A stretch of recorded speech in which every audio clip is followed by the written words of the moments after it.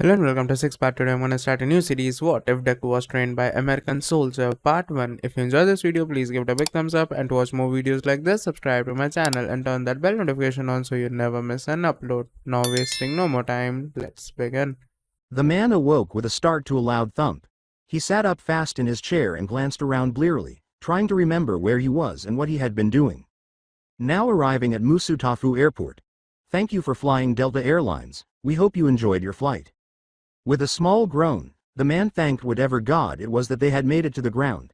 He detested flying in most situations, but he particularly detested lengthy flights lasting longer than a few hours. A woman with pale blue hair stumbled into him as he stood up and grabbed his carry-on from above. Rather than offering an apology, she shot him a chilly look that said, "Watch it, asshole." The man merely sighed and reflected that this was already off to a terrific start. He gradually felt himself relax after he was able to get out of the plane. As he entered the arrivals area and headed toward the already packed baggage retrieval conveyor, he suppressed a yawn. Someone had stabbed him in the side with what turned out to be an elbow while he was waiting. Unintentionally, feet of all kinds stepped on him. There were a lot of people pushing, yelling, or insulting those who were in their way. He finally got his duffel bag and his locked rectangular case after several agonizing minutes. He moved to security after leaving the crowd and stood patiently in line to pass through the scanner. The man thought bitterly, "Oh boy, they're going to have a field day with me." He was correct. He held up his carry-on and duffel bag for inspection. Those who were checked out were not overly thrilled with what they discovered when they opened the locked case. "Excuse me, sir, but I'm going to ask that you follow me, please."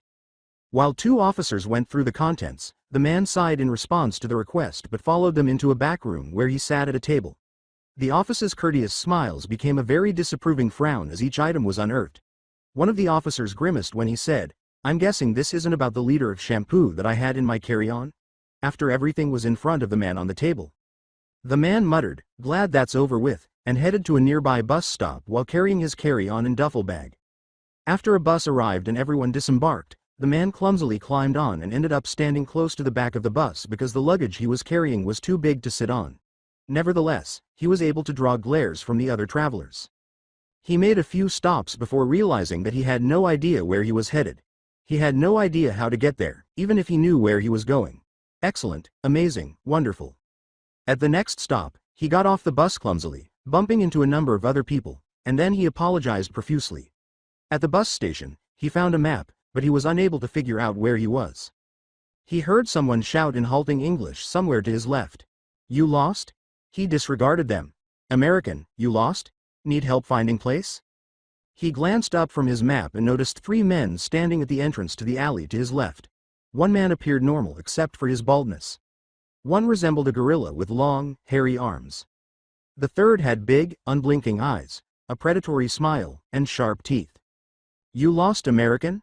We help find way." He nodded to himself, and the bald man nodded. He strode over to the defiantly upstanding citizens and totally not muggers, and said, "Oh, thank you." He pointed to the map of his new apartment and said, "I'm having a spot of trouble finding where I am. This is where I need to go." Coolly, the bald man said, "Yes, yes, I help get there. Follow, follow." He turned and motioned for someone to follow him into the alley. "Yes, I will definitely not attempt to mug me. These guys are radiating positive energy." The man went into the alley after the three men. They conversed in Japanese while they were walking and clearly believed he couldn't understand them. "Once we turn the corner, we will jump him and take this idiot's cash." "Why here in Japan?" The man with the sharp teeth then asked him in even more shattered English.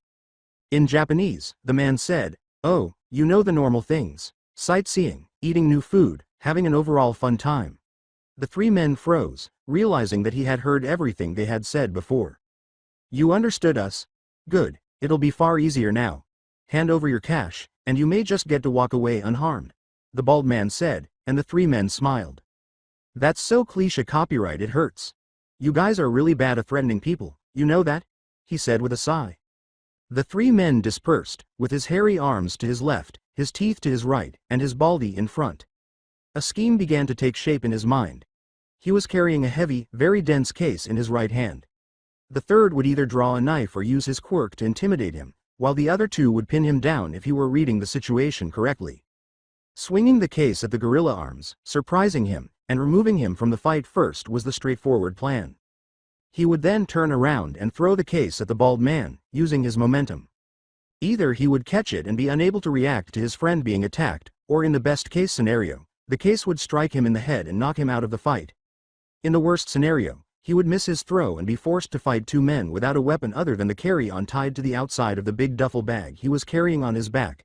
They were both heavy enough to shift his balance, knock him down, and make him as helpless as a turtle. It's better than nothing, though, might as well. Before he could carry out his hurriedly planned action, a woman suddenly materialized and bounded in front of him. She easily defeated the three would-be robbers with a barrage of kicks. "You all right there?" she asked with a big smile on her face as she turned around. Her long, equally white hair fell past her waist, and her big, white ears were alert and occasionally twitched. She had a crescent moon symbol on her chest and was dressed in a white leotard. "Peachy. I totally could have taken these chumps, but thanks for helping out." The woman chuckled. "You? I doubt you could have done much to these guys. They had you cornered and outnumbered. I've faced longer odds. Really now? Really, really? What are you, a vigilante? Nope, pro hero. You're a pro. I'm calling bullshit." He showed her his certification and took his wallet out of his pocket. "Ranger Riot with this card, the person is authorized to perform support, special operations, and fieldwork. KO14897 is the ID. He was seen passively posing for a picture in the two images on the upper left corner, one with and one without his helmet. She produced her own and said, "I hate to tell you, but that's not what a hero certification looks like. Maruko is the rabbit hero. This card attests to the fact that the bearer has successfully completed the hero licensing exam and is competent to carry out the necessary tasks of a hero. Number of license: 4,809,832,287. Date of expiration: May 9, 2150. Ah, you see, I'm not a Japanese pro hero. I'm an American. We have a slightly different system across the Pacific than the one you use." Maruko shrugged her shoulders after appearing to think for a while. "Makes sense, I guess. So, what are you doing here in Japan?" "I got a job offer to teach at UA. No way. Way. But if you're heading to UA, why are you here, in an alley I mean? You get lost or something?" Riot Ranger remained silent, seemingly confirming Miruko's question. "Would you like directions to get there? That would be mighty helpful, yes. That is if you don't mind." Maruko promptly gave him instructions on how to get from their current location to UA. She had been knocked unconscious, but she was waking up as she was giving one of the thugs to them. He raised his case and used it to clonk the man over the head. Maruko examined the case with interest and trepidation but chose not to speak. He was waiting for a bus at the local bus stop, and after the police arrived to deal with the three thugs, he thanked Maruko and looked at his map. Following Miruko's instructions, he arrived at UA. Many of the students gave him strange looks as he passed through the hallways, but they mostly ignored him. "Can I help you?" He spun around and saw what he could only describe as a mummy, with long black hair and eyes that were a little bloodshot. "Oh, I'm looking for Principal Nezu. I have an appointment with him." "Well then, follow me, please." After turning around, the man proceeded through the corridors to a top-floor office. The first thing he noticed upon entering the room was the size of the office. At the far end of the room, behind a desk, he noticed the little creature that looked like a mouse, bear, or dog. "Ah, yes. Thank you, Mr. Aizawa. You must be Jonathan Tyson, correct?" The mouse, bear, and dog creature responded as it raised its head. Yes, sir. I'm Principal Nezu. I could be a mouse, a bear, a dog, or all three." He was quite confused, to put it mildly. Without intending to offend Nezu, he blurted out, "It's a pleasure, sir." "Likewise. Please put your luggage down and have a seat." Nezu brandished a big paw to indicate a chair in front of his desk. He placed his belongings beside the chair and took a seat. "Tea?" He extended his hand to accept the tea and said, "Thank you." It had a pleasant scent. He drank some of the hot liquid and marveled at Nezu's ability to hold the teacup and drink himself. "Let's get started, shall we?" He gave a nod. "Do you know why we reached out to you? If you don't, what in your mind is a reasonable guess?" He gave it some thought, but to be honest, he didn't give it much thought. An opportunity to get away from home for a bit, regain his footing, and work things out. Why didn't he accept it? I guess that you reached out to me because of my unique talents? Either that or you're insanely desperate." Close. After a careful review of several files from top-rated heroes from around the world, we decided that someone with your skill set and drive was best for this school. But you were close with your second guess as well. Because of events this past week that you have no doubt already heard of, we are in need of a new combat instructor to help All Might teach classes. This information isn't known by the press, so I would appreciate it if you refrained from telling anyone about this. But because of the strain that All Might had to exert during the USJ incident, he injured himself and can no longer work as long as he had previously. The idea that All Might could have been hurt and couldn't work as long was unthinkable even in the best of circumstances, and it made his head swim. The man can, after all, punch a fucking mountain into the ground. However, that would clarify his purpose for being here. So, I'm just a pseudo-replacement for the rest of the year? For now, yes. Depending on how well you perform, you may be offered a job permanently. Oh, really? Yes, Mr. Tyler. Now, what experience do you have? I did read over your file, but I would also like to hear firsthand about your capabilities. Sure, I completely understand. Well, I wouldn't say that I am the best, but I am one of the better hand-to-hand fighters that the US has to offer. I am a fairly good shot.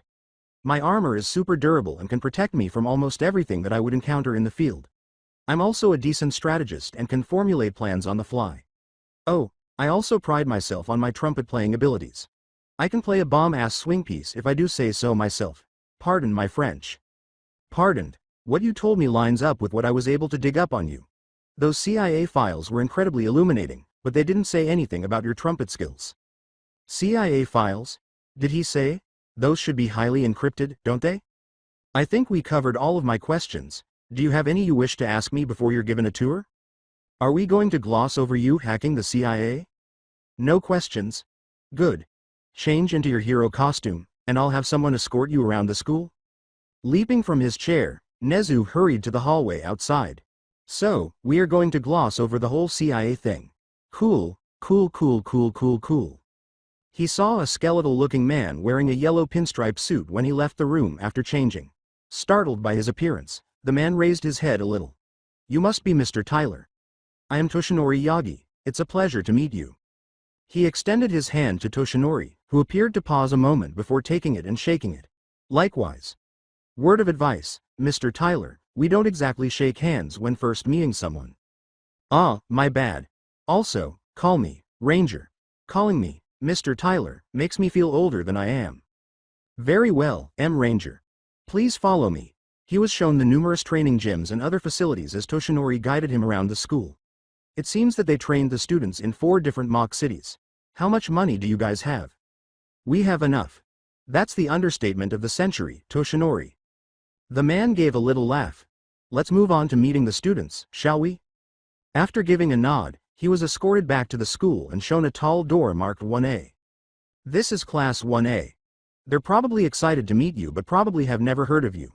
I advise that you make an impression. One that shows them your character and how you'll be teaching them. Make it concise and easy to understand. You want to leave an impression? We'll see.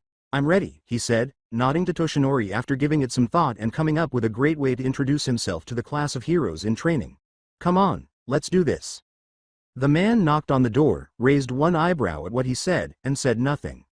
I'm sure you've probably heard by now, but we have a new visitor to the school. The classroom was filled with quiet rumors.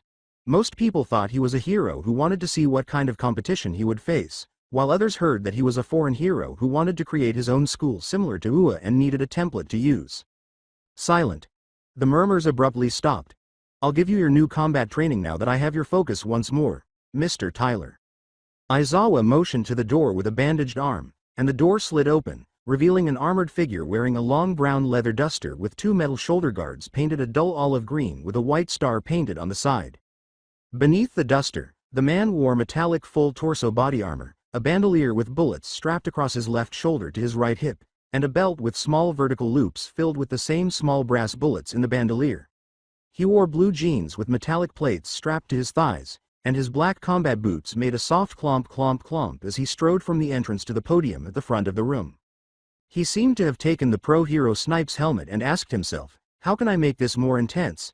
Instead of the long gas mask, he chose a shorter, more armored version, complete with a bulletproof helmet, with dark tinted glass eyepieces and an antenna sticking out from the right side. "E buenos dos, chicos y chicas," he said, placing his leather-gloved hands on the podium. "I'm Ranger, and I'll teach you how to potty our horses." "What the fuck did you say?" exclaimed Bakugo, while everyone else in the room cocked their head to one side. Looking at Bakugo, he said, "Dhkt and C plus or minus era copyright a luchar contra idiotas." "Anyway, this is Ranger," Aizawa said after everyone had fallen silent. "Your new combat instructor will be him. Ask questions now if you have any." "I need a nap," he said softly to himself, "because you probably won't be able to ask them later." Several hands went up in the class, and Aizawa, who seemed to always have his yellow sleeping bag with him, crawled into it before pointing to Sato after giving it some thought. "What peculiarity do you possess?" "Mechanical comprehension is my quirk. When I touch mechanical devices, it enables me to comprehend and operate them." "That is really awesome," Kirishima cried out. Jonathan gestured for Iida to get up and ask, in a tone he could only characterize as hyper-professional, "What inspired you to become a hero?" "I had a question for myself. Who would it be if not me? I am unable to comprehend. Could you elaborate?" "Nope, you're going to have to work it out yourself one day." Iida thanked him and bowed before pointing to Asui and asking, "Did you have any goals when you became a hero?" "To never have to save anyone." "Why?" "Ribbit. I don't like saving people." "Why do you not enjoy saving lives?" asked Ojiro. "Don't heroes have a duty to save lives?" "Yes, saving lives is a hero's duty, but I dislike saving lives because it implies that I'm not performing my duties effectively. Now, saving people from accidents is different." Some of the class seemed to be content with his answer. Others frowned at what he said. Before he could point to another student and answer their question, Aizawa emerged from his sleeping bag and told him they were out of time. As he left, he made sure to give the students a two-fingered salute and say, "Ma est tarde." "How did it go?" asked Toshinori, who was still in the hallway. "I think it did about as well as it could have. Some people aren't very impressed with me, and I can tell that. However, that will change over time." "Maybe," Toshinori said, nodding. "Shall the other classes now meet?" "Good sir, take the lead." With a sigh, Toshinori made his way to the next class down the hall. When he discovered that one student, Pony Tsunodori, was not only from the United States but also grew up and lived in Texas, and that she appeared to have learned at least some Spanish, he was even less impressed with him than the next hero class. The student's decision that a stupid American couldn't possibly teach them properly prompted him to respond less than appropriately by calling him a poya, to which Pony burst out laughing. The second-year classes were much more attentive and courteous than the first, with many of them paying close attention to everything he said and some even taking notes. The third-year classes were much more laid back but equally courteous. Some of his jokes fell flat, but a few stuck, and he had to gather himself before he could answer any more questions. One young man he met seemed to think he was hilarious, which he was, to a certain extent. "All of our hero classes are now familiar to you." Toshinori led him to the teacher's lounge, where some of the teachers were already eating. One of them resembled a human brick, another was a woman wearing a very tight outfit, and a third was a man dressed very similarly to him. "Let's go eat some lunch, we'll have a busy afternoon and we'll need the energy." When he walked into the room, the three other teachers stared at him. The woman and the other man were more talkative, while the brick man introduced himself as Cementos and resumed eating from his bento box. "Who are you? Oh ho ho." The woman approached him closer than he would prefer, her blue eyes were scanning him. The other man got up from his seat behind her, his red poncho was fluttering behind him. With a very stereotypical accent, the man said, "Howdy partner. My name is Snipe. I'm glad to have met you. Even if my costume was taken." He moved closer to Snipe, choosing to ignore the woman. "Likewise, amigo. Ranger is his name. For the record, I have more rights than you do to their costume design." "Is that correct? Then why don't we duel for it? I'll venture a guess. At noon? In the courtyard? To be seen by all?" "Precisely." Not a single one of the other teachers spoke as the two gunslingers stared at each other, their eyes never leaving each other's, and then they shook hands as one. "You're devoted to that Western aspect, aren't you?" Snipe laughed and said, "You saw right through that? It's not like you actually lived in the West." Like Snipe, he laughed and said, "I assume you're packing." "Of course." He produced his specialized handgun and gave it to Jonathan, who accepted it with pleasure and produced his own handgun. "Whoa, this has some punch behind it, don't you think?" Snipe said, handling the large piece with reverence. "It does, indeed. What is this tiny monstrosity capable of?" 20.357. Don't refer to it as a monstrosity, either. "I'm sorry, you say .357. It must be a pain in the ass to aim with just a sight at the end of the barrel," he said, raising it and pointing the barrel toward the distant wall.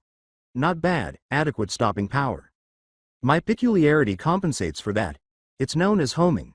You can probably figure out what it does. When Jonathan put his revolver away, he made a show of spinning it counterclockwise in his holster, saying, "Bet you can't do that with your piece." He offered him back the snipe's revolver and took his own back. "Not even gonna try." The woman tapped him on the shoulder and said, "Hello," and Snipe sat back down in his chair and took out his lunch. "I'm Nomori Kayama, better known as Midnight, the R-rated hero. Pleasure to meet you." Ranger.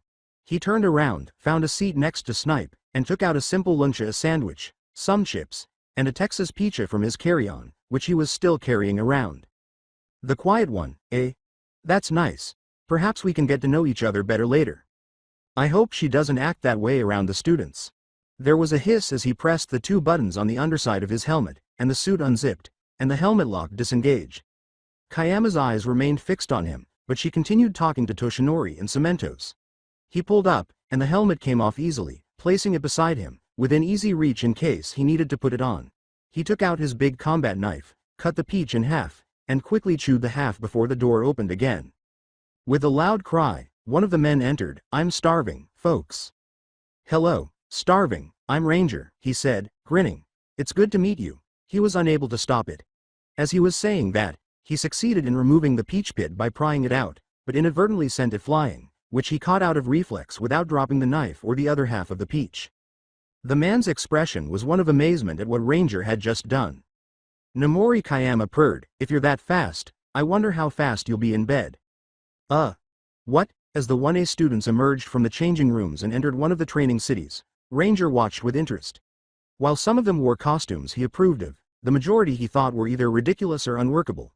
"They look so cool, don't they, Ranger?" He was initially taken aback by All Might's unexpected appearance, but he soon realized that Toshinori had apparently vanished. "Oh yeah, they look great. I feel like you do not mean what you say." "Wow, it's like you can read my mind, Toshi." "Toshi? You're not fond of Toshi? Alright, Toshinori. What name would you like me to use?" Might froze. "You know already? How? Who informed you?" "You know what? That's all you have? I assumed that was well known." "No, my name is Toshinori. How did you find out?" "I thought it was obvious," Toshinori said, his expression much more serious than it should have been. "All Might was never seen when I was with Toshinori. It's kind of difficult to miss you." Then Toshinori disappeared without a trace when All Might came to play. "I don't want to brag or anything, but I'm absolutely excellent at what I do. The details are crucial." He turned to Class 1A and said, "I'll believe you for the time being. Hello. The exercise today will be a hostage scenario. Now draw a number and step forward." Oh, what a long day it will be. After all the groups were selected, they headed to the observation room, with the exception of the two groups that were currently dealing with the hostage situation.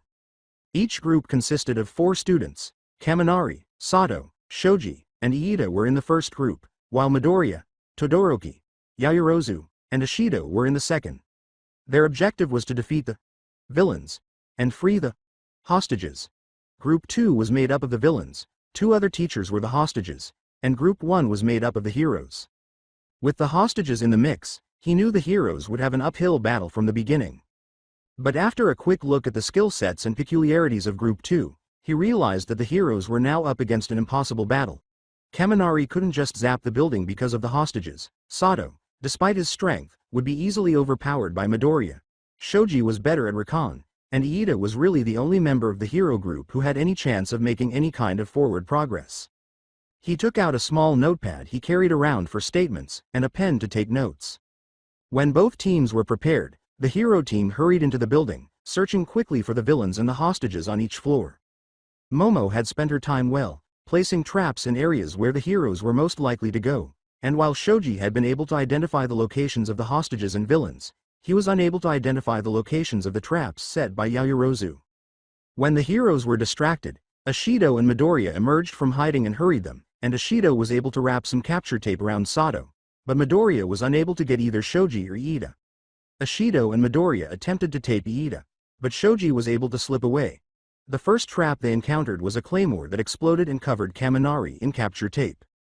Iida had managed to wrap capture tape around Ishido and elude Midoriya, and he ran as fast as he could in the direction that Shoji did, and after some searching he also found the room where the hostages were. However, he somehow escaped Todoroki's ice attack and rushed forward in an incredible burst of speed and freed both Midnight and Ectoplasm. He burst into the room where the hostages were and was frozen in place by Todoroki. The battle below was going much better for the heroes than the villains. Heroes win. All Might yelled into the microphone.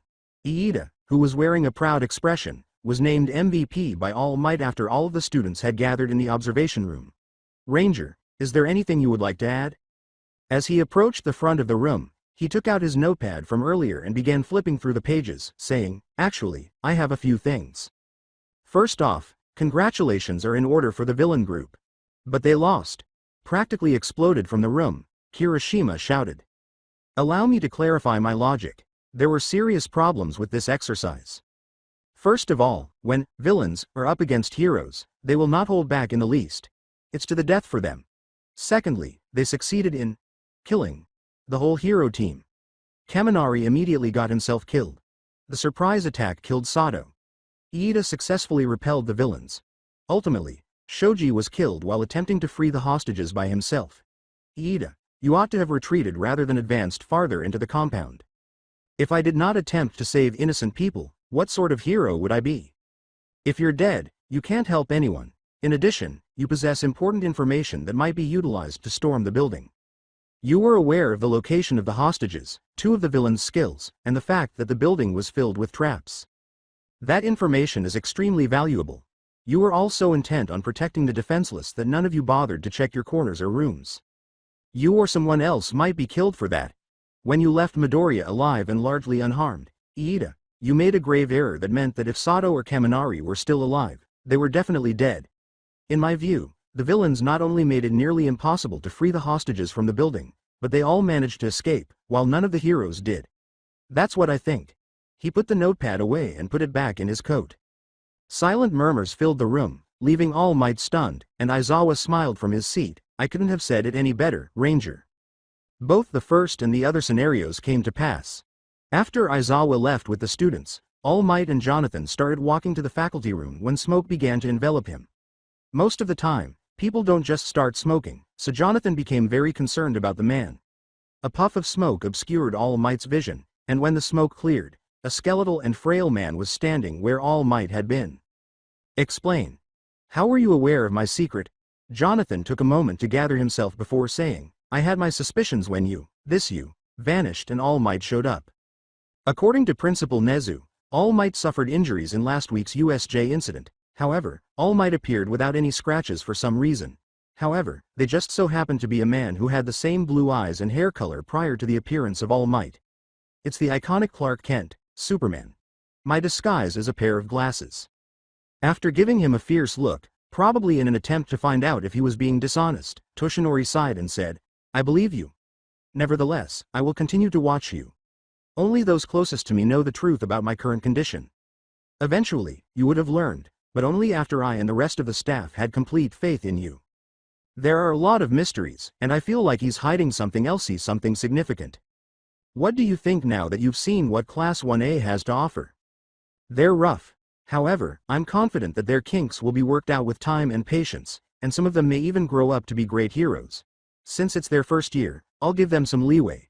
However, there won't be much chance of ever turning them into heroes if nothing significant changes by the end of this year." Although Toshinori secretly concurred with him, he continued to hope that most, if not all, of the students in Class 1A would grow up to be heroes. Which student do you think has the greatest potential? It's not yet time to make a call. None of them can actually clear a room to save their lives, and they've only just begun to learn the essentials of being a hero. However, what if you had to decide? 7 names came to him after he paused to think. Ashido, Asui, Hagakure, Kirishima, Todoroki, Tokiyami, and Yaoyorozu. How is young Midoriya doing? He has a lot of promise. He exhibits a lot of drive. He has a good heart and a good head, but he needs to be able to support those claims. He is currently barely able to compete with his peers. I'd even venture to say that, thus far, he hasn't received any official training, which I'm not surprised by, to be honest. What's the reason? Back in the States, high school is just that, nothing like this, they said, returning to the faculty room. There are no prestigious schools for heroes. Indeed, There are after-school programs that gradually expose individuals who aspire to be heroes to various facets of what heroes do. However, if someone wants to be a hero after high school, they enroll in an academy where they are dissected and transformed into one. I knew things were different, but it sounds as if you were trained by the military rather than a hero school. They went into the faculty room. Actually, it's more akin to a police academy. You discover how to protect others and apprehend a criminal without resorting to extreme measures. They instruct you on the appropriate amount of force to apply in each circumstance. I hold certifications in support work, special operations, and field work. Are you a hero for support work? If he recalled correctly, the man who asked the question was Higari Maijima, one of the support heroes at UA, and he appeared to be sporting a big yellow excavation claw. Not exactly. With the support work certification, I can defuse bombs, tackles locked doors, or clear a car off the road. Oh, so you don't make anything? Nope. This is going to be your desk, Toshinori said, guiding the man to a desk in the far corner as he sighed and returned his attention to the mountain of paperwork he was working on. I own this one, so feel free to talk to me if you have any questions or would like to brainstorm. The desk he was indicating was roughly 3 feet behind his own. Will do. As the bell rang, students' chatter could be heard on the lower levels as classroom doors opened. Well, that's the day. Do you have any questions? None that I can think of.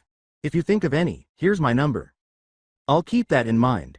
A man Jonathan had never met before got up from his desk on the other side of the room.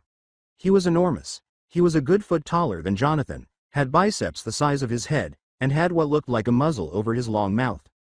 I guess Growl better go make sure that the Growl third years are supervised during Growl training. Mind if I tag along? Name's Jonathan by the way, but you can call me Ranger, he said, approaching the burly man. I don't see any problems. Howl the big man sniffed and looked down at him before responding. I'm Ryo Inui, the hunting dog hero. Hound dog. Ranger muttered, fantastic. A number of students were clustered around the training ground door, engaged in animated conversation, when a student said, Afternoon Mr. Hound Dog, sir. The student who had attempted to make him laugh earlier was someone he knew. And a good afternoon to you, Mr. Growl Tagata. A girl with cyan hair bubbled. Oh, is the new teacher going to be observing our afternoon training too? After giving a nod, Hound Dog opened the door to let the students in. The students dispersed, splitting up into groups of 3 or 4, and he and Hound Dog followed them inside the building. The girl with the vivacious personality, Tagata, and a boy who seemed to want to vanish gathered and began stretching. After they were all limbered up, they each assumed a fighting stance and conversed with each other in an easygoing manner. The girl began to emit spirals of energy from her hands and feet. Tagata raised his fists, and the boy raised both of his hands, extending his fingers. Jonathan watched the 3 with curiosity. The girl tried to kick Tagata in the face as they all leapt forward together. Power! Tagata stabbed her in the stomach as her foot struck his face, passing through with ease. With a painful grunt, she fell to the ground. Suddenly, Tagata was encircled by the other boy's tentacle-like fingers. Once Tagata realized what was happening, the boy was able to grab hold of him, but he phased through the tentacles and fell through the ground. A moment later, Tagata emerged completely nude from the earth and punched the boy in the stomach with ferocity. The boy fell and gripped his stomach in agony. Tagata snatched up his trousers and threw them back on in a hurry. As he laughed, he straightened up and said, I guess I win again. Still clutching her stomach, the girl whimpered and pouted, saying, No fair. You always go for the stomach. Jonathan made the decision to speak up. There's no such thing as a fair fight. He won fair and square. With a glance in his direction, Tagata said, Thanks, Mr. Ranger, right? Just Ranger is fine. Tagata's eyes glowed as the 3 of them nodded. You're the new combat instructor, right? So, you must be skilled at fighting. Want to go a couple rounds? Sure, why not? Let me stretch first. After a few brief stretches, he assumed a ready stance. He raised one fist in front of him and kept the other close to his body, turning his body so that it was perpendicular to Tagata. Many of the other students halted their training to watch the new teacher take on the top students in their class as Tagata assumed his fighting stance. My bet's on Tagata. No way is he gonna bet Mirio. Tagata is gonna wipe the floor with him. Tagata smiled widely and initiated contact. It was clear what he was going to do as he charged at Ranger. He's going to get a huge surprise. Ranger spun, his right leg lifting off the ground as Tagata approached within striking range. Tagata's side was the precise target of the kick. Po! Tagata stumbled to the side as Ranger's combat boot struck him, causing shock and pain to flash across his face. After recovering swiftly, Ranger stepped behind Tagata, kicked his knees, and put Tagata in a chokehold. After struggling for a short while, the teenager gave up by tapping Ranger's arm. Ranger released his grip and lifted a coughing Tagata by the elbow, ensuring that he was largely healthy and that no permanent harm had been done. However, his pride undoubtedly suffered some setbacks. When they realized that Ranger had just defeated Tagata in a head-on battle, the room fell silent. It was Tagata who spoke first. He laughed aloud, saying, "It just goes to show I've got a lot more to learn. I did not expect that. You were amazing. I've never seen anyone beat Mirio in a head-on fight before," said the youngster. "That's Tamaki Imajiki," Hado said, gesturing to the docile boy who looked away and held up his hand. "What's your quirk? It must be super strong if you can beat Mirio, or is it some device? You come from America, right? What's it like there? Are there a lot of heroes? Are you one of the top-ranking heroes there or one of the mid-ranked heroes? Do you always wear that armor? Is that a gun? Can I see it? Why do you have one?" Hado asked him so many questions that he could hardly remember what she was asking. "You shouldn't ask so many questions, Nene. Let the man answer one at a time," told Tagata. "Mechanical comprehension. It's not my quirk that did that. I do have a device that makes quirks difficult to use around me. Yes, it's very different from Japan. If I remember correctly, there are 16,411 current heroes working in the States. I'm ranked 27 in the country, and 4th in the state of Texas. No, I do not wear my armor all the time. Yes, it is. No, you can't, because I do." "You remember all that?" Hado asked with a smile and a laugh. The ranger responded monotonely, "It's both a blessing and a curse." The other students resumed their training together, but occasionally a group would ask him for advice, which he was happy to provide. Jonathan and Hound Dog returned to the faculty room after all of the third-year students had left for the day, either to go home or to work on their studies. He removed his helmet, sat down at his desk, and opened the door. "How did it go?" "Well, all things considered. I think I made an impression on them, so that's good." Toshinori smiled. "That's good to hear. How did you manage that?" "Oh, one of the kids asked to spar a little. I thought I'd indulge them a little." Emirio Tagata. "And how did that go?" asked the other man, who froze. "Oh, I kicked his ass, taught him a few things, and gave some advice to students every now and again." "You beat him? How? His quirk makes him practically invulnerable." "I got a nifty little device that emits a certain frequency that disrupts quirks within a set range. But it only works on quirks that aren't mutation types. And it only affects people within a meter of me. That is a useful device. I've never heard of a device like it before. Where did you get it? Or did you make it yourself?" asked Toshinori. Maijima, on the other side of the room, listened with interest. "No, I can't invent something like that. I have a friend that made it for me. The US Army uses a similar device that's more powerful, but they don't like sharing, so she had to make her own. If you want her contact info, I got it, and you two can geek out about inventions all day long." "She wouldn't mind, would she?" Maijima turned around when the final line was directed at her. "Doubtful. She loves talking shop with anyone she can talk to. It would actually be helpful if she could talk with someone who spoke the same language. Especially for the rest of the agency and me. I can't tell you how many times she's tried explaining how my mobility enhancer works." Maijima stared in amazement. "You have mobility enhancer gear? How does it work? Does it let you move faster and lift more?" He gave Maijima a card with Nikki's details on it and said, "I don't know how it works, but yes, it does let me do all that." Maijima promised to contact her as soon as possible and slid the card into his desk. After speaking with Maijima, he arranged his desk and discussed the third-year students with Toshinori. He asked Toshinori to tell him the fastest route across the city to his new apartment. After receiving instructions, he gathered his belongings and left Ua while still wearing his armor. He didn't blame the people who gave him a wide berth as he was walking down the street.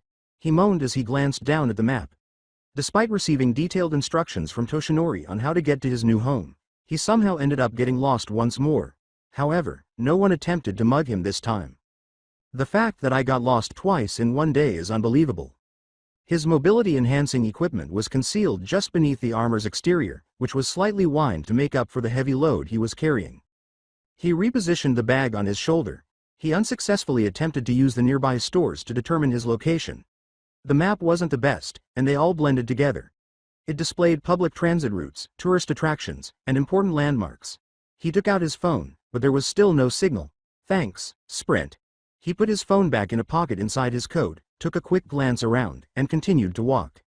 He heard a tap on his right shoulder as he was strolling down the street. "Excuse me, Mr. Villain, but could I get you to surrender?" Villain? After all, who else had ears that big and conspicuous? He turned around and saw that he was staring at someone he knew. But for the first time, he realized how much shorter she was than he was.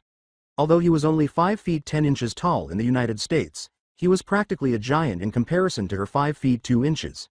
She appeared larger than she actually was, though, because her ears added on another foot or perhaps a foot and a half. Her red eyes glowed in the near darkness, and her face was adorned with a smug grin.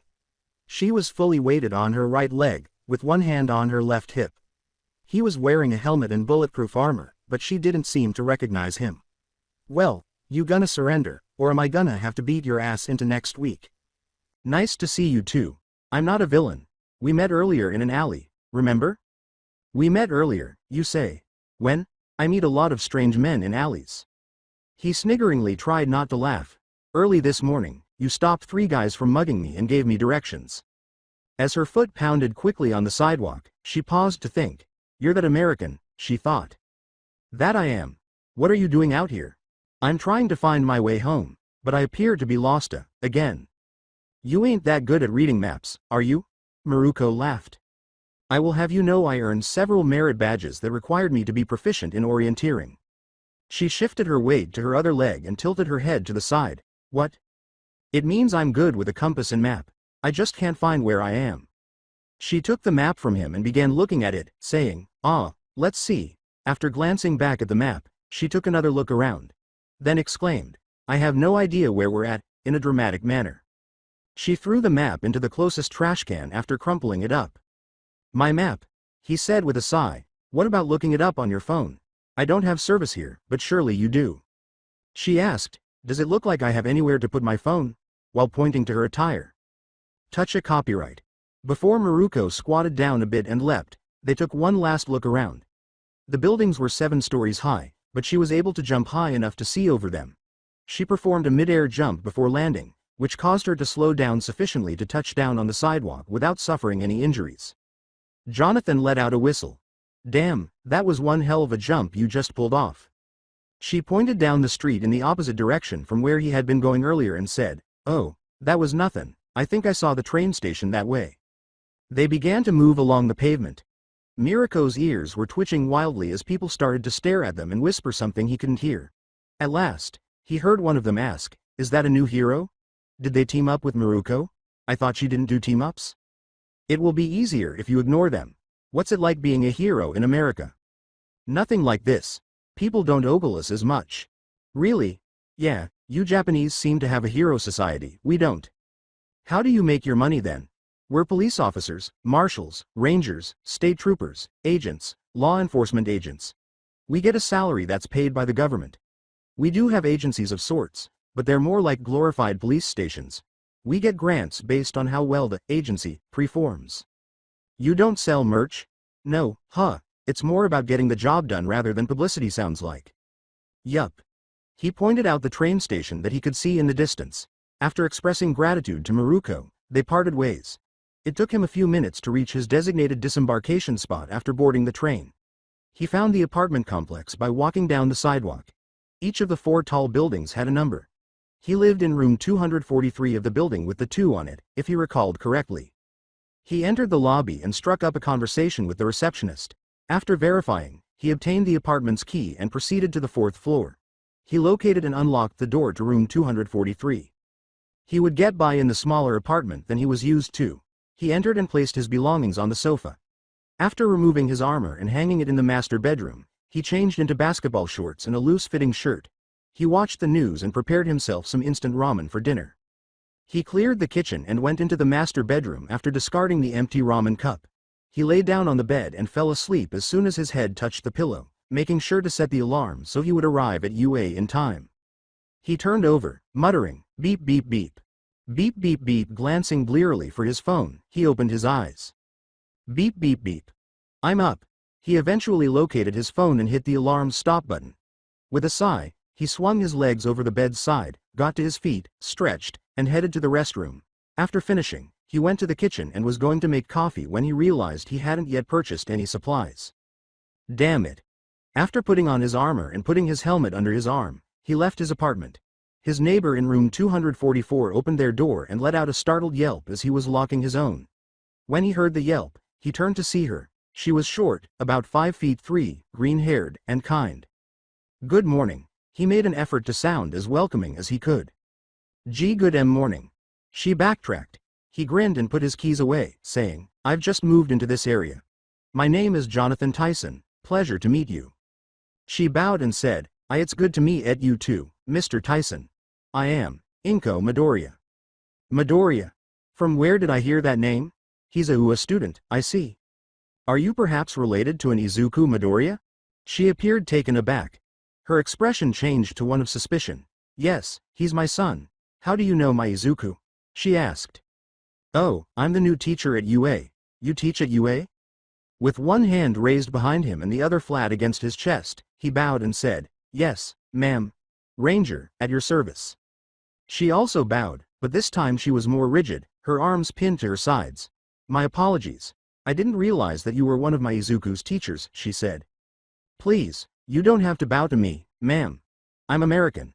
Also, you can call me Jonathan or Ranger.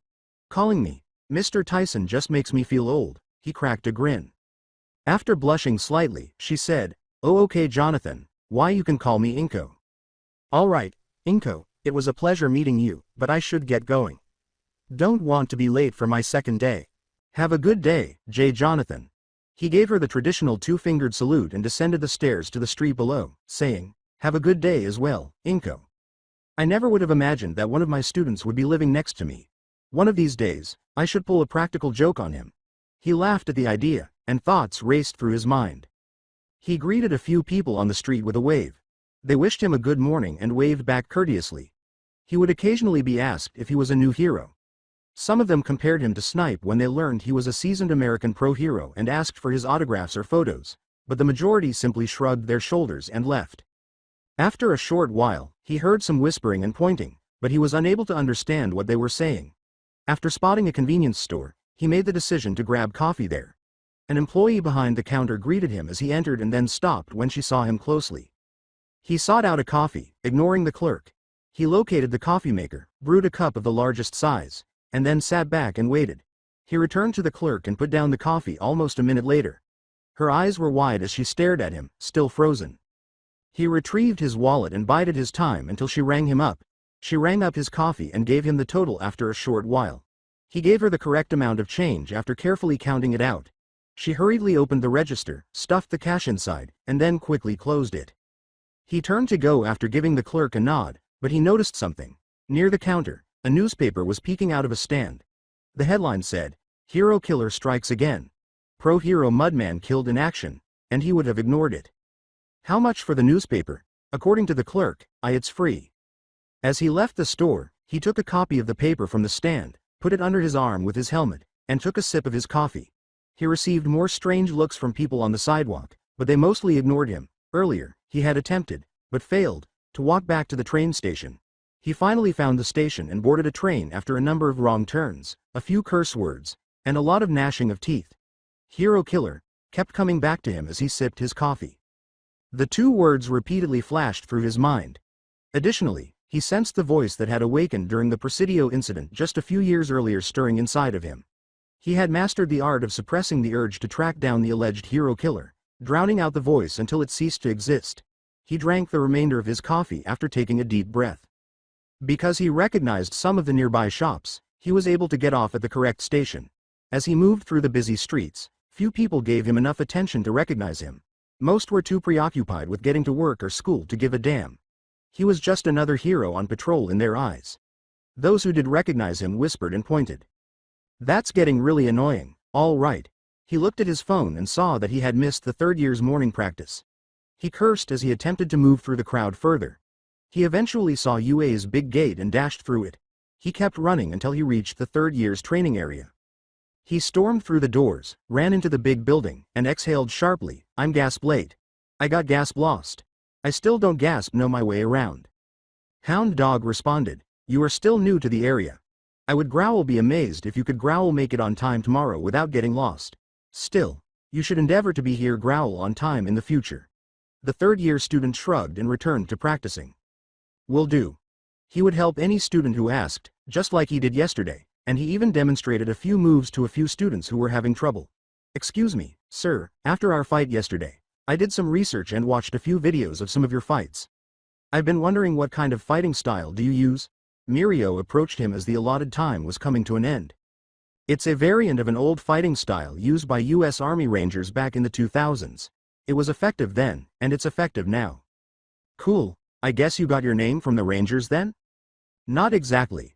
I chose my hero name to reference the Texas Rangers that brought law and order back to the US back in the 2140s, that and I am a Texas Ranger. Wow, that's cool. Want to know why I chose Lemillion as my hero name? Shrugging, he said, why not? Because I want to save 1,000,000 people. Ah, makes sense, I guess. Grinning, Mirio hurried back to his buddies to resume his training. You disapprove of his hero name? Asked Hound Dog as he approached Jonathan. No, just misguided is all. He has a good heart and what would seem like a noble goal. But heroes shouldn't be just about saving people. What should we be Growl then? He had a distant expression in his eyes as he said, we sacrifice ourselves so the people can live in peace. We fight, so no one else has to suffer. Fortunately, his helmet prevented Hound Dog from seeing his expression. Hound Dog gave a low growl but made no response. Either he understood what Jonathan was saying, or he was at a loss for words. As they continued to keep an eye on the heroes in training, the two pro-heroes were lulled into silence. He was accustomed to working in temperatures close to 100 degrees, so he didn't pay much attention to the bright, hot day. A number of people would wave and wish him a good afternoon or a blessed day. Since not much happened during his patrol, he spent the day interacting with the locals, playing basketball with kids in the park despite his terrible skills, helping people carry groceries, and occasionally saving cats from trees. This is Officer Mayfield. We have a 10 to 999 on O'Reilly Street and Church Street in Presidio. I repeat, a 10 to 999 on O'Reilly Street and Church Street, over. His radio crackled to life, shattering the pleasant day. The officer sounded terrified but uncannily composed at the same time. 10 to 4 Mayfield, we have officers en route now. What's the situation? Over. The officer's explanation was interrupted by gunfire. Multiple individuals heavily armed, I count 30. Officer Jones engaged first, and Officer Taylor and I backed him up. But they shot him, and he's, oh God, he's lying on the ground. I don't see him moving. This was bad, he knew. From Fort Stockton, he had little options. He nevertheless dashed to a patrol car in the area. Understood. What weapons are they carrying? Over. He flashed his badge and said, there's a situation in Presidio, and I could use a ride. The officer sitting in the driver's seat was sipping coffee from a Starbucks cup and said, I'm Pro-Hero Riot Ranger. 3 12-gauge shotguns, several rifles unknown caliber or model, at least 2 submachine guns, a saw, and an RPG, over. He nodded to the officer and said, all right, hop in. I'm Officer Davis, by the way. 10 to 4, SWAT teams are heading your direction with heroes in tow. Hold tight, Officer Mayfield, help is on the way, over. Davis flipped on the emergency lights and turned on the cruiser. 10 to 4 dis-ow. In order for Davis to hear what was happening, Ranger had set the cruiser radio to the same channel that he used. Say again, over. Officer Mayfield, please respond, over. Officer Mayfield is down. I repeat, Officer May-UGGH. Officer Taylor, Officer Mayfield, over. This is dispatch, multiple 10-999s on O'Reilly Street and Church Street in Presidio. A heavily armed crowd of at least 30. Calling all heroes and officers who can respond, head to O'Reilly Street and Church Street in Presidio, Texas, immediately, over. Taking up the microphone, Ranger pressed the button and said, this is Riot Ranger, heading to location with Officer Davis from Fort Stockton. ETA half an hour to 45 minutes, over. 10 to 4 Riot Ranger. Over. This is Gunnut, heading to location on foot from West 1st Street and North 1st Avenue, ETA 10 to 15 minutes, over. Now, professional heroes in East Texas were reacting. The following responded and were on their way to the scene. Termite, Golden Rhino, Sentinel, Captain Knuckles, Guardian, Vengeful Wasp, Tecton, Black Cat, Magician, The Smasher, Daggers, Chief Macaw, Dapper Katana, Conjurer, Dr. Ox, Wing, Aqua, the Protector, Good Shadow, Electron Spy, Professor Trident, Long Ant, Commander Monarch, Sage, and King Scorp. Presidio, Loma Pelona, Casa Piedra, and Marfa officers were also on their way to the scene. When the bell rang to announce the start of classes, he was startled out of his reverie. In order to change for classes, the majority of third-year students had already left the training gym and made their way to the locker room. "Are you Growl okay, Ranger?" "Fine, just remembering something is all." Inui raised his eyebrows. "If you need to talk with anyone, Growl, my door is always open." Then he headed to the staff room to meet with Toshinori after nodding to Inui and saying, "I'll keep that in mind." He pondered on the way what exercise Toshinori had prepared for them and which class they would be overseeing today. It is hoped that they exhibit greater gumption than 1A. He discovered Toshinori waiting for him outside the faculty room. The blue tie was loosened significantly, and his spotless yellow pinstripe suit hung loosely on him. Jonathan surmised that this was done so he could change forms at any time. "Morning." "Good morning, Ranger. Did you sleep, all right?" "Fine, for the most part. What's the schedule today?" "First, we have training with Class 2B, lunch, then lastly 1B. "Fantastic. One sec, let me put down my stuff, then we can head out and set up for the class." Jonathan opened the faculty room door after Toshinori gave a nod. He put down the newspaper he had picked up that morning and walked to the desk he remembered was his. The image of a scarred man's face glared up from the front page next to the article about the hero killer. The sensation from the train returned, stronger than before. He inhaled deeply and regained his composure. The voice fell silent once more, and he left the faculty room. "Ready?" He just nodded, not trusting his voice just yet, and they started to walk to the training ground. Since Class 2B is more advanced and has already completed the basics for saving innocent civilians and fighting villains, I had thought that maybe we would start to teach them how to save other heroes. What are your thoughts?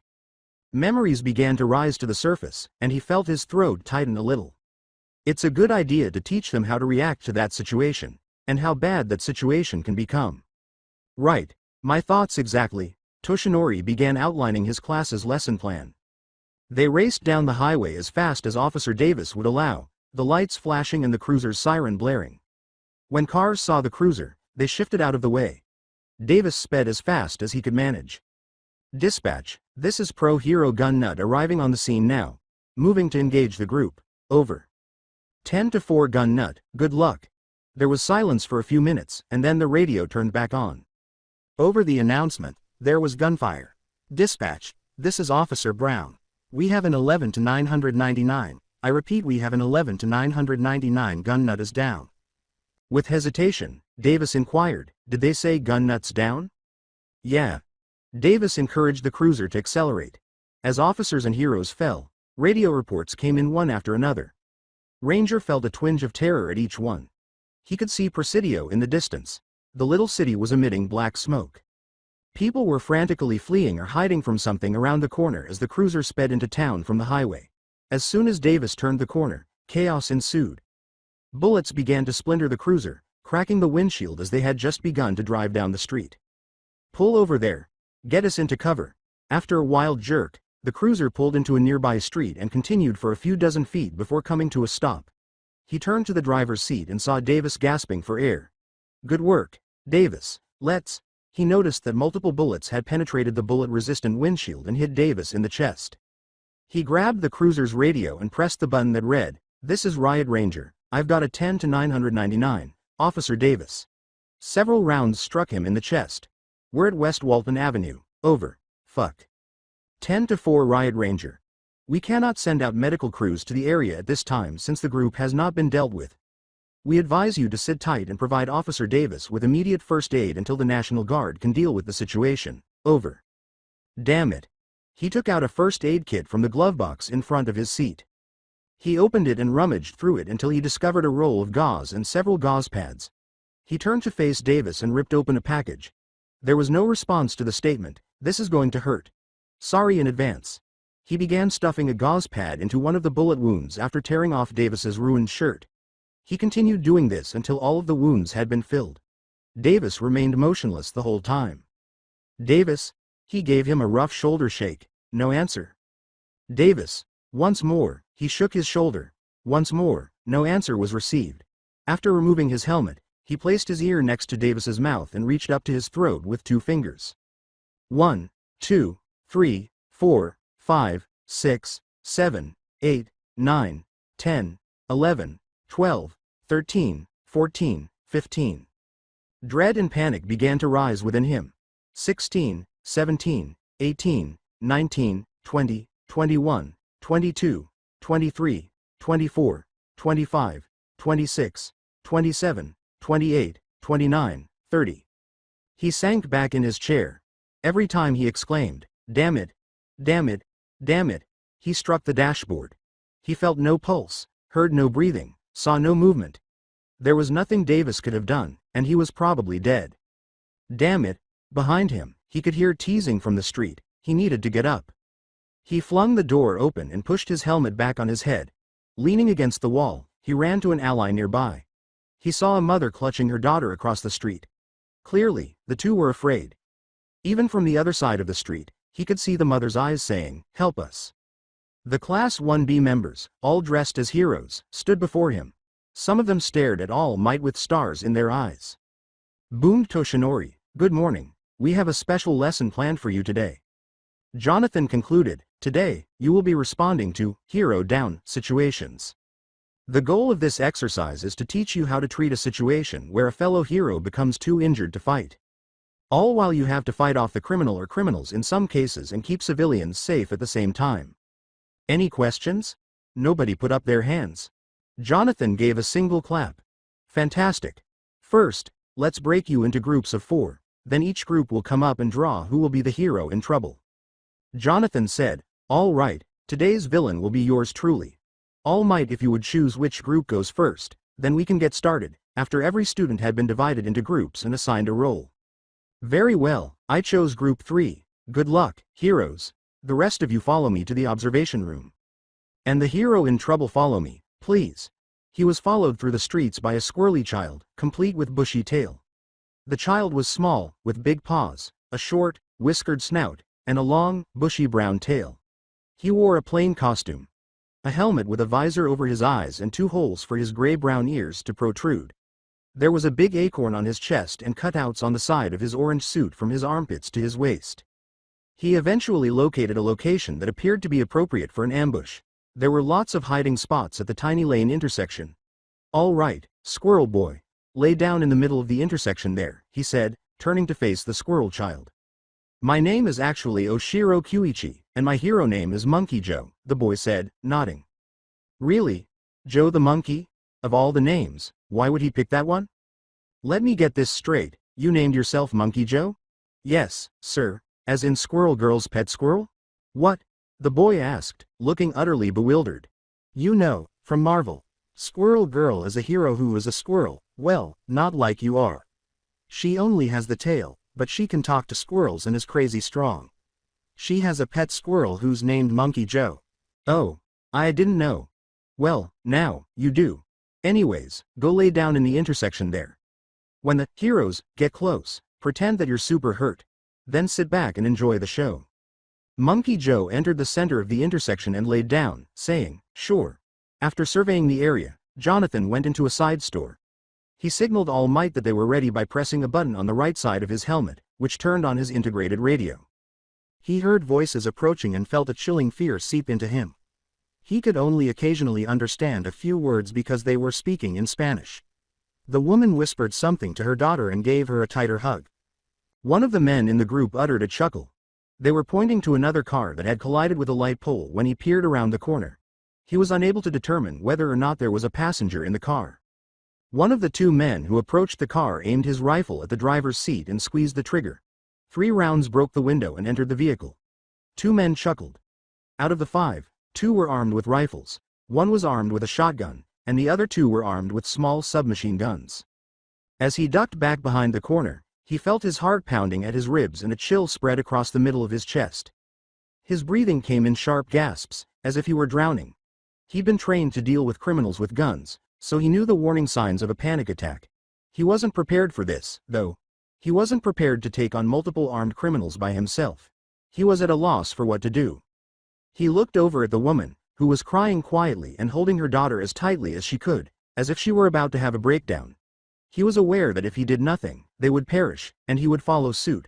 But he would probably also perish if he took any action. He forced himself to inhale deeply, held it for a few seconds, and then let it out gradually. He continued doing this until he became calm enough to think. He was no longer afraid. However, the chill only intensified. He knew his arms and legs were there, but he was unable to feel them. It was a strange sensation that was simultaneously a little frightening and calming.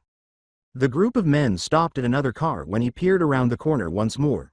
He could not quite hear what they were talking about. Then he noticed a man with blood on his forehead, hunched over in the driver's seat. The group noticed that the man had stirred. A rifle-wielding man came up beside the driver and aimed his weapon at him. The man's expression was one of mild curiosity rather than fear as he glanced up at the rifle. A voice and a sensation had roused in the recesses of Jonathan's consciousness. The monotonous beat matched the rhythm of his heart as it pounded through his head. It was a novel sensation, one that was both intense and serene. He started running as quickly as he could in the direction of the group. He was able to approach within 5 feet before they began to raise their weapons because they were so taken aback by his appearance. They weren't quick enough, though. He sent the man sprawling after slamming the shotgun full force into him. Then whirled around and gave one man a knee kick.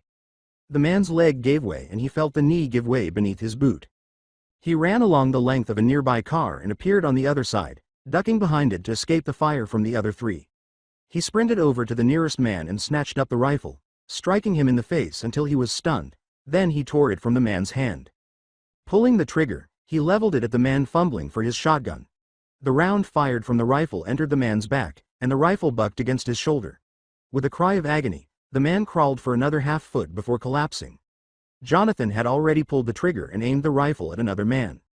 His mind's dull hum had changed to a fast rhythm. He was no longer angry or afraid. For some reason, he felt eager, cold, and detached. The voice repeated the same message, growing louder and louder. Kill, kill, kill, death them, kill them all. 3 students eventually located the intersection where Monkey Joe and Ranger had set up after waiting for a few minutes. When Monkey Joe saw the pupils, he began to moan in pain, in a dramatic manner. It hurts. It hurts.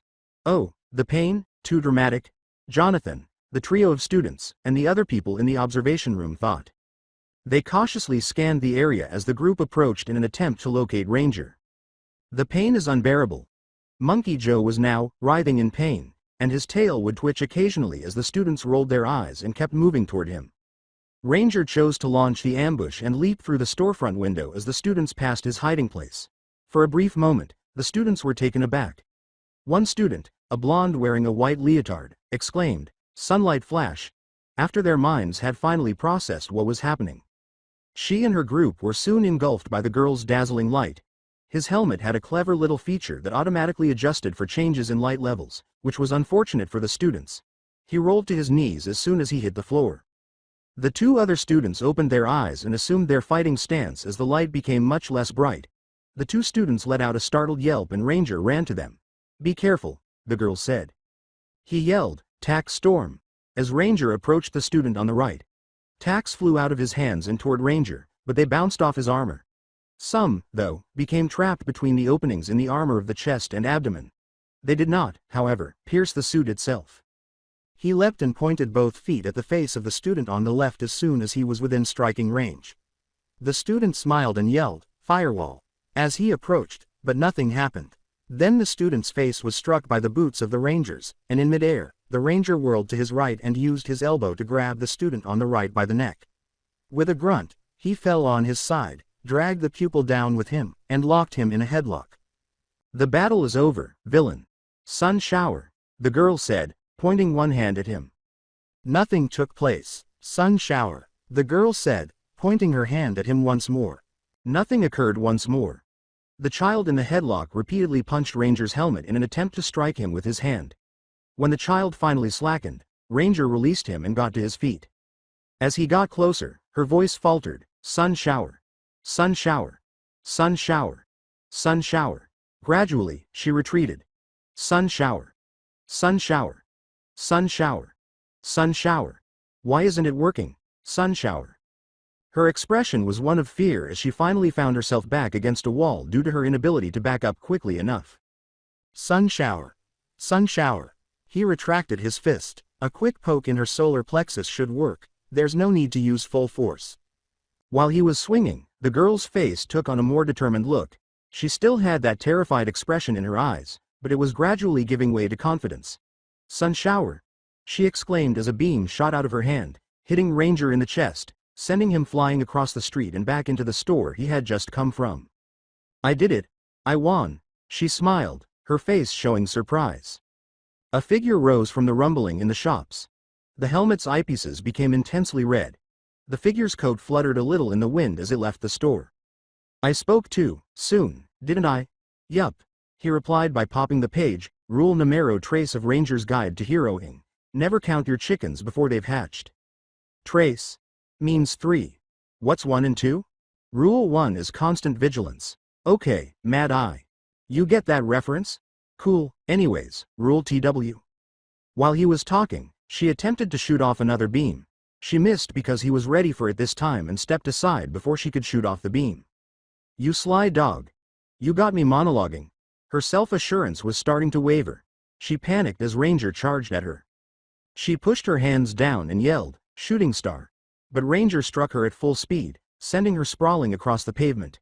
He pulled a taser from a holster on his left hip and stepped forward. He shrugged and said, "Rule 2 is speak softly and carry a big OL stick." Then he stood over her. "I can't remember. Anyways, checkmate, I win." What was Rule 3 again? Never count your chickens before they've hatched, right? Well, you better count again. Nah, I counted pretty carefully. He squeezed the taser trigger, causing 2.1 milliamperes to enter her body and 4 barbs to burrow into her suit. After a few seconds of her convulsing, he switched off the taser. "You done?" "'Cause, in a real situation, you'd be very, very dead." With a trembling voice, she exclaimed, "Yeah, I'm done." "The villain wins," screamed All Might's voice as speakers were turned on throughout the city. The trainee was on the ground in front of Ranger when he extended his hand. She accepted it, and he lifted her up. She attempted, but was unable, to remove the barbs from her suit. Ranger swiftly reached over and removed the barbs, saying, "Here, let me." After rewinding the taser cable, he holstered it and fastened it over the handle with a strap. She gave a bow and said, "Thank you for teaching me, Mr. Ranger. It's an honor to learn from you." "Don't worry about it. That's what I'm here for." Ranger waved his hand in front of him. "By the way, good work out there, kid. You did well." She smiled and straightened, saying, "Thanks, sir." "No prob. Also, just call me Ranger. That goes for you too, Squirrel Boy." "It's Monkey Joe. I'm never calling you that, Squirrel Boy." The girl laughed, and Monkey Joe sulked. "Quick question, what are your hero names?" "I don't know everyone's name just yet," asked the Ranger. "Oh, I'm Sunbeam. The one with the tax is called Tic Tac. He says it's funny, but it really isn't." "I don't know, it is kind of funny from a certain point of view," Ranger remarked, sounding amused. Sunbeam was not amused at all. "It isn't funny. At all. You've already met Monkey Joe, and finally, there's Fire Mage. He controls fire, doesn't he? That's about the gist of it, yeah." Ranger clapped his hands together and said, "Of course, it is. Okay, so we all know he's going to be called Squirrel Boy." He gestured to Monkey Joe, who began to scream once more as he assisted one of the robots in getting his rescuers onto a stretcher, while Sunbeam burst out laughing once more. Monkey Joe turned to the Ranger's instructions and looked perplexed. "That's going to be Tactic. No, Pointy Joe." Sunbeams almost burst out laughing. He laughed and asked, "How about Flamio?" Monkey Joe shook his head, and Sunbeam's laughter turned into loud guffaws. "He's going to be, let's see, Roy. No, Discount Mustang, maybe." Monkey Joe started to laugh, and Sunbeams turned to scowl at Ranger. "And finally, we have, Sparkles. Don't forget, I can hurt you. Keep telling yourself that, Sparkles." She clenched her fist but held her tongue. A couple fought, but one group performed so badly that it ended in a matter of seconds. The other groups proceeded without incident. All of the second-year students had gone to put on their school uniforms again. He walked back to the faculty room with Toshinori. "How do you think the second years did?" "Fine, a little rough around the edges but fine overall. That first group, though, had one heck of a fighter in it. Young, Nakanishi Iho. Yes, she does have a unique spirit about her. You two seemed to hit it off during the duel." "What?" "Well, I mean, She's snippy, but she'll make for a fine student. That's not what I meant, Ranger. You shouldn't get too friendly with the students, it's inappropriate. Not how you do things. In a manner of speaking, yes. You do realize I'm from a completely different culture, right? Back in the US, teachers are allowed to be more friendly with their students, so long as it doesn't become anything, you know. No, I do not know. Do really have to spell it out for you? He sighed. Please. Fine, as long as it doesn't become romantic in nature or affects the student's ability to learn. What I did with Nakanishi was develop a rapport with her. Thus, she is now more open to learning what I have to teach her. It's not bad to throw your students a bone every now and again and show them that we're also human and can joke. Oh, there's a lot I could learn from teaching, I guess. And if you want to get onto anyone for being inappropriate with students, you're looking at the wrong teacher. If anything, it's going to be Midnight. She's a cougar for sure. Ah. Cougar. Cougar, you know, a woman who's attracted to younger men, or boys in some cases, Jonathan muttered. Immediately behind them, Midnight emerged. She pressed herself against Jonathan's back and said, "Thank you, but I'm not attracted to boys. Only strong men." So, are you a top or a bottom? Not having this conversation. Midnight sulked a little as he dismissed her. Fine then, but mark my words, you will be mine. Maruko can't keep you forever. Both Toshinori and he froze. Jonathan got a look of pure astonishment and perplexity from Toshinori. Jonathan's expression said it all. What the fuck? Oh, how long did you think you two could hide it?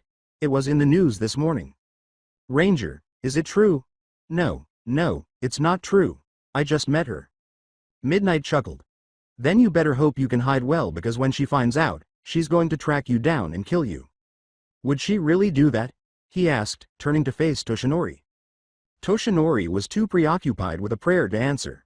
I'm in danger, aren't I? Laughed Jonathan. As she stepped inside, Midnight purred, more than you know, honey. He had made the decision to read the newspaper earlier during lunch. Has the number 6 hero finally been tamed? Was the bold headline when he flipped through the papers, skimming over articles and avoiding the front page. Jonathan muttered, I already do not like where this is going. Aizawa, who had been mummified, asked, what was that? Nothing, don't mind me, just reading my obituary. Oh yeah. The news said that you and our dear lovely Maruko are together or something, right? My listeners would love to hear about that. Would you mind giving me an interview sometime? No thanks, I choose life. With a shrug, Yamada chose not to pursue the matter. Cemento sat up in his chair, clearly listening to the discussion, while Snipe and Ectoplasm choked on their food. When did that happen? He inquired after Snipe had recovered. That's the thing, it didn't. We met yesterday, that's all. My bet is the media's just blowing things out of proportion as usual. A smug Kayama, with an ear-to-ear Cheshire grin, said, sure, whatever you say. Jonathan began reading the article after rolling his eyes in frustration. Yesterday afternoon, one of our reporters saw the number 6 pro hero Rabbit Hero, Maruko, walking with and talking to an unknown individual. This individual is believed to be a fellow pro hero, but his identity remains unknown. Several credible theories involve a foreign pro hero, most likely from the United States, coming to Japan for work. However unlikely it is, the two might have teamed up. But that raises the question, how did the two meet, and why did they team up in the first place? The first question, while complicated to explain, is much easier to explain than the second question. Maruko and this mystery hero might have met at a conference or out in the field. But why they have seemingly teamed up is an even greater mystery. As we all know, Maruko does not team up with other heroes for the simple reason that she believes that it shows weakness. Yet here she is traipsing around with a mysterious hero who might have just convinced her to team up out of necessity. Although it may be more plausible that when the two met, it was love at first sight. After all, Maruko is most likely in her late 20s and is most likely not married. She might be growing desperate to snag herself a man who she can somewhat respect. This means one of 3 potential possibilities: either this mysterious hero is someone stronger than Maruko. Maruko has found someone who is just as strong as she is or has secretly been a dominatrix. She has finally found herself a bottom. When Jonathan read that, it was his turn to choke on his food, and he finally took deep breaths after Toshinori repeatedly slapped his back and he thumped his chest. Ranger, are you okay? A worried Toshinori asked. He gave a headshake. Evidently aware of what he had just read, Kayama laughed at the scene. Tell me, Ranger, is it true? Are you a bottom? Really? Do you like being the object of Miriko's intense affection? How come harassment hasn't resulted in your termination yet? Kayama appeared to be amused by Jonathan's question, as she smiled and bit her lip. How about I show you some moves, Ranger? If I taught you some, I'm sure our beloved rabbit heroine wouldn't mind. No, not at all. Not at all. I'm finished. I'll be getting ready for the next class, if anyone needs me. He got up, gathered his belongings, and hurried out of the teacher's lounge. Kayama, you really ought to stop making fun of him so much. He's still getting used to life here, Maijima reprimanded. I'm unable to stop it, she pouted. He's much more entertaining to tease than you prudes. In addition, I believe he is carrying a heavy burden. It's still not visible to the rest of you. However, I've noticed that he appears extremely tense and withdrawn. I don't think he is, Toshinori said. He tried to lighten the mood at every opportunity by cracking jokes while working with Class 2B this morning. That's a textbook reaction to growl, avoiding or suppressing unpleasant memories or thoughts, Inui said. His tense demeanor this morning caught my attention as well. He appeared to be distracted by something. I inquired about his well-being. He claimed to be growling as he recalled something. It could have been something from his days as an American hero. It's likely that he was recalling instances in which he failed to save someone. Aizawa said softly. That kind of thing tends to stick with someone forever. It was a deeply memorable experience for all the wrong reasons, and it happened to all the heroes in the room. However, Toshinori thought that it might have been deeper for Ranger, that something really terrible must have happened for him to react so strongly. As usual, Rumi was running through Nagoya, kicking ass and taking names, but she had encountered weaklings who only spoke loudly. One of them, a big guy with a rhino quirk, looked like he would be a challenge, but she had met him robbing a convenience store earlier, and he proved to be no threat to a heroine like Rumi. After spending the entire morning on patrol, she decided it would be a great idea to take a quick break from fighting crime and grab a quick snack. She went to a small convenience store, grabbed a couple of sandwiches and a small bag of chips, and placed them on the counter. It completely stunned the man behind the register. Why you your mere UKO? She was used to the stammering. Not only was she the insanely badass number 6 heroine of Japan, but she also knew that she was widely regarded by her fanbase as incredibly attractive. Not that she really cared, but she was proud that at least a few people found her pleasing to the eye, though she wished she could have made a few of her admirers blind. It didn't help that her hero costume was just a tad bit more revealing than she would prefer, what with it being a skin-tight suit that showed off her every curve and, for reasons she couldn't fathom, showed off quite a bit of her ass. It was a wonder she managed to step out into the public at all. But unfortunately, these days, heroes have to pander to the crowds to get anywhere in their careers. If that meant that she had to dress up in a less than functional outfit to do the job, damn it, she'd do it. But she had come to terms with that years ago. She didn't mind all that much since she was only doing this to keep people safe. Plus, who the fuck would mess with her? I'm Maruko, you're absolutely correct. After swiftly scanning the items, the man, who appeared to be a college student, said, it's an ho-hun honor to meet you. He nearly passed out when she gave him one of her signature, quite literally trademarked, smiles, and then, after gathering his thoughts, he stumbled out the total. She was far ahead of him, and she wrote down her billing information, signed it, and gave it to the young man.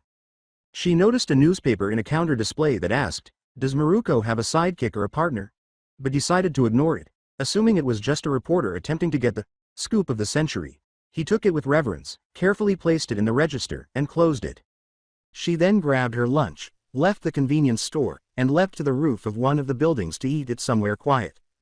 She was thinking about the American she had met yesterday as she ate, and she was intrigued by his hero costume, which was neither particularly ostentatious nor impractical, quite the contrary, and seemed to have been made specifically to protect the wearer. She suspected that the armor plating covering his torso was military grade, or as close as one could get to military grade armor, and she didn't see any weapons, but she wouldn't be shocked if he was carrying heat.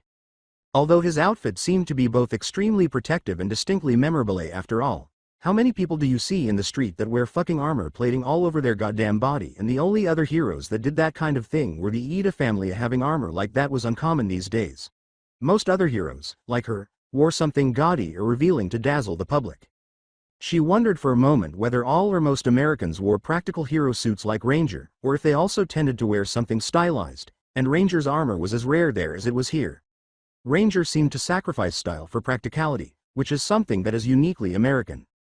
Shortly after, she finished the small bag of chips in her sandwich, crumpled up the trash and shoved it into the empty chip bag, and then, unintentionally, startled a few people by jumping down from the roof onto the street below. I apologized to everyone for that, she grinned, tossed away her trash, and resumed her patrol.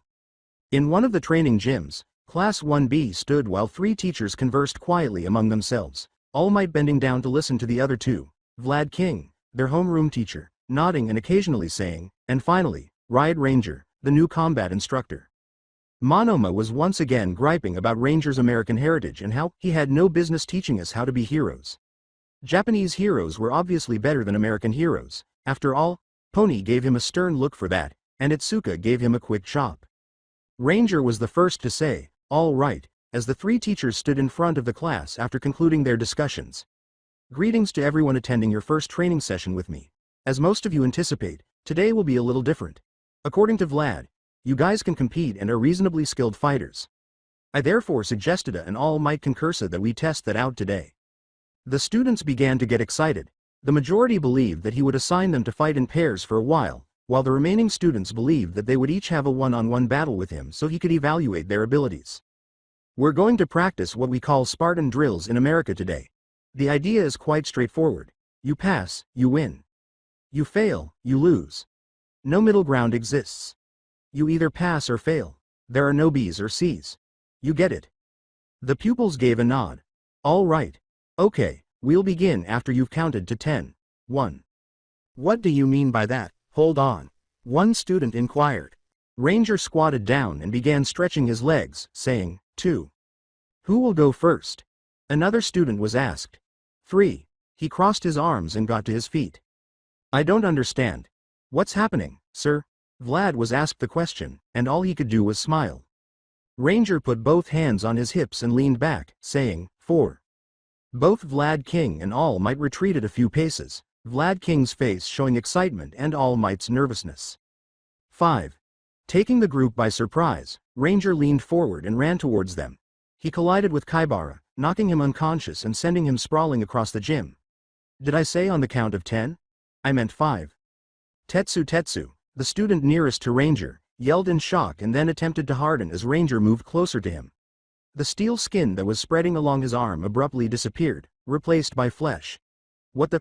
Ranger interrupted him with a sharp jab to the jaw.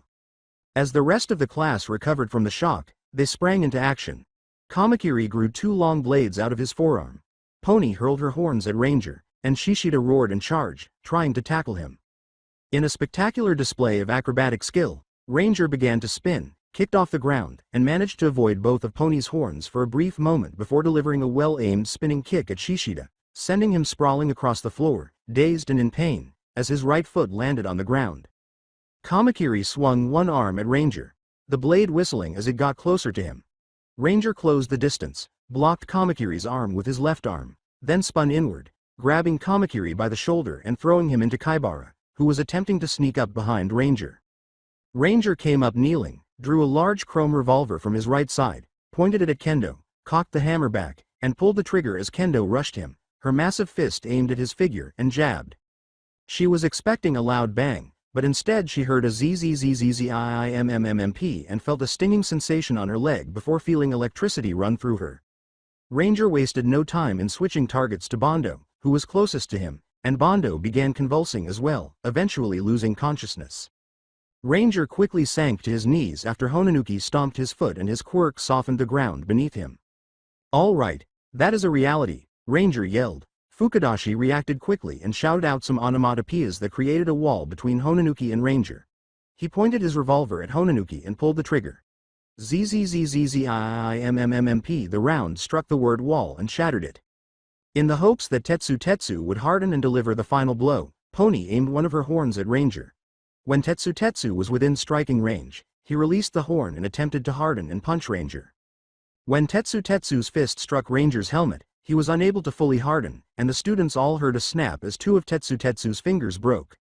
Ranger saw Pony's horn when it flew over and grabbed on as firmly as he could. When Pony realized what he was doing, she stopped the horn in midair and fired off 2 more quickly to pin him down. Ranger rolled to avoid Pony's horn's end and found himself trapped once more, this time in vines, but luckily the horn had pulled him out of the softened ground far enough that he could pull himself out the rest of the way. Her hair had grown out like a vine, and Shiozaki had wrapped the long strands around Ranger's legs. Oh, she? Dust and debris clouded the air around the impact as the vines abruptly lifted Ranger into the air and threw him across the training gym and into the far wall. Did we win? A trembling Shota asked. A very arrogant Monoma declared, he was no match for us. A figure emerged from the dust cloud holding a shining revolver in its right hand, the cylinder out to the side, and 3 more yellow rounds being loaded into the gun. I wouldn't say that, kiddos.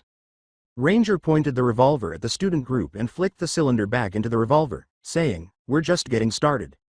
Only 3 students were left standing at the end of the fight. A panting Shishida, a terrified Kuroiro, and a tired Kendo. Ranger, on the other hand, appeared to be able to go another couple of hours.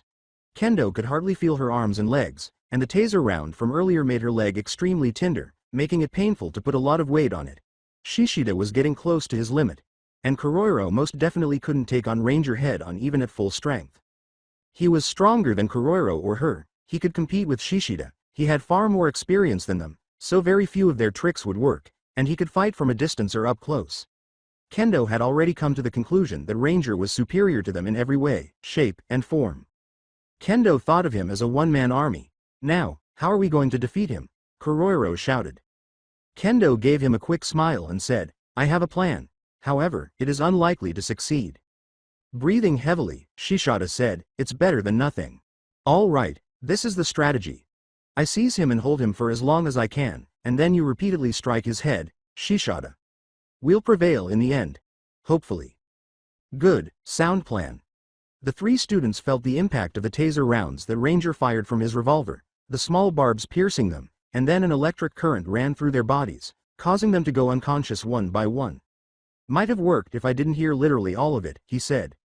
After holstering his revolver and reloading it, Ranger strolled over to Vlad King and All Might, surveying the battlefield and the entire Class 1B unconscious. Your students performed admirably, they worked well together and made great use of their eccentricities, and they kept me alert the entire time. You ought to be pleased with their achievement. With a nod, Vlad said, I appreciate the compliment. I must admit, Ranger, I am impressed by your skills.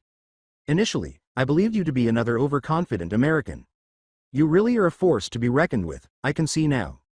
All Might was impressed and said, I agree with Khan, you showed a remarkable skill that very few heroes your age have. Ranger bowed as an actor would. Why, good sirs, thank you, my goal is to please. During the exercise, Toshinori sighed, and Khan shook his head and scowled a little. Both Toshinori and Khan made mental notes about how to improve their own fighting styles and wondered where Jonathan had learned to fight like that. Toshinori could only describe his fighting style as a sort of dance, and Ranger moved fluidly from one opponent to the next. Instead of using a single massive strike to set up his opponent, he would use smaller ones to set them up before striking for maximum effect. Fortunately, they had recorded the entire fight, and Khan intended to review the footage with his class tomorrow during homeroom.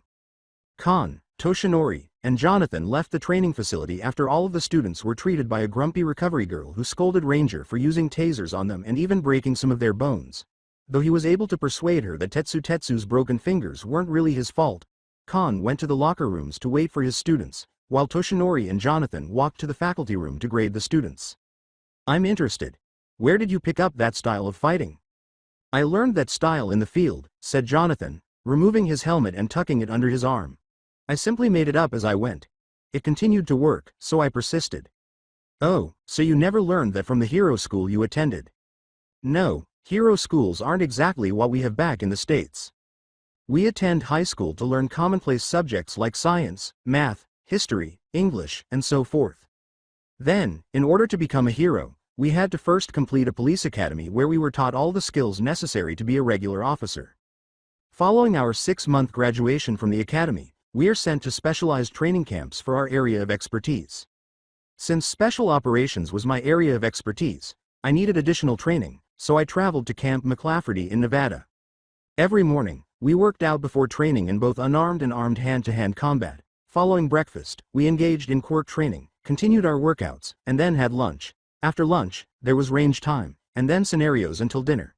There was more exercise after supper. Finally, we had free time to socialize, read, do laundry, and, if possible, visit family. For the next 6 months, it was lights out at 10, rinse, repeat. Toshinori's face grew increasingly shocked as Jonathan continued. That sounds intense. Intense compared to any hero school I've ever heard of. It is. These kids wouldn't survive a week at McLafferty. The third years might stand a chance, but second and first years, not a chance in hell. The other teachers were not yet present when they arrived at the faculty room door and entered. Why was your training regimen so, for want of a better term, militarized? It sounded more like military training than hero training. They navigated the tangle of desks and took seats in the office chairs that were provided while they conversed. Primarily because the heroes and National Guard will be the first and best line of defense in the event that the United States is invaded. Heroes are asked to serve in the expedition force in the event that the United States enters a war. We maintain peace both domestically and internationally. You're a soldier? Hold on. Toshinori got to his feet, his face plastered with surprise and shock. Yes, the 7th Ranger Battalion, 75th Army Rangers, in reserve at the moment. Are the 7th new? I've never heard of them. Toshinori leaned forward in his chair and sat down slowly. The 7th was essentially established during World War III in 2117. Almost every member of the battalion had a peculiarity. In an effort to restore some measure of law and order to America, the majority of them left the military and joined the police after the war. The phrase, American hero, which they would eventually coin, is where we get our model. You may have introduced the concept of a hero culture, but the Rangers brought peace. Fascinated and a little worried, Toshinori said, but isn't the hero's code, be thou for the people? Can you genuinely claim to be a hero? Please understand that soldiers have long served as their nation's guardians. However, the primary duty of a soldier is to kill. The primary duty of a hero is to save lives. Do you consider yourself a hero? Or are you a street policing soldier? First and foremost, hero. I like to think of myself as a hero in my own home. I still defend the people I vowed to protect when I am called to duty. I just do it far away from them to keep them safe. But in the process, you're hurting others. You become the very thing you set out to stop. We don't go overseas to fight because we want to. We do it so one day our grandchildren never do. So, the goals outweigh the means. Jonathan sighed. Either Toshinori genuinely believed him to be a hypocrite who only cared about Americans, or he liked to play devil's advocate. No, the goals do not outweigh the means. But in order to keep people safe, we occasionally need to take proactive measures. It is cruel to overthrow repressive governments. Brutal is not even close to describing it. You Americans choose to fix what you believe to be flawed because you take pride in being the world's moral authority. What are you getting at, Toshinori? Frowned Jonathan. What I'm trying to say is that Americans should focus more on peaceful solutions and less on using violence to resolve the problem. Take the criminals into custody and expose their true selves. Perhaps we could persuade Dmitriev to cede his position of authority if that were effective with African dictators or the Sultan of Saudi Arabia. He pretended to have a Russian accent and said, Drat, you caught me. Look, we're going to arrest you for your horrible crimes against the Russian people. Just waltz into the Kremlin. Dmitriev. I suppose I have to resign from my post as Soviet Premier. Look at Premier Dmitriev, he got arrested, so I guess we can go back to being free, he said, speaking with a slightly different Russian accent. There is no longer a Soviet Union. Ranger's expression was doubtful, and Toshinori's eyebrow arched in surprise. The world isn't as clear-cut as we would like, Toshinori. Sometimes we have to get our hands dirty, wiping away the grime and filth that cover all the good. Taking a deep breath, Toshinori turned to his desk and said, I understand the point you are trying to make, but I still do not agree with you. Damn it, I don't have any food at home. Gonna have to stop somewhere to get something. Jonathan sighed as he stepped onto the sidewalk, completely worn out from the day's events and wanting nothing more than to go home, unwind, and eat something hot. After searching his pockets, he found his wallet and opened it to find that he had about 4,000 yen to spend on food. He would need to visit the bank later this week to open an account, convert his funds, and then establish a direct deposit with the school. If only I knew the location of a bank, I might as well do it now. Now that I think about it, I probably shouldn't walk into a bank with a .44 in bulletproof armor. Although I need money. But I might be breaking several laws. On the other hand, can't buy food without money. He attempted to ask someone, but they avoided him almost instantly, probably due to the armor. The matter has been resolved. The bank is where I'm heading. His statement caused some of the people around him to look perplexed, and after a block or so he came across a sign that read, Mizuho Bank. Jonathan muttered, fantastic, as he walked to the building, and when he stood in front of the glass sliding door at the front of the building, it opened, revealing a waiting room with a kiosk and a number of chairs, some of which were occupied by other customers who were waiting for their turn. An electronic bell tolled as the door slid open, and the clerk behind the kiosk looked up. In a few minutes, the bank would be encircled by heroes and police rushing to the rescue. The woman behind the desk had dark purple hair spiked up in all directions and purple skin to match. Her violet eyes widened to the size of dinner plates when she saw him, and she frantically reached under her desk. He could tell that she had just tripped the silent alarm. A couple of customers gasped in terror. Jonathan thought, fantastic, wonderful, amazing.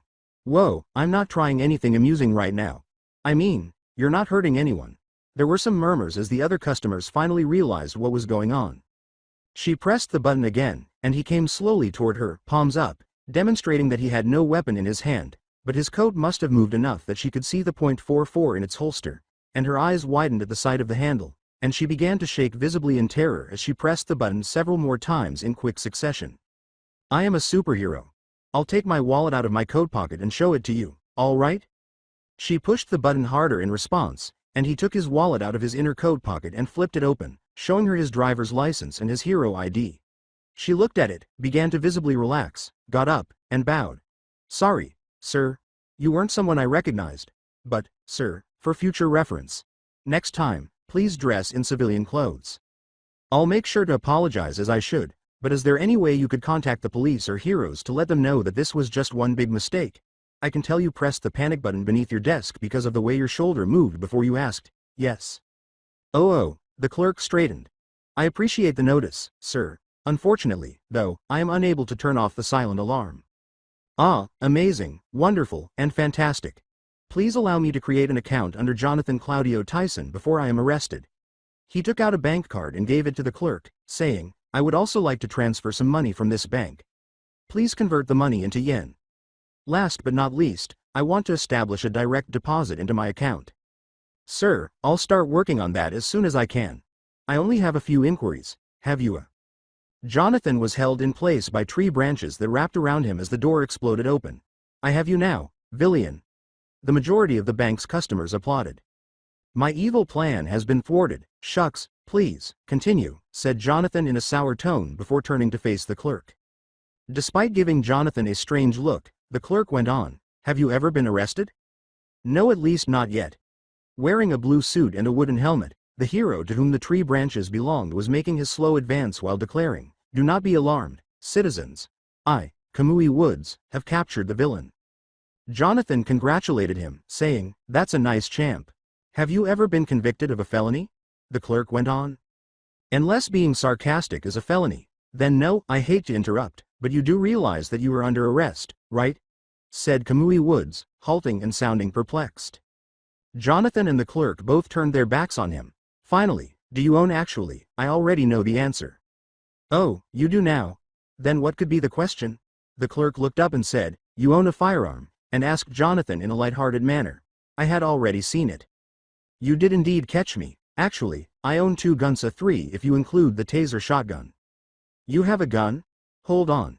Kamui Woods asked incredulously. The clerk said, shotgun taser? Is that something real? Oh, okay, it's a thing. It is bright yellow and fires taser shells rather than buckshot. Sometimes it's really helpful. In your line of work, I would presume so. Okay, I just need to ask a security question now. As they conversed, Kamui glanced between them and said, this is the Mizuho Bank, right? Yes, said the clerk, this is the Mizuho Bank. You also set off the silent alarm? Yes, sir. Why is this armed man attempting to rob the bank? Jonathan's response this time was, I'm opening a bank account, not robbing the establishment. Kamui remarked, I don't believe you, he's telling the truth, he's a pro-hero, the teller asserted as she handed Kamui Jonathan's identification documents. From America. Jonathan responded, who's trying to open an account? With the bank, and exchange some currency. What I'm going to eat tonight is the only evil scheme here, and I want it to be warm. Hell, I'd even eat a lukewarm Hot Pocket right now. After giving him a strange look for that statement, Kamui released Jonathan, seemingly persuaded. Well, everything seems to be, more or less, okay, Kamui said. You two are having a nice day. With a two-finger salute, Jonathan said, "You too, my dude," as he clumsily walked out of the building. Anyway, where were we? At almost 10 o'clock that night, he staggered into his apartment and said, "Fuck." He placed the groceries he had purchased on his tiny kitchen counter, took out a cup of instant noodles, and began heating some water. Then there was a ringing sound, which he didn't hear at first, but after a few seconds he recognized it as his phone, and he fumbled with his coat before he found it. "Mom," he took the call. "Hey, Mom. Hello, dear. How is Japan doing? It's interesting. Have you encountered difficulties?" "Oh, the usual. Did you almost get arrested once more?" Possibly. Sigh, you gotta stop that, Jonathan." "I'll try. I'll make an effort. However, I'm usually the one who makes the arrests." "Of course, but what you're eating worries me more. I take it you're eating?" "Yes, Mom, I'm eating food. However, are you eating healthily?" Looking at the cup of instant noodles, he said, "Yeah, I'm eating good food." "Good. Well, your father says hello. Moma, tell him I said hey back." "How about telling him yourself? George, come on over and greet Jonathan." On the other end of the phone, there was silence. His mother returned to the phone after a few minutes of silence, saying, "Well, goodbye, my love. When you return, we'll see you. I cherish you. Love you too." He had to use all of his strength to maintain his composure. He sat on the floor against the wall after his mother hung up the phone, tears threatening to well up in his eyes. Damn it. Oh no, oh no, oh no, oh no, he was angry, confused, scared, and desperate, and he didn't understand how he felt all of these emotions at once. Damn it all to fucking hell. By the time his tirade was over, the tears had won and were streaming down his face. He's not the only adult who would cry over the price of bacon at the grocery store a little over a week ago. To his defense, it was $29 for 10 strips of bacon. He had experienced multiple meltdowns in the past month, all of which were caused by seemingly random circumstances. After wiping away his tears, he got up, filled the open ramen cup with hot water, ate the noodles for a minute, tossed away the empty cup, changed out of his armor, collapsed onto his bed, and then fell asleep. Izuku was quickly gathering his belongings and eating a piece of toast. Earlier that week, he met with All Might and inquired about obtaining additional training to obtain some control over One for All. All Might promised to look into the matter. Yesterday, after classes ended, All Might found him and instructed him to report to Training Gym 3 an hour early tomorrow. His mother wished him a good day as he slung his bag over his back. He turned left toward the stairs after opening the door. Izuku froze when he saw the man. With a steaming coffee mug in his left hand and an attempt to lock the door with his right, Ranger stood there, locking the door to the apartment next to his. When Izuku first saw the Ranger's face, his helmet was tucked under his arm with the mug. He had dark green eyes, a thin face, tanned skin, and short, smooth, shaved brown hair. The scar, which began at his left cheek and vanished into the black, tight fabric around his neck, was the most noticeable feature. Izuku pondered how Ranger never got hot while wearing his long brown coat after he finished locking the door and tucked his keys inside. Ranger tucked his helmet under his other arm and sipped his coffee, saying, "It's because it has cooling elements." Izuku began by asking, "Wah what? You asked me how I never got hot when I wore my coat. It's because it has cooling elements, it's also got heating coils in it." Having his hero costume be temperature controlled meant that he could work in hot and cold climates, Izuku muttered as his mind began to race with ideas. Right. But how hot could his suit get before it started to fail? Around. How cold could his suit get before he started to freeze? Roughly, if he could withstand temperatures up to 400 degrees Celsius, then could he win a fight against even Endeavor? Actually, no, Endeavor can melt concrete, that's roughly 1,300 degrees Celsius. But could the suit withstand it long enough for Ranger to take down Endeavor? Kid, no, he couldn't beat Endeavor. I wonder if Todoroki can make fire hot enough to. Kid. Izuku looked up at Ranger and stopped muttering. Oh, I'm sorry. When I learn something interesting, I just start muttering. Ranger laughed. It's fine, kid. If you want to know that bad, I can just tell you. But I need to go to UA, got some stuff I got to do. He began to leave. He had a lot of questions about Ranger's hero costume. And Izuku was going to chase him down to ask them. He still thought it was strange to walk with a teacher. Izuku began and stammered out, "Why yes sir." Ranger looked back at him and said, "You coming or what?" He hurried to catch up to the older man. "First things first, I'm just your combat instructor, so call me Ranger." Izuku gave a nod. "Now, what question do you want answered first?" Your suit. You said something about it having heating and cooling elements in it. What's the temperature rating your suit can protect you from? Ranger appeared to ponder for a while. I think it's between 6 or 700 degrees Fahrenheit. Oh, around 300 to 380 degrees Celsius? Then negative 200, so around negative 120-ish Celsius? That's amazing. What materials is your suit made of? And I guess that it's insulated? Izuku grabbed his hero notebook from his pack, quickly flipped through the pages, and began writing down Ranger's words on a blank page. Ranger raised one eyebrow as he looked down at Izuku. Right you are. My armor is insulated from both electrical and temperature. The inner layer is made of a carbon nanotube weave. The metal parts are a tungsten alloy that's 1/8 of an inch thick. Then there's the centimeter of carbon nanotubes covering the armor plating. My coat, which is a carbon nanotube weave that's about 1/4 inch thick. The pants are the same material as the coat, but only 1/8 of an inch thick, and the boots are steel-toed rubber boots. Wow, that's a lot. It makes sense that you would use carbon nanotubes instead of Kevlar or other materials. It's light, and highly protective against almost anything. Even acid quirks couldn't hurt you. Correctamundo. You're a smart cookie, you know that? Most other heroes go for the Type 9 Kevlar instead of traditional armor. Type 9.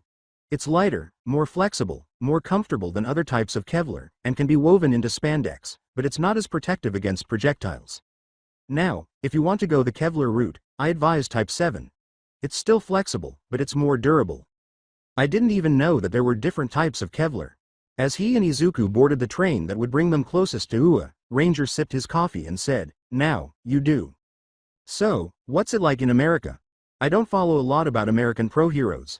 There is, of course, the American #1, Captain Celebrity. He's like the American version of All Might, isn't he?" Ranger took another sip of his coffee as he considered his response to Izuku's query. Well, yeah, he is kinda like All Might, in a sense. All Might is, of course, objectively better both physically and, well, Captain Celebrity is a conceited ass. Izuku was taken aback by Ranger's crude language and displeasure. You don't like Captain Celebrity, do you? Not really, no, why not? What part of conceited ass didn't you understand? He's a textbook narcissist with a power complex. He thinks himself as better than all of us. But isn't he ranked #1? That means he's objectively better than the other heroes, right? Ranger nodded and clarified, not necessarily, the whole ranking thing in the States differs from here in Japan. Here, it's more like a popularity contest where how powerful a person's quirk and how many arrests they make are only a small portion of what determines their rank. For example, All Might is #1 because he's good with people. Endeavor has more arrests and rescues but isn't as well liked. Objectively, Endeavor is the better pro-hero. He's not as powerful as All Might, but that doesn't much matter. What makes a hero isn't how strong they are, but how well they do the job. Izuku found resonance in something Ranger said. Endeavor had a better record, despite the fact that All Might is the most well-liked and powerful hero in Japan. He was aware that Endeavor had been vying for the top spot for years and that popularity was the only thing standing in his way. As long as All Might was still a pro-hero, he would have to settle for second place even though he deserved to be at the top. What is America's ranking system like? Ranger took a long drink from his mug. We have two, technically 3 ranking systems. First is the national rankings. I place 28th in the nation. The national system is performance-based. They track the number of cases a hero solves and how well the case was solved. If the case was done correctly, the hero gets 10 points. If the case was just completed, they get 5. The state system differs from state to state. In Texas, I rank 6th. Texas's system is also performance-based. However, they use a point system. Each case solved nets a hero points. For example, a gas station robbery would normally get a hero 2 points. 4 if the perp was armed. 6 if the perp was armed with a gun. If a hero drops the call and picks up a different one, they lose twice as many points that they would have gained. This incentives heroes to complete every call unless something major comes up, and they are forced to abandon the call. Izuku was more perplexed than ever because he had assumed that the Japanese and Americans would have used a ranking system that was identical or comparable. However, the Pacific Heroes Charter tends to really mess with heroes' rankings, Ranger muttered, as if he were speaking to himself. The Pacific Heroes Charter was unknown to Izuku. The Pacific Heroes Charter? Yeah, it was an agreement by the countries of the Pacific Ocean, America, Japan, Australia, Korea, China, Indonesia, etc. The agreement let heroes from each nation work in any nation that was part of the agreement without having to be recertified. When the train came to a stop, the two disembarked and made their way to UA through the thronging crowd. Izuku inquired, so, basically, if a hero from Japan wanted to work in the United States, they could just go. Yeah, essentially. Although Japanese heroes never really leave Japan these days. Probably a good thing too, most couldn't handle working in the state, or really, most every country in the Pacific Charter. Izuku became perplexed, assuming that the Japanese pro-heroes could succeed in any nation where they operated. Why is that? I thought that most heroes from Japan were better than other heroes. Oh, no, don't get me wrong, Japanese heroes are good in their own right. Some would do well in other countries. But American and Chinese pros do have an arguably tougher job than the Japanese pros do. Mostly because of how large China and the US are. Here, you see almost 2 heroes every block. Back in the US, you'd be lucky to see more than 3 costumed pros in a city. We have a lot of ground to cover, and not nearly enough people to cover it. So, the pros in America are more likely to work on their own without backup. More like expected to work without backup. I can't tell you how many times I've had to bust drug dens alone. Why the hell do you think I carry so much armor? It ain't 'cause it looks cool. Wow, that sounds terrifying. But I bet you are really good at fighting. Not to blow my own horn or anything, but I'd consider myself as one of the more skilled hand-to-hand combat heroes in the US. Defiantly the best in Texas and New Mexico. Although, War Chief might be as good as I am or slightly better. He works in Oklahoma though, I don't. I mainly stick to Texas, New Mexico, Arizona, and occasionally Utah. Who's War Chief? A second-place finisher in the country, this pro-hero is, in my opinion, far more deserving of the top spot than Captain Jackass. But why? Izuku couldn't help but ask after realizing after a moment that Captain Jackass was actually Captain Celebrity. Why is War Chief deserving of the top spot? Well, he's just a really great guy, Ranger shrugged. He was raised on one of the reserves, and from what I understand, he was able to save up enough cash to attend a police academy. He was given a free pass to any hero academy of his choosing after they recognized his talent. Growing up in Japan without any quirks was like growing up on a reserve, so Izuku could almost identify with War Chief. I once met him at a hero conference in Kentucky, and the guy was always cracking jokes, so none of us could take the conference seriously. He once discovered a tiny helium tank. He has no idea where he got it, but he would sneak up behind one of us during a presentation, suck some in, and tell us a really bad dad joke. Why couldn't the pirate say the alphabet? Was the one he told me. Izuku, who always wondered how professionals treated one another when they weren't working, saw them on interviews arguing over who made the arrest, and I'm better because I've done more than you this year. Ranger told Izuku the story with a distant expression and a slight smile. Because he got lost at sea. Well, it appears that we succeeded. Go to the teacher's lounge before or after school if you have any more questions for me. If I'm not there, I'll probably be in one of the training gyms. As they arrived at the gate to UA, Izuku looked up to see Ranger heading for the training gyms, putting on his helmet, spilling out the remainder of his now cold coffee, and giving Izuku a 2-fingered salute. Hold on, will you assist with the third-year students' training? Yeah, I am, Ranger said, pausing and turning around. Why? Well, All Might said I could go with them. Using my quirk, I have problems. Are you able to assist me? After giving it some thought, Ranger shrugged and remarked, don't see why not. Ranger walked back to the training gyms after turning around once more. All right, child, let's get started. It's a power-enhancing quirk, isn't it? The issue is that my quirk is too strong, Midoriya said, nodding. I break whatever I'm channeling the power into if I try to use it. So you break your arm when you punch? Midoriya gave a nod. That's not the best. Have you had any control over your quirk? Not really. When I was fighting the villains during the USJ incident last week, I did punch the villain called Nomu, and my arm didn't break. Interesting. What changed, do you know? When you attempted to punch Nomu, were there any differences? I was trying to protect one of my classmates from another villain, Shigaraki. Very intriguing, fascinating. What were you contemplating at the time? That might hold the secret to managing your peculiarity. After a moment of careful reflection, Midoriya tried to recall what he was thinking at the time, but he was unable to come up with anything. All he could recall was that he needed to save Sue. All I was focusing on was saving my classmate. After giving it some thought, Ranger said, all right, So what have you tried doing? I've been visualizing a microwave egg, not wanting to blow it up. Really? Ranger began to laugh. Is that all? Embarrassed, Izuku said, why yeah. For a while, Ranger kept laughing. Egg.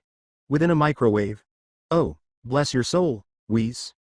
As the third-year students looked over to where they were, Izuku's red face only got redder as he stared at the floor. Ranger had stopped laughing and said, "Oh lordy, I think I know what your problem is." Izuku asked, glancing up at Ranger, "What? You're approaching this entirely incorrectly. You're trying to avoid blowing up an egg while you have a lot of power.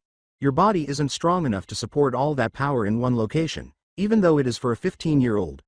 You've been putting in one move and powering up so far, correct?" "Yes, sir." "Apologies, Ranger." "Yes, Ranger. You've been running before you've even crawled, which is contrary to my initial assumption. Therefore, all I ask of you at this moment is to power up and hold it throughout your body."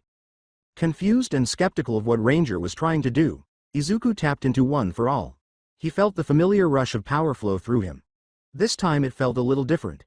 Instead of the intense energy in one place and begging for release, he felt a dull buzz flow throughout his body. Green sparks were flowing under his skin, which was starting to turn a slight red. "Good, good," said Ranger, nodding. "Hold on to it. Pay attention, child." The green sparks began to arch from his skin and crackle in the air as he concentrated on simply holding the power. He took a deep, shuddering breath and exhaled another equally shuddering breath. The room's year 3 students gasped, and Najire exclaimed, "Oh, that's so cool." "Attaboy. Continue." Izuku continued to concentrate on simply maintaining control, but he could feel his hold eroding, the sparks sputtering and dying out. "You must maintain control. All right, let it go." The green sparks dissipated and his skin turned back to its natural hue as Izuku relaxed and released one for all. He had finally succeeded in using one for all without causing any damage. "Well done, child. How are you feeling?" Izuku was panting. "I feel pant like I just ran a 5 kilopantmeter race." That is to be anticipated. When people are first learning to use quirks, they often do that. "All right, try it again." "Once more." "Yes, once more. Practice makes perfect." With a sigh, Izuku repowered, his skin turning a pale red as the green sparks returned. "Good, keep it there for as long as you can." With a determined expression on his face, Izuku nodded a little and held on to one for all for almost 10 minutes before exhaustion compelled him to let go. "Who told you that you could stop? Recharge, child." Izuku nodded and regained his strength. He was starting to shake from the strain, and drenches of sweat trickled down his face, neck, and back. He held out for 7 minutes this time before he was unable to continue and released the power. He almost passed out from exhaustion but was able to steady himself. "Well done. Go ahead and power up again." Izuku paused, gasping for air, then regained his strength, his arms and legs trembling, his muscles exploding with pain, and his gym uniform drenched in perspiration. "Ranger, don't you think your growl is being a bit harsh on him? He appears growl worn out. He needs to sleep," the hound dog growled. "I promise that this will improve him. Much, much better." I'm not sure who was instructing him previously, but they were clearly inexperienced. He doesn't have much time to make up the lost progress, and he has a lot of ground to cover. Furthermore, he's still in good shape and could continue for, say, a few more hours. Izuku stooped, placing his hands on his knees, and took a deep breath, but his focus wavered and the power died. "Get back to work, Midoriya. Sparks are what I want to see." Izuku moaned, got back up, and repowered. Ranger let Izuku leave after the third years had gone, and Hound Dog came up to him. As the homeroom teachers were heading out to begin their classes for the day, there were only a few other teachers in the room, including Toshinori, himself, and a couple of teachers he hadn't yet met. The two of them then headed to the faculty room. Ranger greeted the other two teachers, then sat down at his desk and said, "Mornin'." "Good morning, Ranger," Toshinori must have said when he realized he was speaking to him. "Did you have a good night's sleep?" "As well as I could manage." "You?" When he recalled the phone call he received from his mother the previous evening, his southern accent began to show, but Toshinori didn't need to know about it. "I was able to get some rest. It was sleep, even though it wasn't particularly restful." After removing his helmet and setting it on his desk, Ranger grabbed a tablet and reviewed the schedule for the day. "My sympathy." For a few minutes, the two sat silently, Toshinori writing something down and Ranger's chair squeaking, but neither of them said anything. Jonathan's thoughts of yesterday's conversation raced through his head, but he ignored it and concentrated on his work. He had an idea, but he needed to work out the kinks before presenting it to Nezu. He felt that UA did not adequately prepare its students for the day-to-day fieldwork of dealing with citizens, vigilantes, and perps while also working with other heroes. The only training that came close was the end-of-semester exams.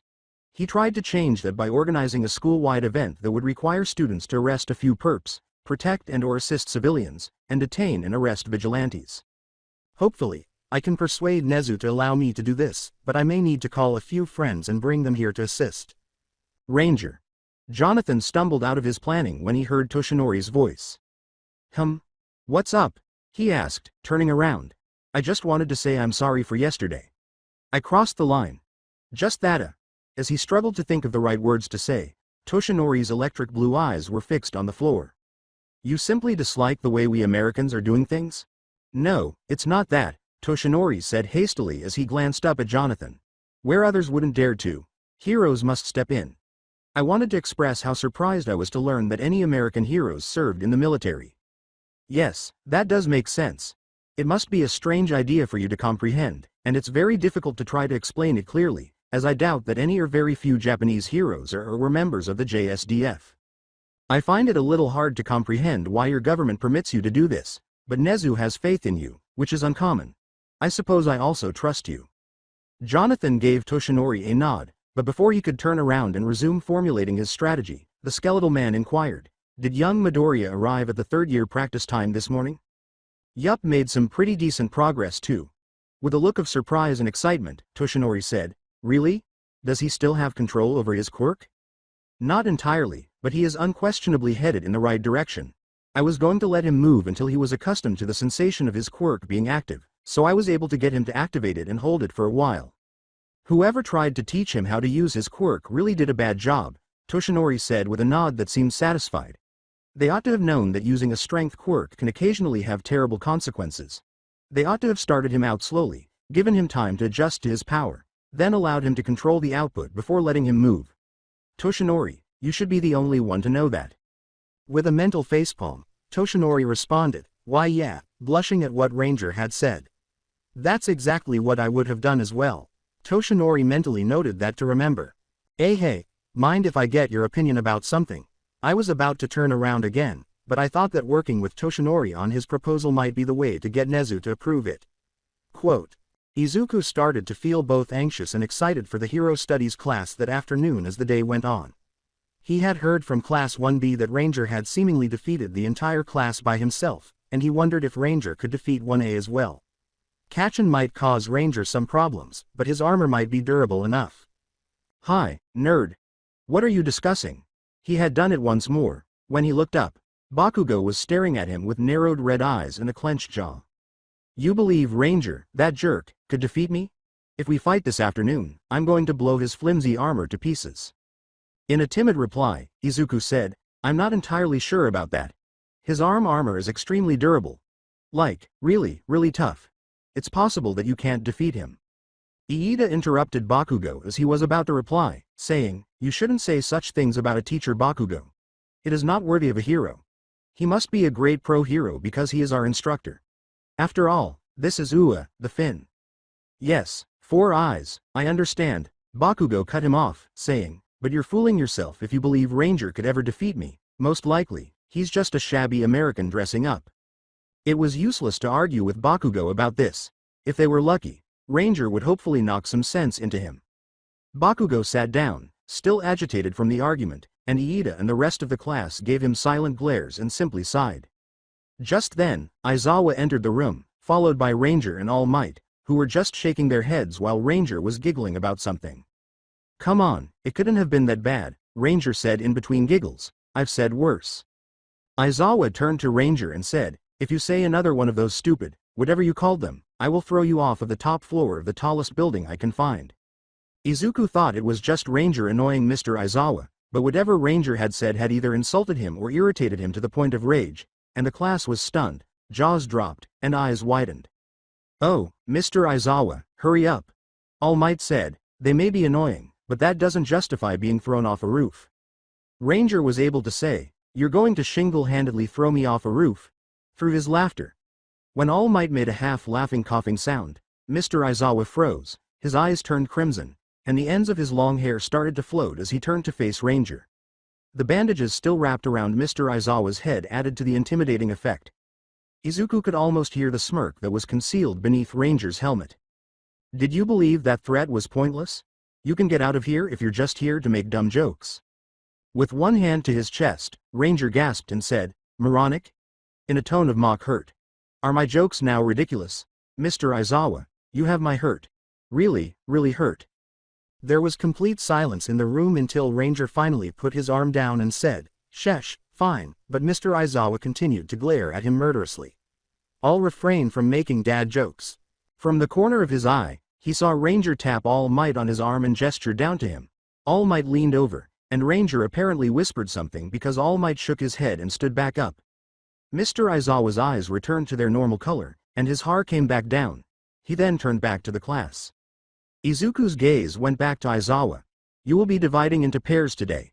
You will put on your superhero attire and proceed to training gym 2 as soon as your partner is revealed. The following are your partners. Shiro and Mineta Aoyama and Jiro Kirishima and Ishido.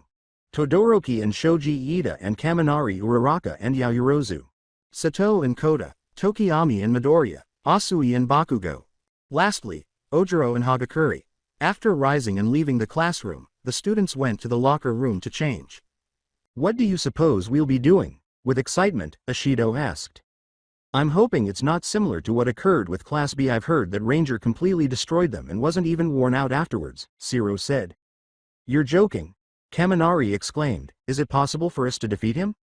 You damn extras, of course we can, Bakugo yelled. He's just one man wearing some dumb armor. Without hesitation, Midoriya answered, actually, his armor is very resilient. I don't think we could make it through. Smirking, Ishido said, I bet my acid would melt through it just fine. It wouldn't, in fact.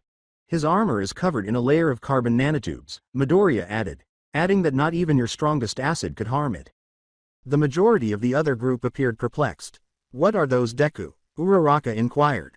Yaoyorozu chose to respond on his behalf, saying that physical attacks are rather pointless because carbon nanotubes are not only stronger than steel but also lighter and more flexible. It is also almost impervious to all chemicals, including acid, and is very conducive to heat and electricity. Something really powerful would have to melt through his armor. We would have a difficult time defeating Rangers in direct combat if his armor is indeed composed of carbon nanotubes. It may not dazzle the people like mine does, but it is definitely magnifique. Aoyama said. With an arm chop, Iida exclaimed, I have to agree, it seems almost impossible to win a fight against an opponent with such armor. It gets worse. Izuku muttered. How does it get worse? Kirishima asked, glancing at him. The man's armor is as sturdy as a tank. He's wearing extra armor as well. A titanium alloy is used to make the metal plates that we observed. That is far worse because titanium has a great strength-to-weight ratio and is naturally extremely tough. Even the military uses it, making it one of the best metals for armor, Yaoyorozu said. At this point, the class had arrived at the locker rooms and started putting on their hero costumes, with Izuku still being fixed, so he had to wear his gym uniform, and recalling Ranger's conversation from that morning, he mentally noted that he should go to the support studio and discuss maybe changing the material to something more durable, like Type 7 Kevlar or, if he could, a carbon nanotube weave. He finished changing quickly and rushed to the training gym, unaware that everyone else had already left because he was so absorbed in his own thoughts. I apologize for being late, he shouted as he burst through the door to the training gym. Ranger, Mr. Aizawa, and All Might were standing in front of the class lined up with their partners. Izuku hurried and stood next to Tokiyami. I'm glad you were able to add Sparkle.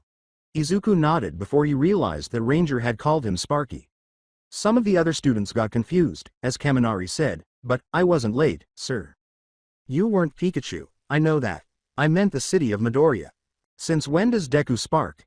Demanded Bakugo. Last time I checked, Deku's quirk was only good for breaking his damn limbs. Poor El Contrario, Pequia plus or minus O Petardo. His quirk makes a hell of a lot of sparks when it's going. Bakugo became enraged, primarily because Ranger had called him something in Spanish and Izuku seemed to be able to produce sparks now. He was congratulated by Iida and Uraraka. All Might gave Izuku a quick thumbs up, and Izuku could swear that his ever-present smile widened a bit. Ranger stooped to slap his legs quickly as Mr. Aizawa gave him another death glare, his eye beginning to twitch. Now, on to the lesson for today. Y'all are gonna be learning one of my favorite things to do. Drumroll please. Ranger said. Get on with it, Ranger. Ranger got up and said, Sheesh, man, lighten up some. Anyways, today we're going over takedowns. Excited and relieved, the class murmured. We aren't going to have to fight Ranger. We get to learn some sweet moves. I'm getting fired up. First off, let's go over the simplest and easiest way to take down a perp. I would ask either Aizawa or All Might to be my example, but since All Might as well, an immovable mountain of a man and Aizawa is still injured and would most likely not enjoy being thrown around like a rag doll, one of you are going to have to be my example. With that said, any volunteers? They did not raise their hands. After giving it some thought, Ranger eventually pointed to Sato and said, Okay, I see there is no Spartacus here. Ranger gestured to a location a few feet away and said, Congratulations, Sugar Boy, you just got voluntold to be my example. Step right over there if you will. Sato stepped to where Ranger indicated, and Mr. Aizawa and All Might retreated a little to allow Ranger some space. The simplest and easiest form of takedown is something called a body check. Show of hands, who knows what I'm talking about? Two of them held up their hands. He gestured to Kirishima and said, Cool, what makes a body check so darn simple? A body check is when someone just slams into someone else. It's simple because there are no special moves required, and anyone can do it without much of any training. Correct. It's as straightforward and simple you could possibly get. You run at someone, and you just hit them with your body as hard as you can. However, there is a bit more to it than just running as fast as you can. At the moment of impact, you have to hit them with all the force you can muster. It doesn't particularly matter how strong the other person is. What matters is how much mass they have.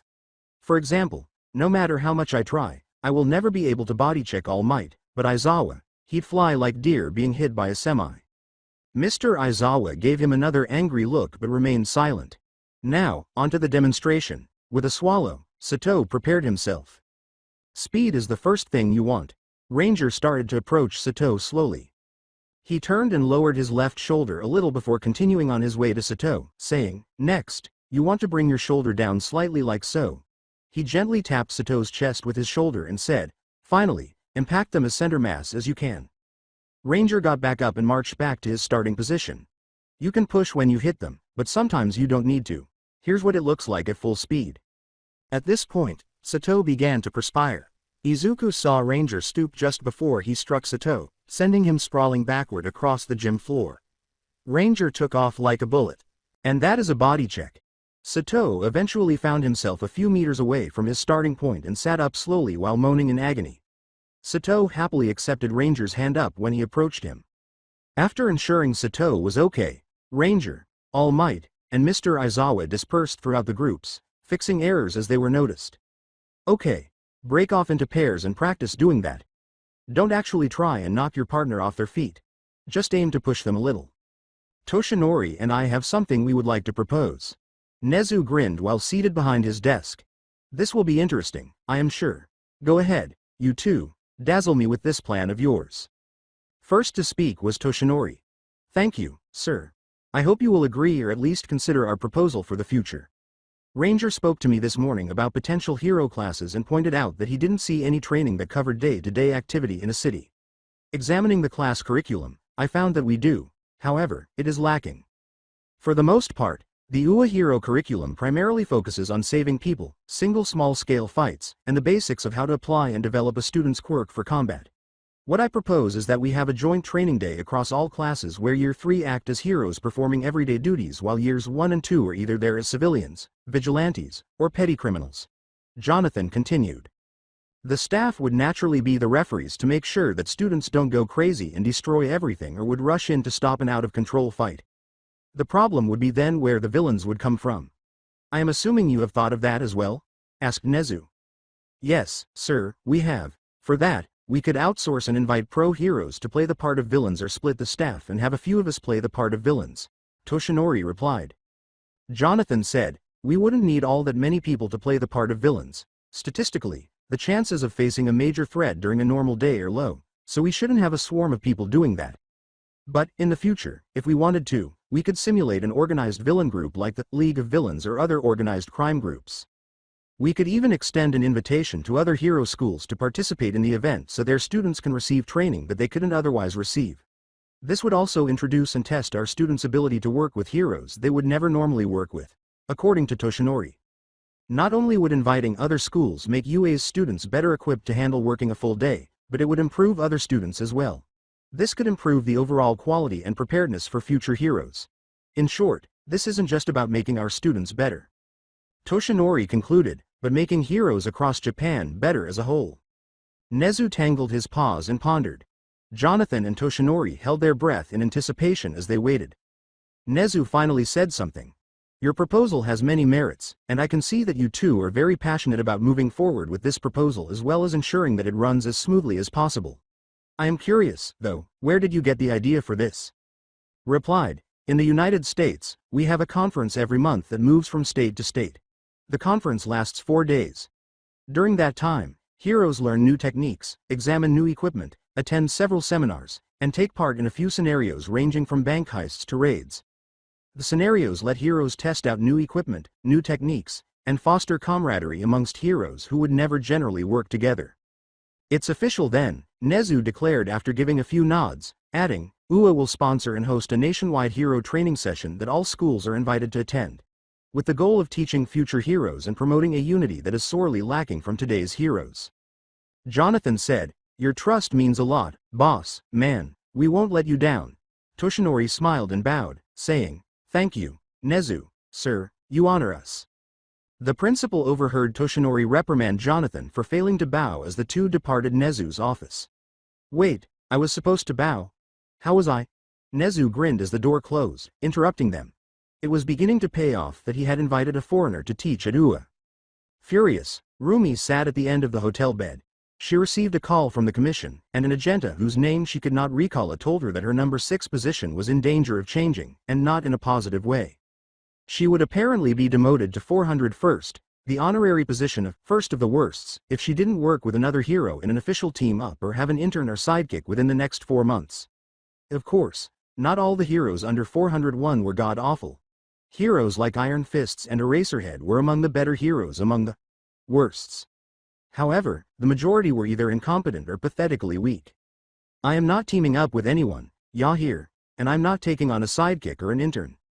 Mrs. Maruko. May I remind you that your place in the top 10 is at stake? You need to either T? The agent sighed in exasperation.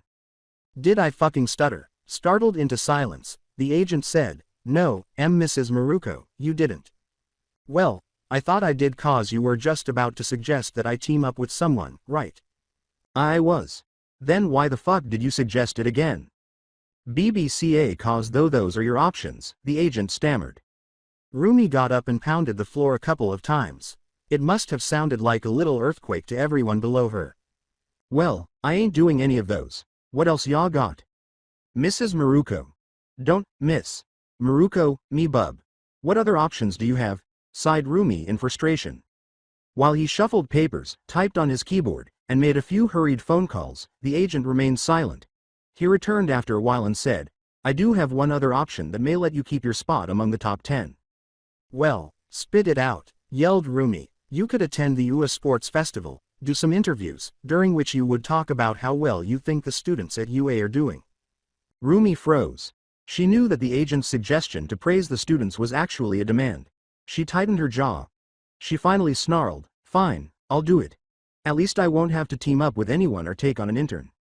When people saw Rumi approaching the security gate in her hero costume, they shuffled aside. She glared at the security guard obstructing the entrance, her fake smile hardening.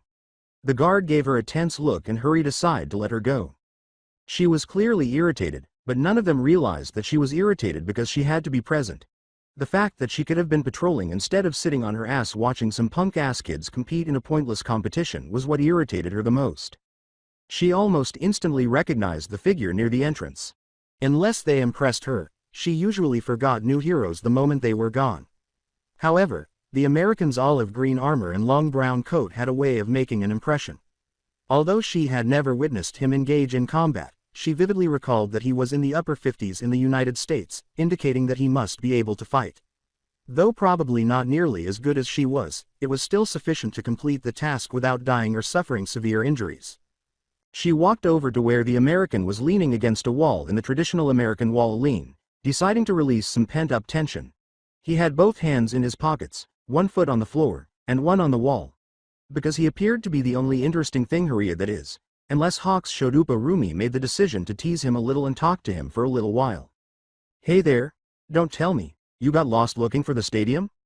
With his left eyebrow up and a cunning smile on his face, the American, who was not wearing his helmet, looked up from his phone and said, "Nah, but I think a toy store may have lost one of their toy bunnies."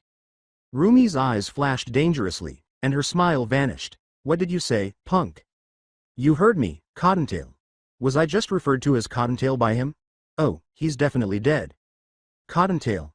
Nobody calls me Cottontail." The two glared at one another, their eyes deep crimson and dark evergreen. Rumi folded her arms. The American put his phone in his pocket and rose to his full 5'11" height. Anger made Rumi's eye twitch. Does his height serve as a means of intimidating me? As if that would work. Just like nobody lets you on the rides at Six Flags Short Stack? One of the people in the crowd whispered to Rumi, "Oh damn." The American was, indeed, a good foot taller than her. Even without the height advantage, she could undoubtedly prevail in a stare-down. She tried to make her smile as passive-aggressive as she could, straightening her long ears above her head. "I might be shorter than you, but I'm no pussy hiding behind some mask." A hero in a cowboy hat and gas mask muttered, "I resent that remark." The American activated his quirk, which has a very intriguing effect, but he didn't try to get taller, not that he could. Rumi was unaware of the American's peculiarity, but it produced a noticeable crackle and a few sparks that flared on the exposed skin. His eyes changed from a dark evergreen to a vivid electric blue, which was the ideal way to intimidate someone who was unaware of his peculiarity. "Oh, so am I a coward for wearing armor? Tell me, how many bullets can your leotard take before failing?" She didn't back down or let her surprise show, but Rumi surmised that it was some kind of electric-based quirk that allowed him to create or control energy. Rather, Rumi drew nearer, tensing her arm muscles a little, and her smile expanded to reveal her teeth. "Look here, you lit." Someone coughed and said, "As much as I would enjoy watching Jonathan get his butt handed to him by someone half his height, I don't think that Veronica would." In English, interrupting her. Rumi was about to lash out at whoever dared to interrupt their contentious discussion when she saw a white man holding a child's hand. The man was literally white. His skin, eyes, and hair were all the same color as hers. To be honest, it was a little strange to look at.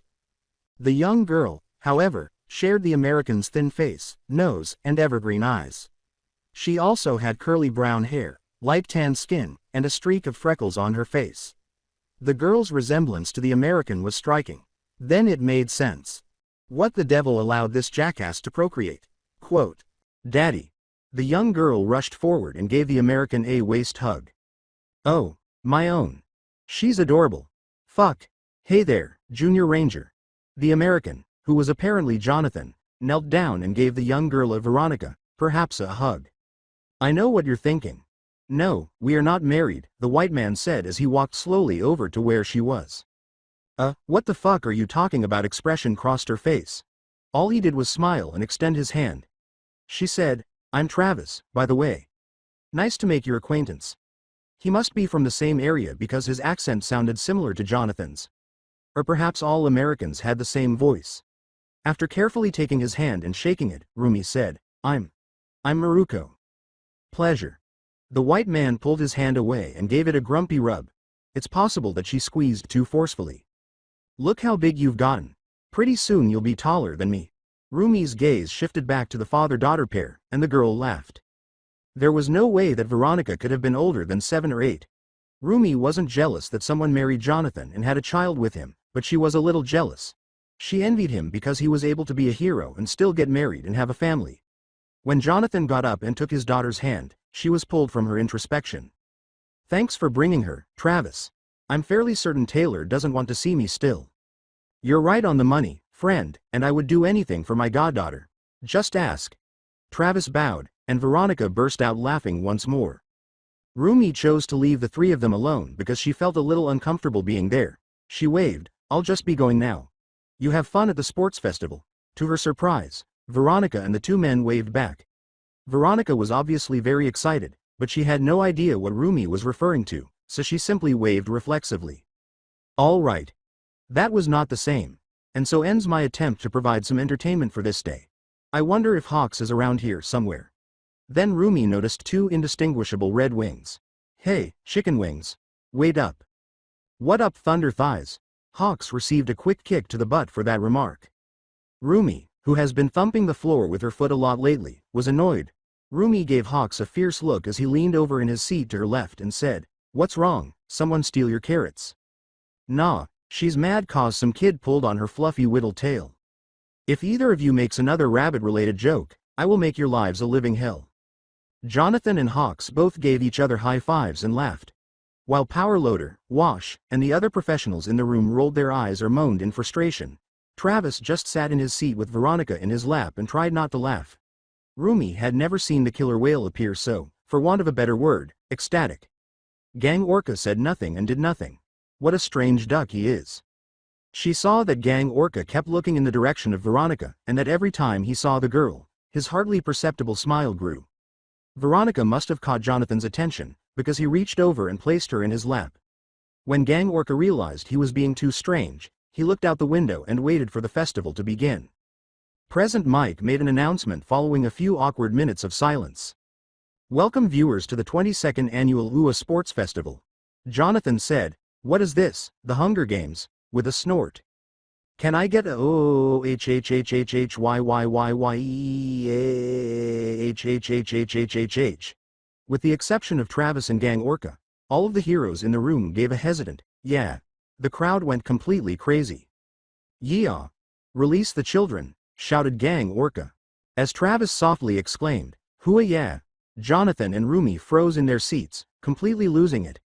Veronica was confused as Travis began to laugh with the other two. Orca received a sidelong glance from everyone in the room who heard him speak. Gang Orca shrugged, looking around. He received more sidelong glances after saying, "What, I like kids." Power Loader simply shook his head. After Jonathan, Rumi, and Travis had regained their composure, they saw a big block of Class 1A entering the field. Gang Orca began to vibrate with excitement. Wash made the decision to correct Orca before anyone could tell him to calm down. "Calm down, Orca." "Shut it," Orca said, "you glorified appliance." As Gang Orca turned back to the field, the room fell silent. "I the number 10 pro hero Wash, you will respect what I say, or I'll break your fucking nose." Wash stood up, looked Gang Orca in the eye, and said in a dangerously calm voice. Wash emphasized the last part by cracking his knuckles. Gang Orca became quiet. The other residents who knew Japanese looked at Wash with either fear or respect. Jonathan uttered sharply, "Washing Machine 1, Killer Whale 0. A tiny voice interrupted Present Mike as she was introducing Class 1A. "Daddy, what are they saying?" "Sorry, sweetheart. Here, I'll tell you." Jonathan began to explain the situation and the identities of the individuals in the field and booth. Rumi ignored him and looked at the pupils. At first glance, none of them appeared noteworthy, but looks can be deceiving. One of them might be very strong. She overheard the others discussing one possible powerhouse with one another. Hawks asked, "Isn't that Endeavor's kid? The one with the two hair colors?" In response, Power Loader nodded and said, "He's definitely going to be one to keep your eye on. But I do have to say that Midoriya Kid might just be his top contender." Gang Orca had diverted his focus from the field to join in the discussion, asking, "Really? What are their quirks? I would guess that Todoroki's quirk is going to be related to fire, but what is Midoriya's?" "Todoroki actually has two, from what I understand. He can create ice and fire, but apparently, he prefers creating ice. Midoriya has a power-up quirk that increases his strength immensely. During the practical portion of the entrance exam, he destroyed our zero-pointer with one hit. Took the head clean off its housing and scattered the parts throughout the mock city. 13 and I had trouble finding any salvageable parts and ended up writing off almost the entire bot." Rumi took notice of that. It wasn't often that a 15-year-old could completely destroy one of those zero-pointers in a single blow. "Hey, which one is Midoriya?"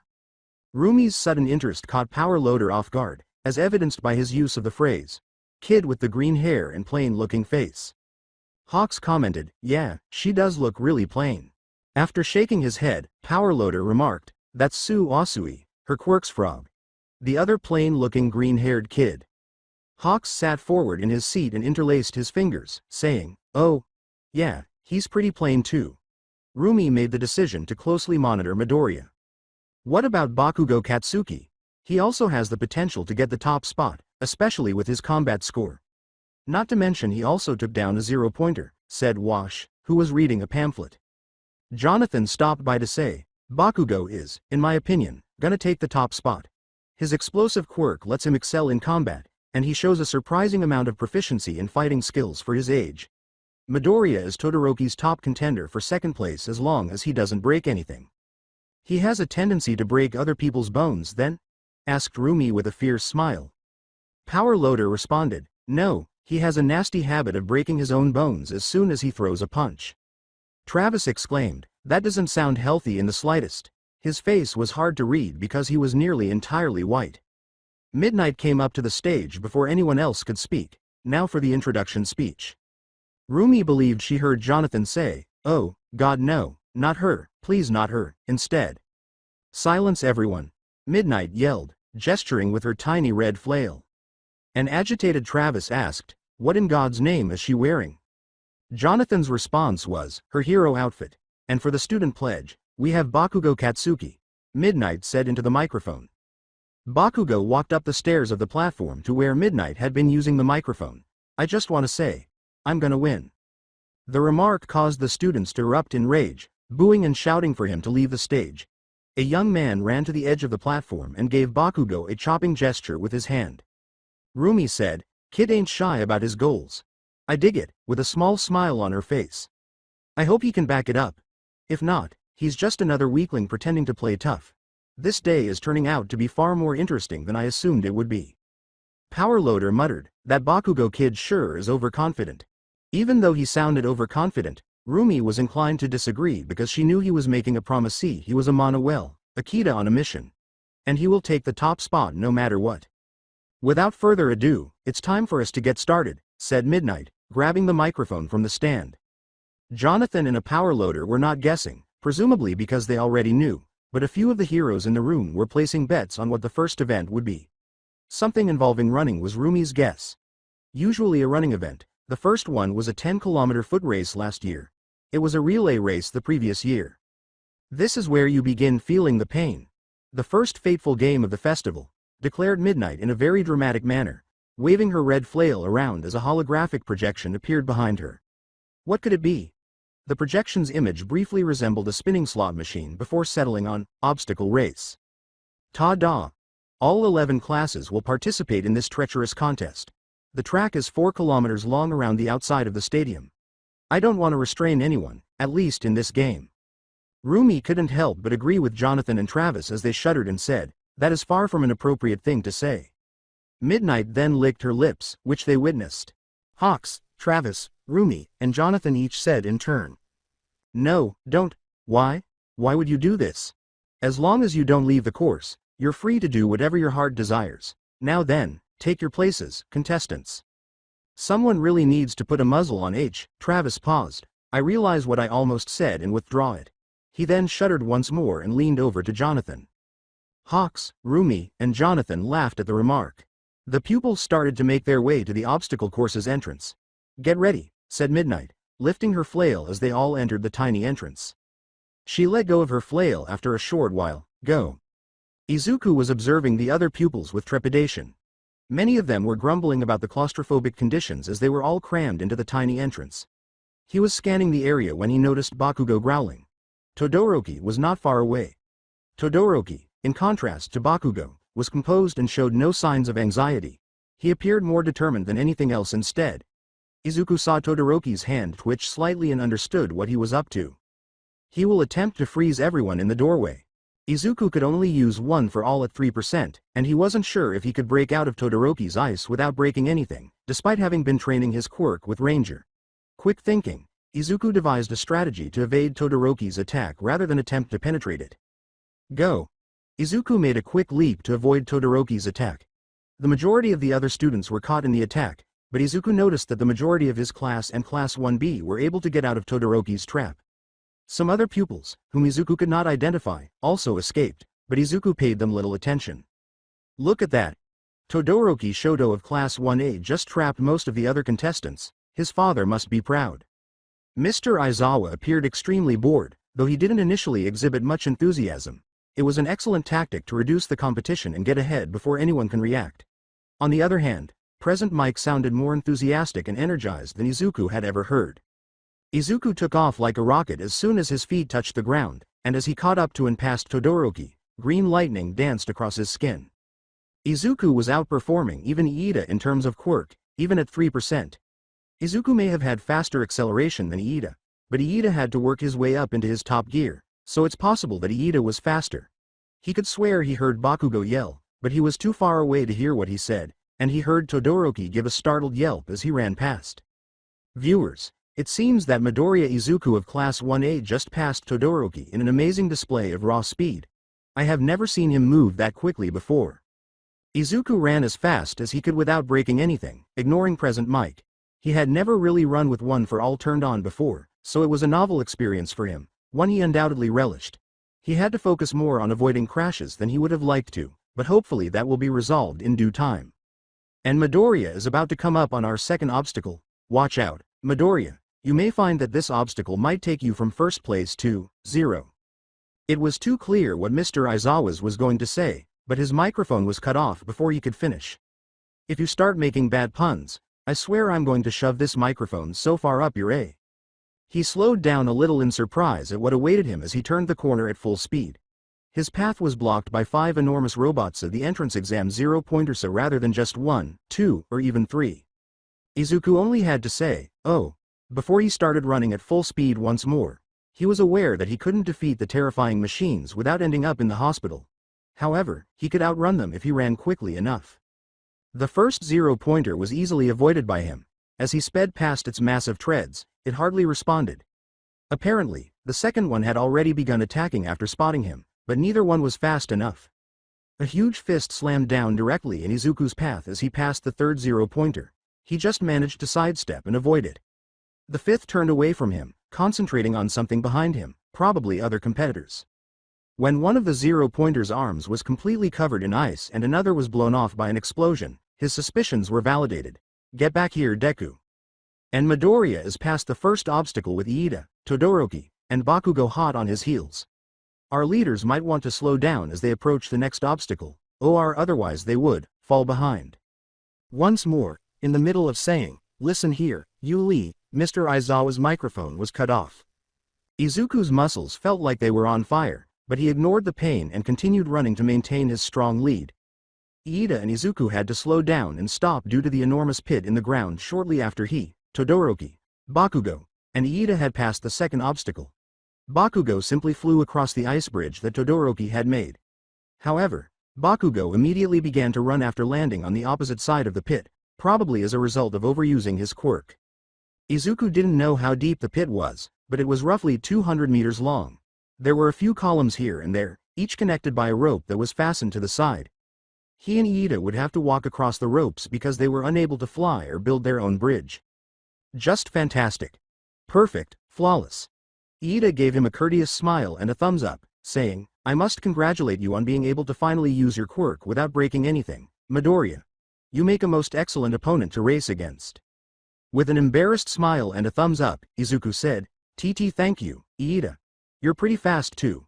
He was obviously fast because of Iida's peculiarity, which gave him actual engines in his legs, complete with retractable mufflers emerging from his calves. "Well, I'm off, Midoriya. Good luck, I'll see you at the finish line," Iida said as he stepped onto a rope, using his legs' engines to propel himself forward and spreading his arms out for balance. Izuku cautiously placed one foot on a rope, extended his arms for balance, and inhaled deeply before placing his other foot on the rope. "Good luck, Iida," he exclaimed. He moved slowly across the rope bridge to one of the columns, taking one step after another. "Hi, Midoriya." Ashido waved excitedly at him while gliding like a surfer along a nearby rope. He waved back, impressed by her ability to balance so well. "Bye, Midoriya," she exclaimed as she completed her slide to the column and struck an odd pose, resting one arm at an angle above her head and burying her head in the crook. After striking her pose, she proceeded to glide along the ropes. Bakugo, Todoroki, and Iida have made it to the fourth and final obstacle. They may want to watch their step or else it might. "Don't you dare blow up in their face, you son of A-." They were already at the last obstacle? Izuku asked, looking around in disbelief. He needed to pick up the pace. He noticed a few other students navigating the ropes as he looked around, each using their unique skill to cross more quickly. With her sticky hands enabling her to adhere to the rope and move through it effortlessly, Asui was crawling across the rope on all fours. Shoji was gliding across to another column after leaping from one. The fact that Yaoyorozu was riding a moped on the rope baffled him the most. Yes. Nothing was visible to him. Her vehicle was a moped. On the rigging. He was giggling to himself and wearing an expression of ecstasy when he saw Mineta clinging to her back with the purple balls that made up his hair as she passed. Gross. Gross. When Uraraka spoke so abruptly behind him, he almost leapt and fell from the rope. Oops. Sorry Deku. I didn't mean to nearly make you fall. He craned his head to look at her and said, It's fine, Uraraka. She was moving her arms to highlight how quickly he was moving. Oh, okay. It's nice that I caught up with you. You were so fast at the start. Just whoosh. And zoom. You were even outrunning Iida, she said. Izuku was amazed at how she maintained her balance because he could hardly maintain his while he was motionless. It was so cool. He was so embarrassed that he had to smile. Thanks Uraraka. But maybe we should talk about this after we finish the race. Yeah, probably a good idea. Well, good luck Deku, Uraraka laughed. Good luck Uraraka, she said, smiling at him before floating to one of the columns after touching herself. Izuku proceeded, cautiously navigating each rope until he eventually made it to the opposite side of the pit. He took off as soon as he stepped onto firm ground. He might be able to overtake Bakugo, Iida, and Todoroki if he ran quickly enough. As he passed, Kirishima whooped, "Woow, go Midobro." Other students were standing in the center of the path ahead of him, scanning the area on the ground. Izuku pondered for a moment, but then he heard a click and stepped on something. Izuku didn't notice the click until he was a few meters away from whatever it was, at which point it burst into a pink cloud. After he had stepped back a few meters, he heard another click and another explosion, this time a blue cloud. Oh, I guess I must have stepped on a mine. A minefield must be where I am. I'm in the mining industry, and that was mine. Izuku leaned into his run and dashed through the minefield, realizing that slowing down might not be the best course of action. Behind him, a flurry of multicolored explosions erupted. In his wake, a number of students were blown off the track or into other mines, causing a chain reaction that sent them hurtling back to the field's beginning. By setting off a landmine herself and traveling back to the area's beginning in a pink cloud, Ashido was able to evade Izuku's path of chaos. Izuku saw him running as if hell itself was on his heels, so Iida must have seen him coming. Izuku experienced some issues as a result, including landmines detonating in front of him instead of behind him. He was more likely to be blown off course by a landmine that Iida set off the closer he got to Iida. Izuku slowed to Iida's speed and attempted to follow Iida's route, which wasn't too tough because the landmines left a lovely little black crater in their wake. Chaos on the field as Iida and Midoriya run through the minefield. Looks like Bakugo and Todoroki have picked up the pace in an attempt to stay ahead. Bakugo and Todoroki were soon out of the minefield and traveling as fast as they could to the gate. Shortly after, Iida and Izuku emerged from the minefield and began tearing down the track in pursuit of the two leaders. The gap between Izuku and Iida initially narrowed rapidly, but Iida was able to shift into high gear, which caused Izuku to take longer to close the gap. The gap between them and Bakugo and Todoroki was narrowing considerably more quickly. It was obvious that Izuku was objectively faster than the other three in a straight-foot race, so the question wasn't whether he would pass them. The problem was, would he pass them before they got to the finish line? The distance between the leaders is closing fast as they approach the final stretch of the race. Bakugo barely in the lead, followed by Todoroki close behind him, with Iida and Midoriya approaching quickly from behind. The four were going all out with their eccentricities. Every time Bakugo made an explosion, he flinched. He must have been in excruciating pain. Ice was slowly forming on Todoroki's right side, and he was beginning to shiver. Iida was breathing hard, and the exhaust pipes in his legs were glowing a cherry red. Even though Izuku was having trouble breathing and his arms and legs felt like they were tearing themselves to pieces, the four of them chose to ignore the pain and fatigue. At last, Izuku was beginning to catch up to Iida, and Iida and Izuku were catching up to Bakugo and Todoroki. Todoroki in the lead. No, it's Iida in the lead. No, it's Bakugo. No, Midoriya has taken the lead. Iida. No, Bakugo. No, Todoroki. No, Midoriya. WHO will take home the top spot. Will it be the flying bomb, or will it be Mr. Calm, Cool and Collected? What if it's the T-posing legacy or the mean green sprinting machine? Listeners, I can't begin to explain how excited I am to find out WHO will cross the finish line first.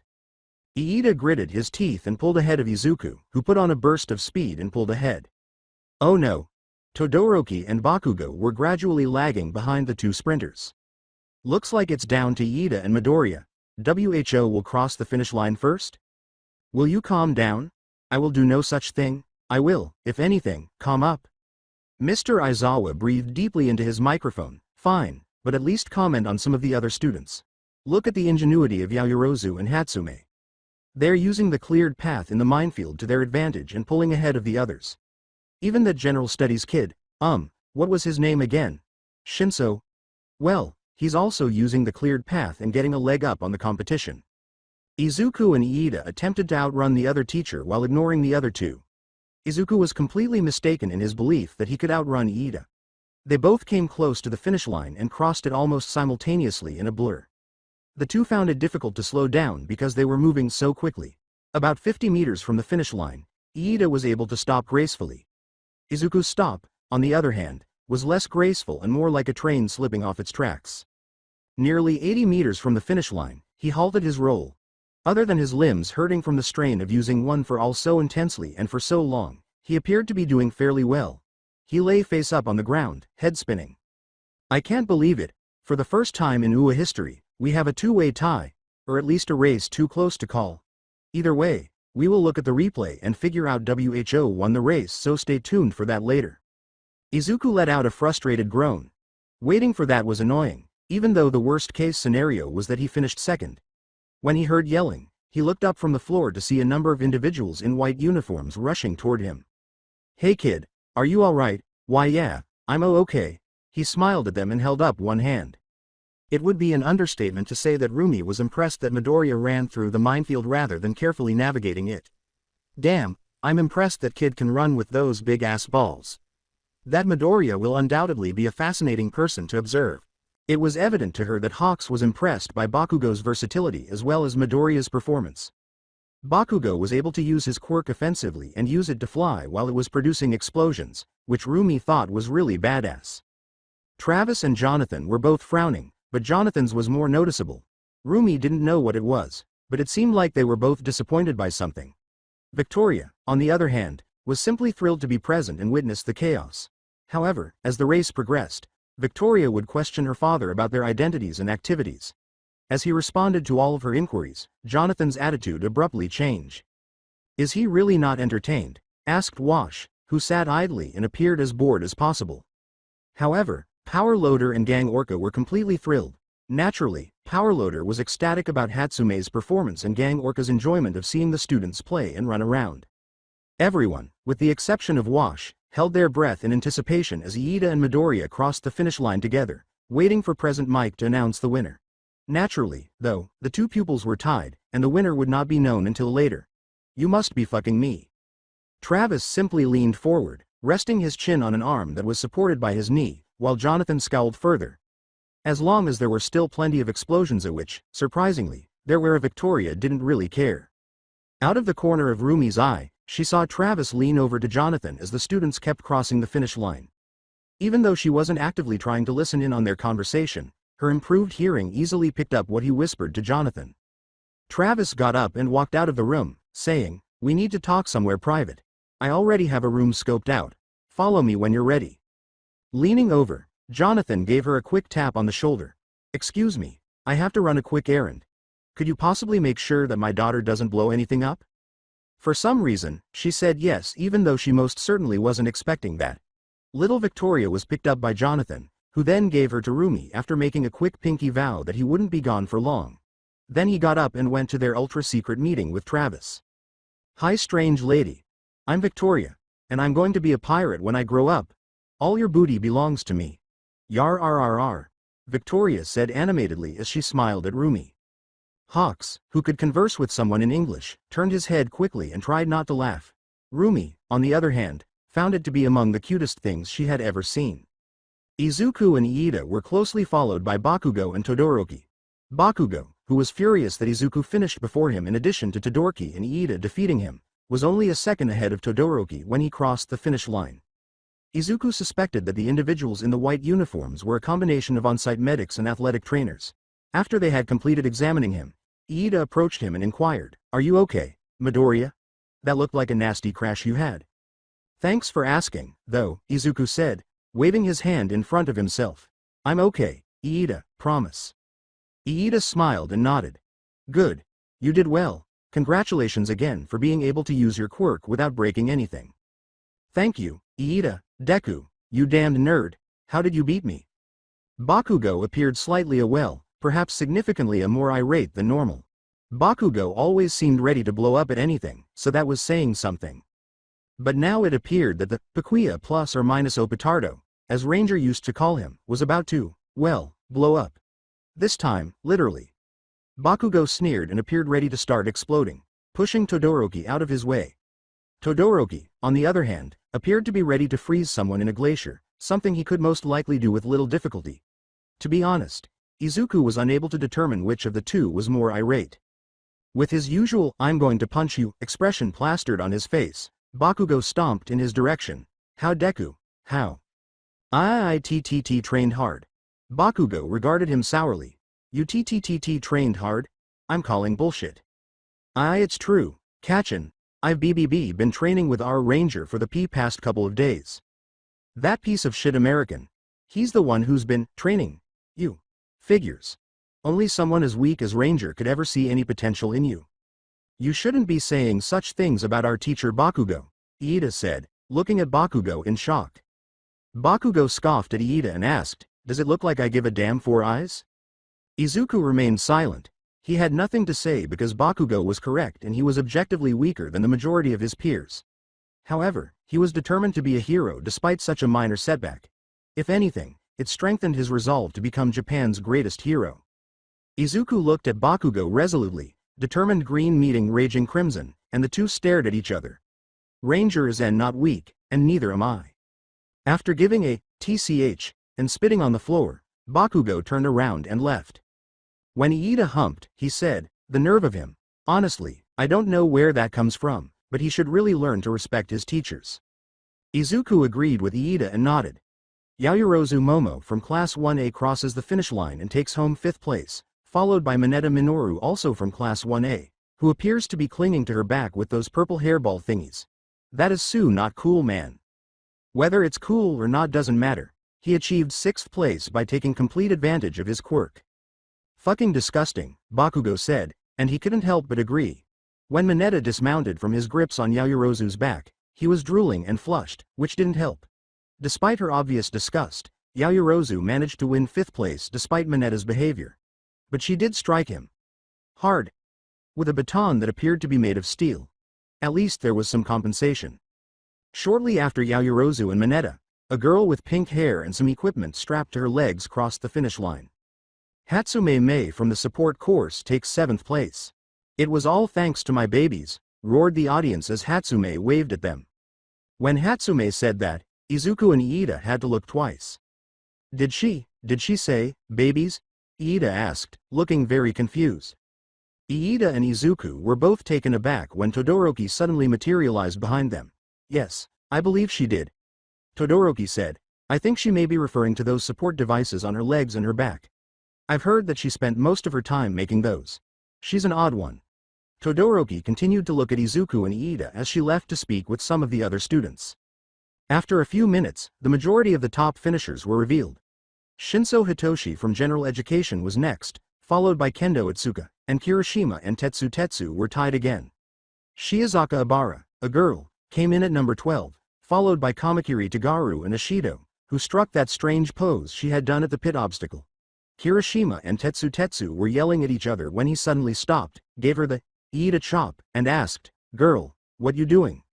In essence, the "Eat a chop" was just Iida's chopping motion without the up and down motion. As an alternative, one would chop their hand and point all 5 fingers at the person, usually when they made a simple mistake or did something absurd. Ranger had somehow modified the notorious "Eat a chop" as well. When Ranger performed the action, he would squat with his knees bent and use both hands to say, "boy," in English. This became known as the "ride a chop," and as soon as Mr. Aizawa learned about it, he banned it. As a result, Ranger gave him his right at chop. The class learned some new insults rather than how to find the inverse of equations. With the possible exception of one Ranger's comment that Mr. Aizawa's parents must have found him at the bottom of the bargain bin at Walmart. Izuku vowed he would never use them. He had no idea what Walmart was, but he knew it was offensive. I still don't know why you all named that after me. I do nothing of the sort, Iida said defensively, adding a few chops to subtly highlight his point as he observed the interaction between Kirishima and Ishido. After a few minutes, Monoma Nato crossed the finish line smiling and exclaimed, "Ha ha ha, Class 1A seems to be having issues with the obstacle course. 'Tis a shame, hee hee hee." Fortunately, Bakugo did not literally burst, but it was still an impressive sight. While a smug Monoma was knocked out with a quick blow to the back of his neck by Kendo, a furious Bakugo was restrained by Kirishima and Ishido. As she drugged Monoma away, Kendo made an apologetic smile and said, "Sorry about him, he just gets a little over-competitive." Replied, "No problem, we're sorry about Bakugo, he also gets a little over-competitive, and possibly a little angry." "Like hell I do. I'm just better than you damn extras," Bakugo swore, straining against Ishido and Kirishima. Strangely enough, Kirishima said, "Sure you are, buddy," in a soothing voice. Bakugo stopped straining to reach Monoma and instead glared at him with the intensity of a few dying stars, suggesting that it had worked. Overall, it was an improvement. Uraraka was one of several individuals who crossed the finish line during this friendly conversation with Class 1B. As she approached Izuku and Iida, she said, "Good job, you two. Although it's a little annoying that you don't know what place you're in." "Thank you, Uraraka, you did well yourself, and yes, it is slightly frustrating. I'm sure my family, my older brother especially, are waiting with bated breath," replied Iida. Uraraka asked, "Your family is watching?" Iida, Uraraka, and Izuku kept talking to each other until Present Mike made the announcement they had all been waiting for. "Yes, well, my older brother isn't watching since he's on patrol right now. But I'm sure that he's getting news about how I'm doing." He began at the bottom of the list and worked his way up to the top, saying, "Now that the event has concluded, it's time for the results." He finally made it to the top 10 after what felt like an eternity.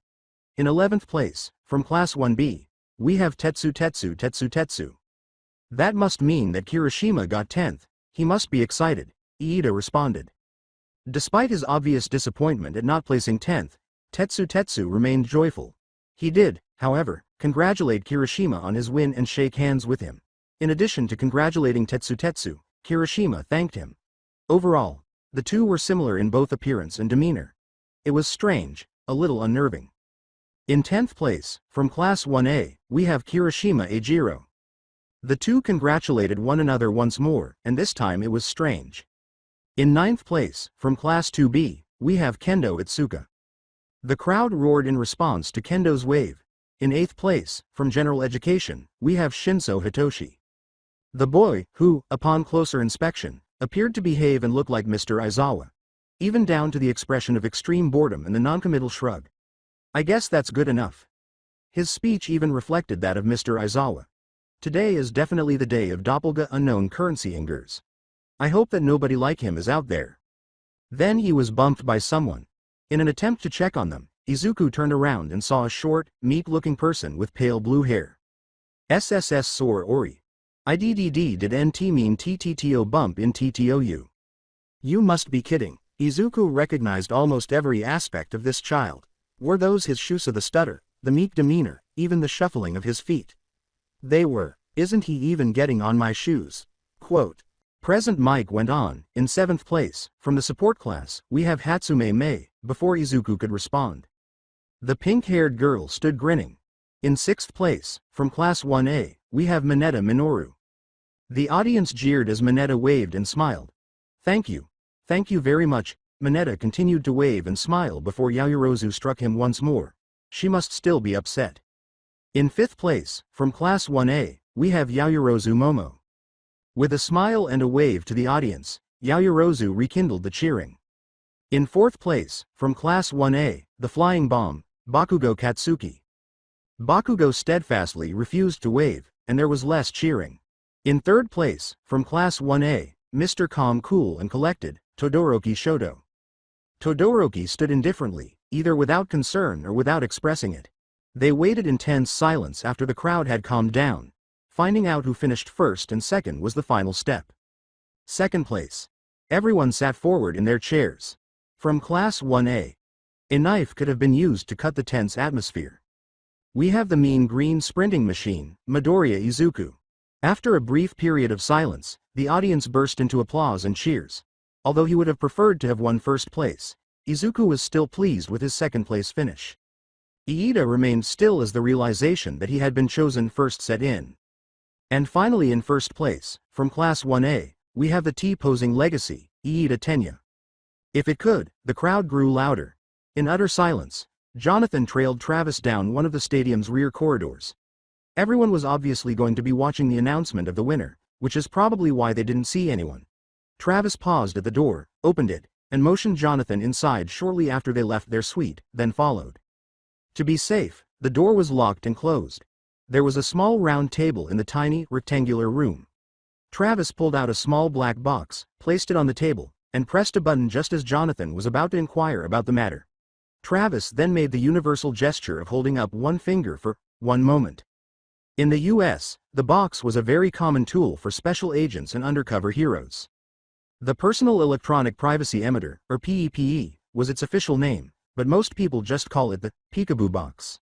It functions as a receiver and intercepts all forms of data flow and communication, but it didn't stop any signals from entering the device's designated range. The Peekaboo box could literally grab it out of the air and stop it from reaching its destination if it was sent wirelessly. In essence, it was just a powerful antenna that stole data. It's excellent for spying and for keeping oneself from being spied on. Thus, the moniker, Peekaboo box. After setting up the Peekaboo box, Travis produced a second gadget, this one a round, box-shaped device with a clear, flat top.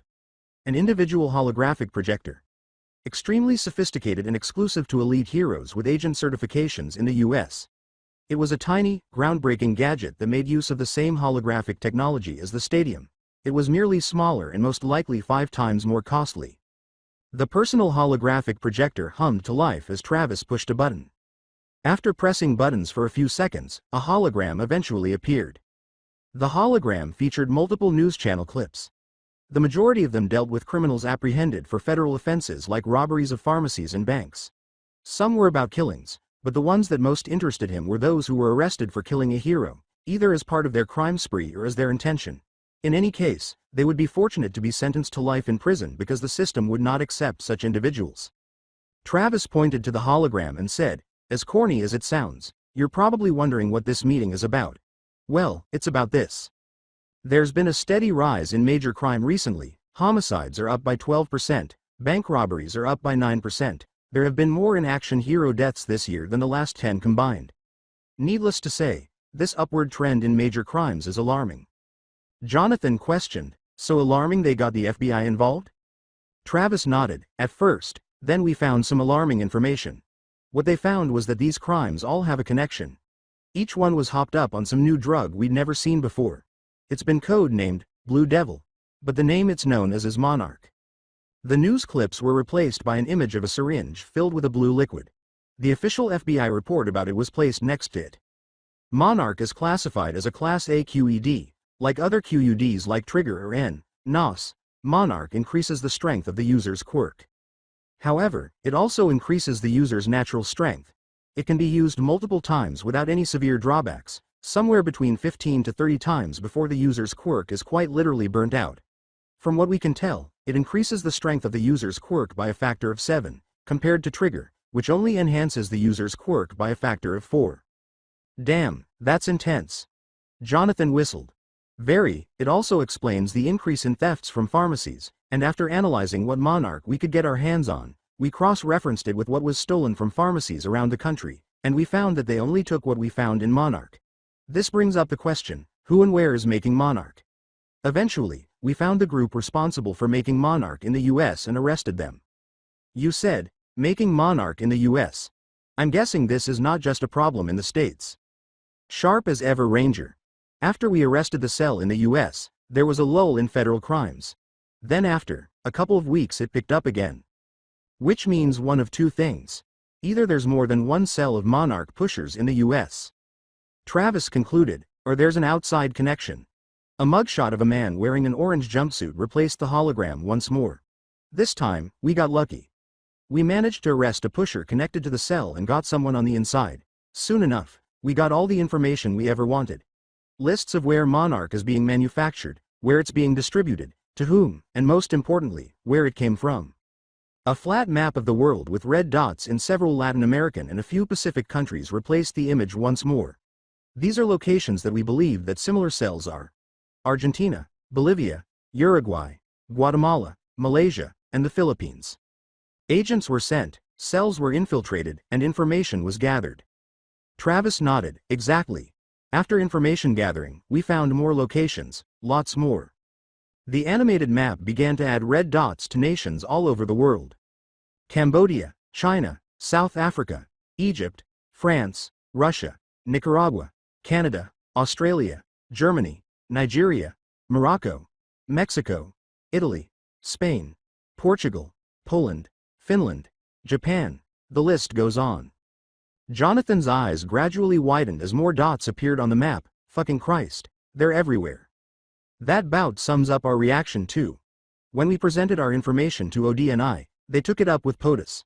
POTUS took this threat seriously and told ODNI to get everyone involved. She wanted each and every one of the cells found and taken out.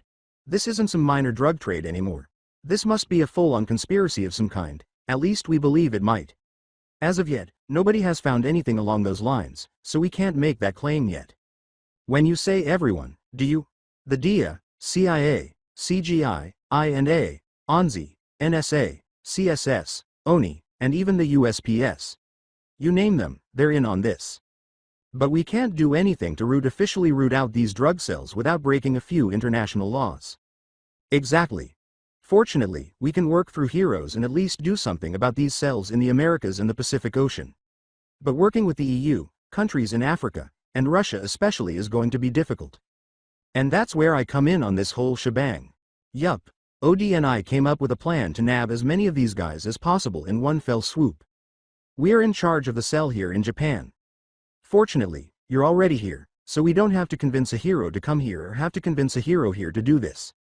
But, I did get in contact with the Hero Association and asked for some support. Any luck? I got a non-committal response in the realm of any police support, and the hero they asked said, and I quote, "I am not teaming up with anyone y'all here. So I doubt that we can recruit a competent hero we could trust." Jonathan was practically bursting with sarcasm. Fantastic. Wonderful. Amazing. Another solo op, great. Not entirely. I'll be with you, bud. And this will be a piece of cake. Intelligence suggests that our targets are only lightly armed. Last time intelligence said that some guy had a goddamn anti-tank missile launcher. I nearly died. The missile only grazed you, you big baby. Travis waved his hand. Only grazed? Only grazed. A few more millimeters to the left and it would have detonated? You could have walked it off. Jonathan simply glared at him incredulously. Anyways, this is our target. A red dot city map appeared on the holographic projector. A little, out of the way, abandoned warehouse in Hosu City. Cliché to say the least. Very, but it works as a hideout. Travis shrugged. So what are the mission parameters? Get in, make as many arrests as possible, retrieve any and all information. And if they resist, POTUS gave the green light for the use of lethal force if, and I mean if, necessary.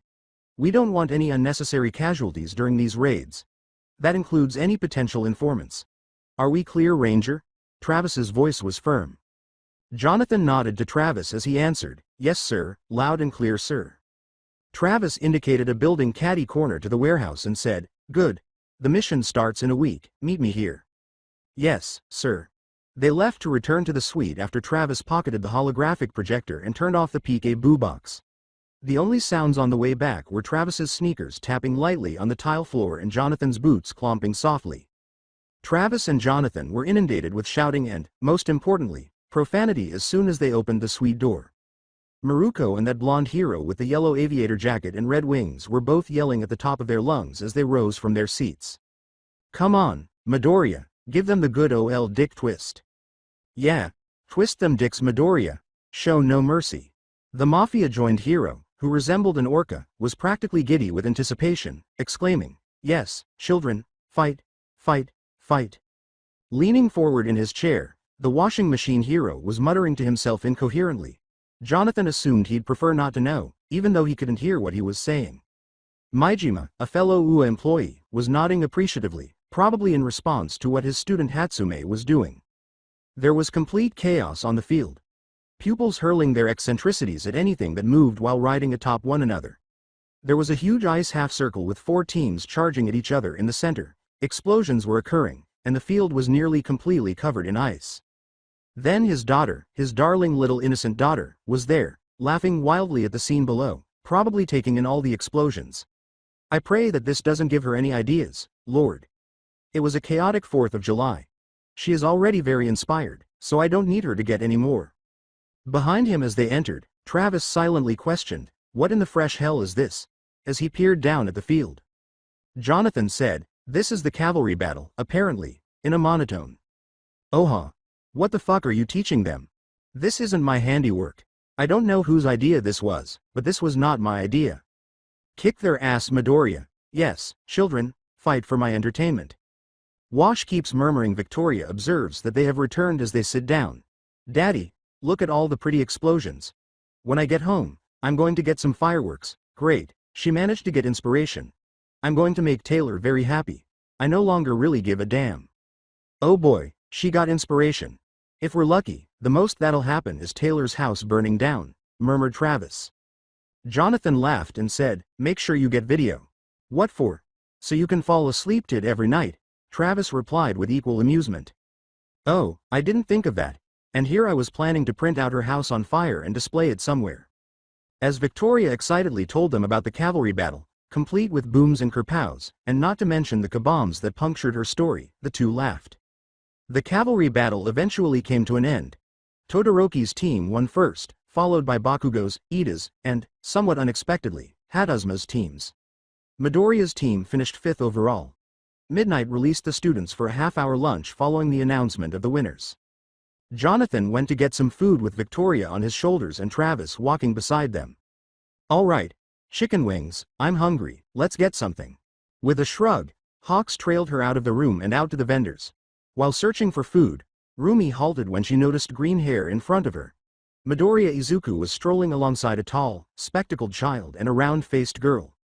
They were all congratulating one another on making it to the final competition and talking about the events they had just completed.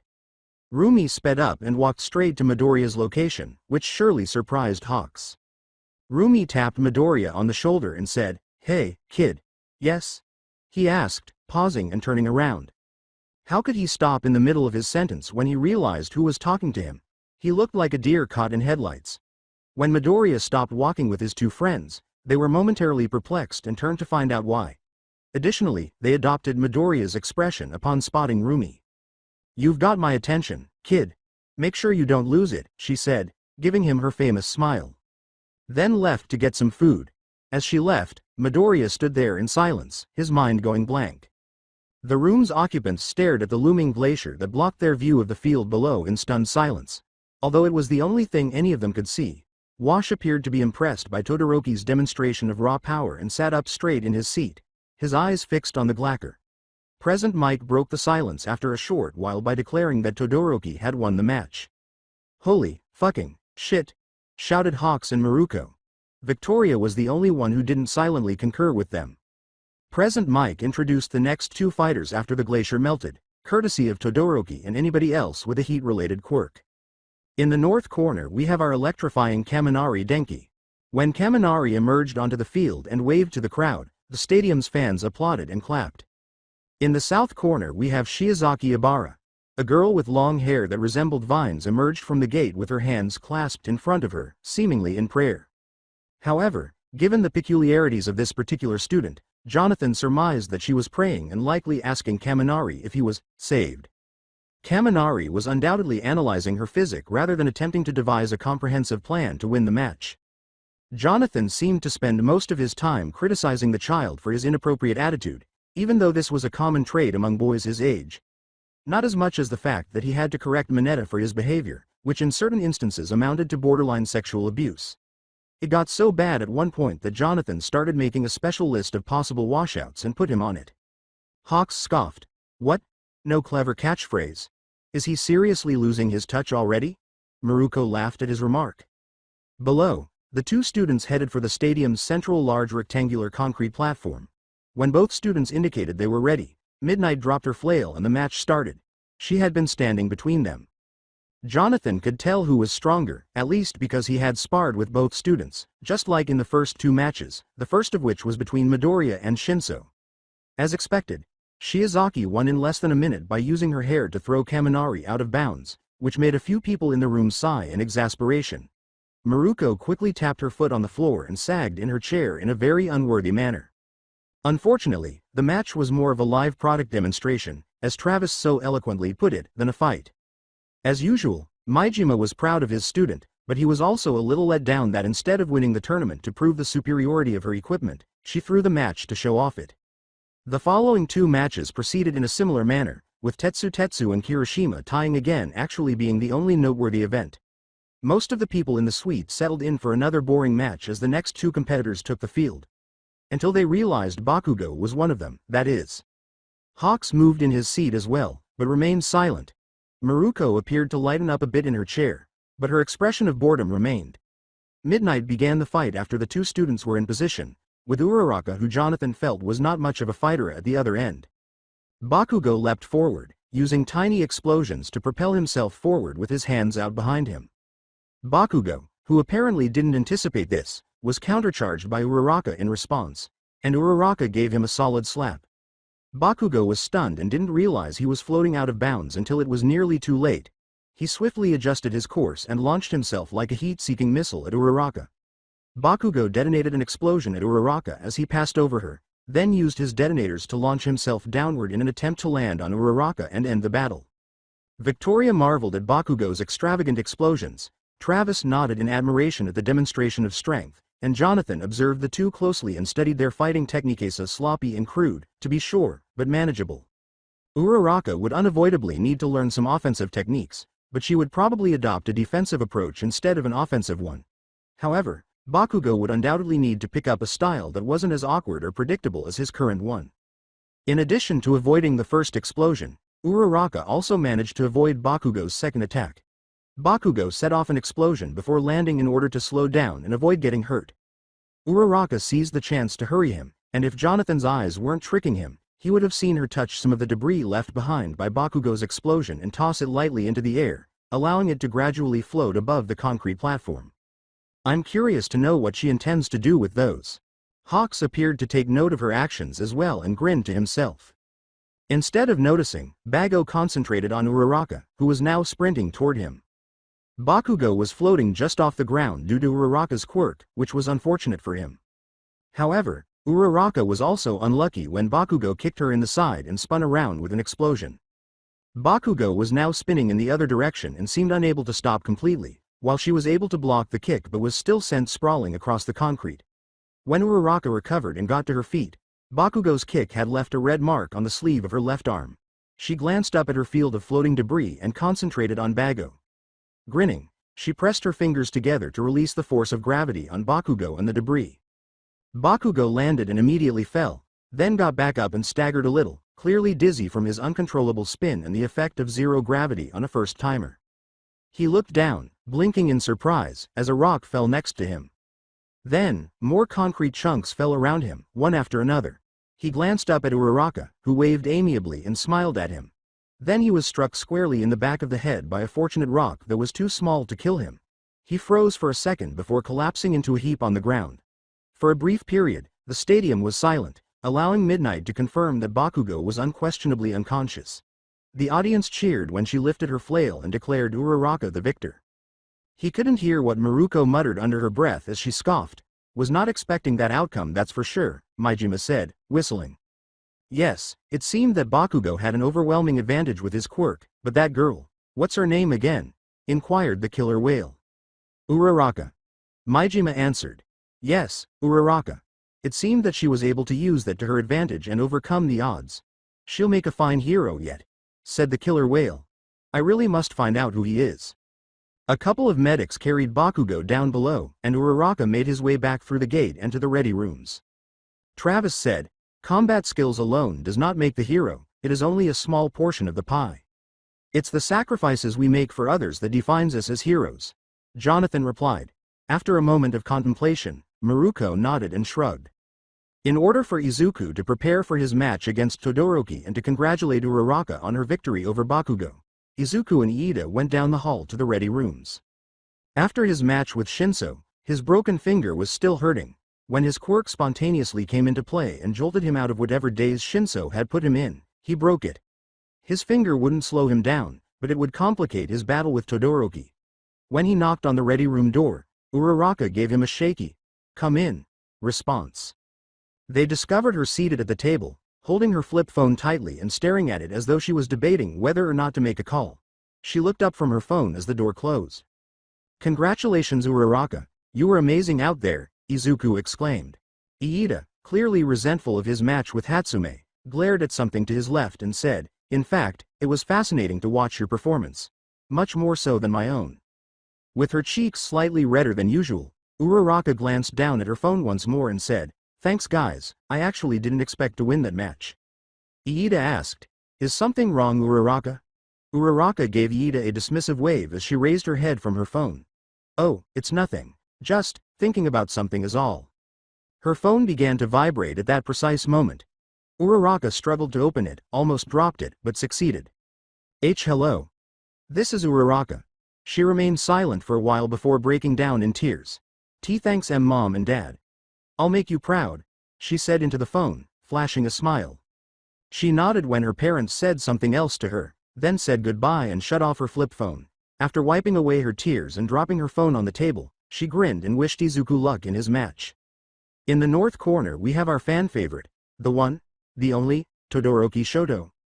After emerging from the shadow of the entrance onto the grassy field, Todoroki strode resolutely to the concrete slab in the center of the stadium. The people soaked up the confidence he exuded with his well-measured stride. However, Todoroki ignored the crowd's cheers, concentrating instead on the person approaching him from the opposite side of the stadium. And in the south corner we have the mean green sprinting machine, Midoriya Izuku. Izuku glared at Todoroki as he made his way to the concrete slab, his left hand gradually clenching and unclenching. Midnight lifted her flail and stood between them. She said, "Fighters ready." She lowered her flail and said, "Go," after both boys nodded. Izuku hurried forward, only to run into a wall of ice before he could approach Todoroki, sparks dancing across his skin. Izuku struck the ice wall hard, shattering it, and Todoroki was thrown back by the shockwave that followed. He was able to stop himself by building an ice wall behind him, which kept him from being blown out of bounds, thanks to his quick thinking. Izuku's finger broke again, and he gritted his teeth. He gave Todoroki a fierce glare, and Todoroki returned the favor. Izuku attempted to rush Todoroki once more, but was stopped by another ice wall. He broke a finger to break this wall as well. Todoroki retaliated by hitting Izuku with a wave of ice. With a flick of his finger, Izuku smashed the ice head on. Todoroki made another attempt and sent another wave of ice, but Izuku destroyed it once more, giving up another finger in the process. As the frost began to cover his body, Todoroki shivered and glared at Izuku, who was standing tall with green sparks all around him and eyes full of unwavering resolve. For a moment the two boys just glared at each other. "What are you doing, Midoriya? You can defeat me here and now. Just get it over with." As Todoroki threw an ice wave at Izuku, Izuku stepped forward and said, "No, not until you use your full power." Izuku blew it to pieces by putting his thumb in his mouth and flicking it at the approaching attack. "Come on, Todoroki. Use your fire." Izuku once more destroyed an ice wave, but this time he did so with one of his already broken fingers. "You're crazier than normal, Midoriya. Just finish this fight." "Not until you use your full power. It's yours, not his. It's your power, Todoroki." Izuku moved closer to Todoroki by a few more steps. Todoroki, shivering violently and covered in ice, took a deep breath and decided what to do.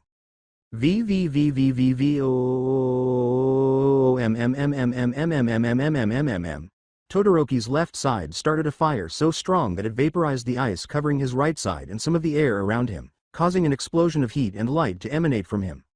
The light briefly blinded Izuku, but he soon recovered. He saw Todoroki, with a portion of his uniform burned away and his left side on fire. With a smile on his face, Izuku rushed Todoroki as hard as he could. After feeling himself strike Todoroki, he passed out a moment later. Izuku was in a bad mood. He meant to say that everything hurt. Even though he was pretty certain he shouldn't be able to feel his kidneys, he did. And for some reason, they detested him. There was a coolness against his skin as well. It was gentle and made him think of hospital she. Oh, once more, he was in the hospital.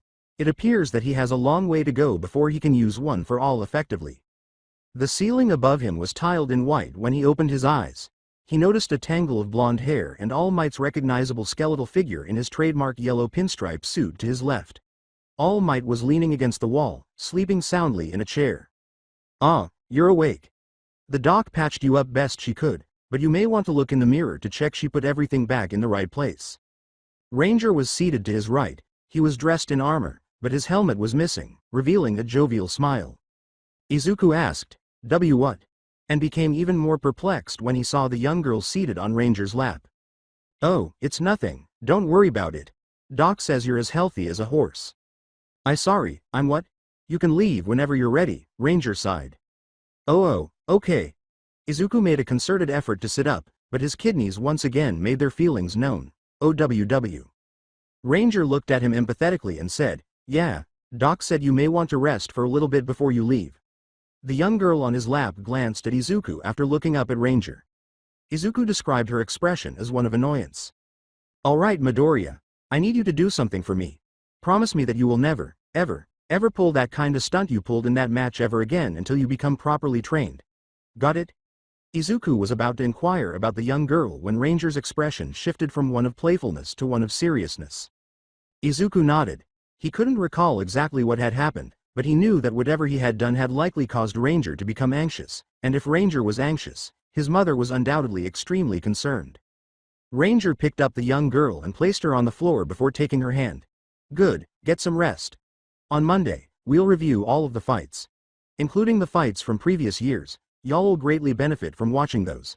Now, I'm off to go check up on Bakugo. Hopefully he hasn't suffered too much head trauma." "Where are we going now?" the young girl inquired in English. "We're going to visit another student of mine. His name is Bakugo."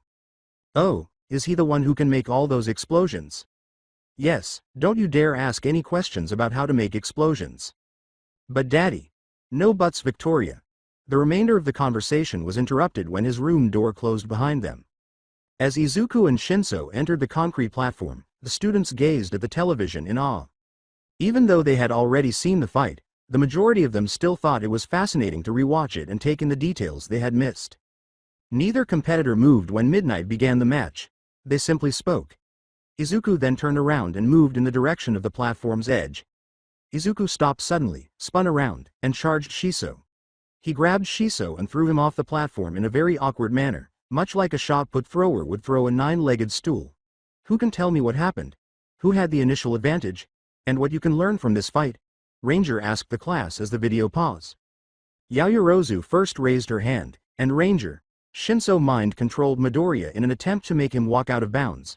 Then Izuku broke his control and won by throwing Shinso out of bounds. Shinso had the initial advantage, but Midoriya somehow countered that and used his strength to win. The lesson we can learn is to take down villains as quickly as possible. Bare bones, but you're not wrong, for the most part. 2.5 out of 3 Yaoyorozu. Next, Ranger gestured to Kirishima. That you should always be wary of villains with an unknown quirk? After giving it some thought and scratching his chin, Ranger said, "Well, I guess that's also a good takeaway, but not exactly what I was looking for. Half credit." He then looked around the room, froze, and asked, "Bakugo, what do you think the lesson is?"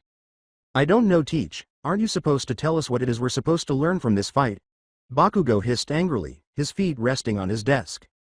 With his arms crossed in a wry glance at Bakugo, Ranger said, "Indulge me, Pequia plus or minus o petardo." "Pequia plus or minus o petardo?"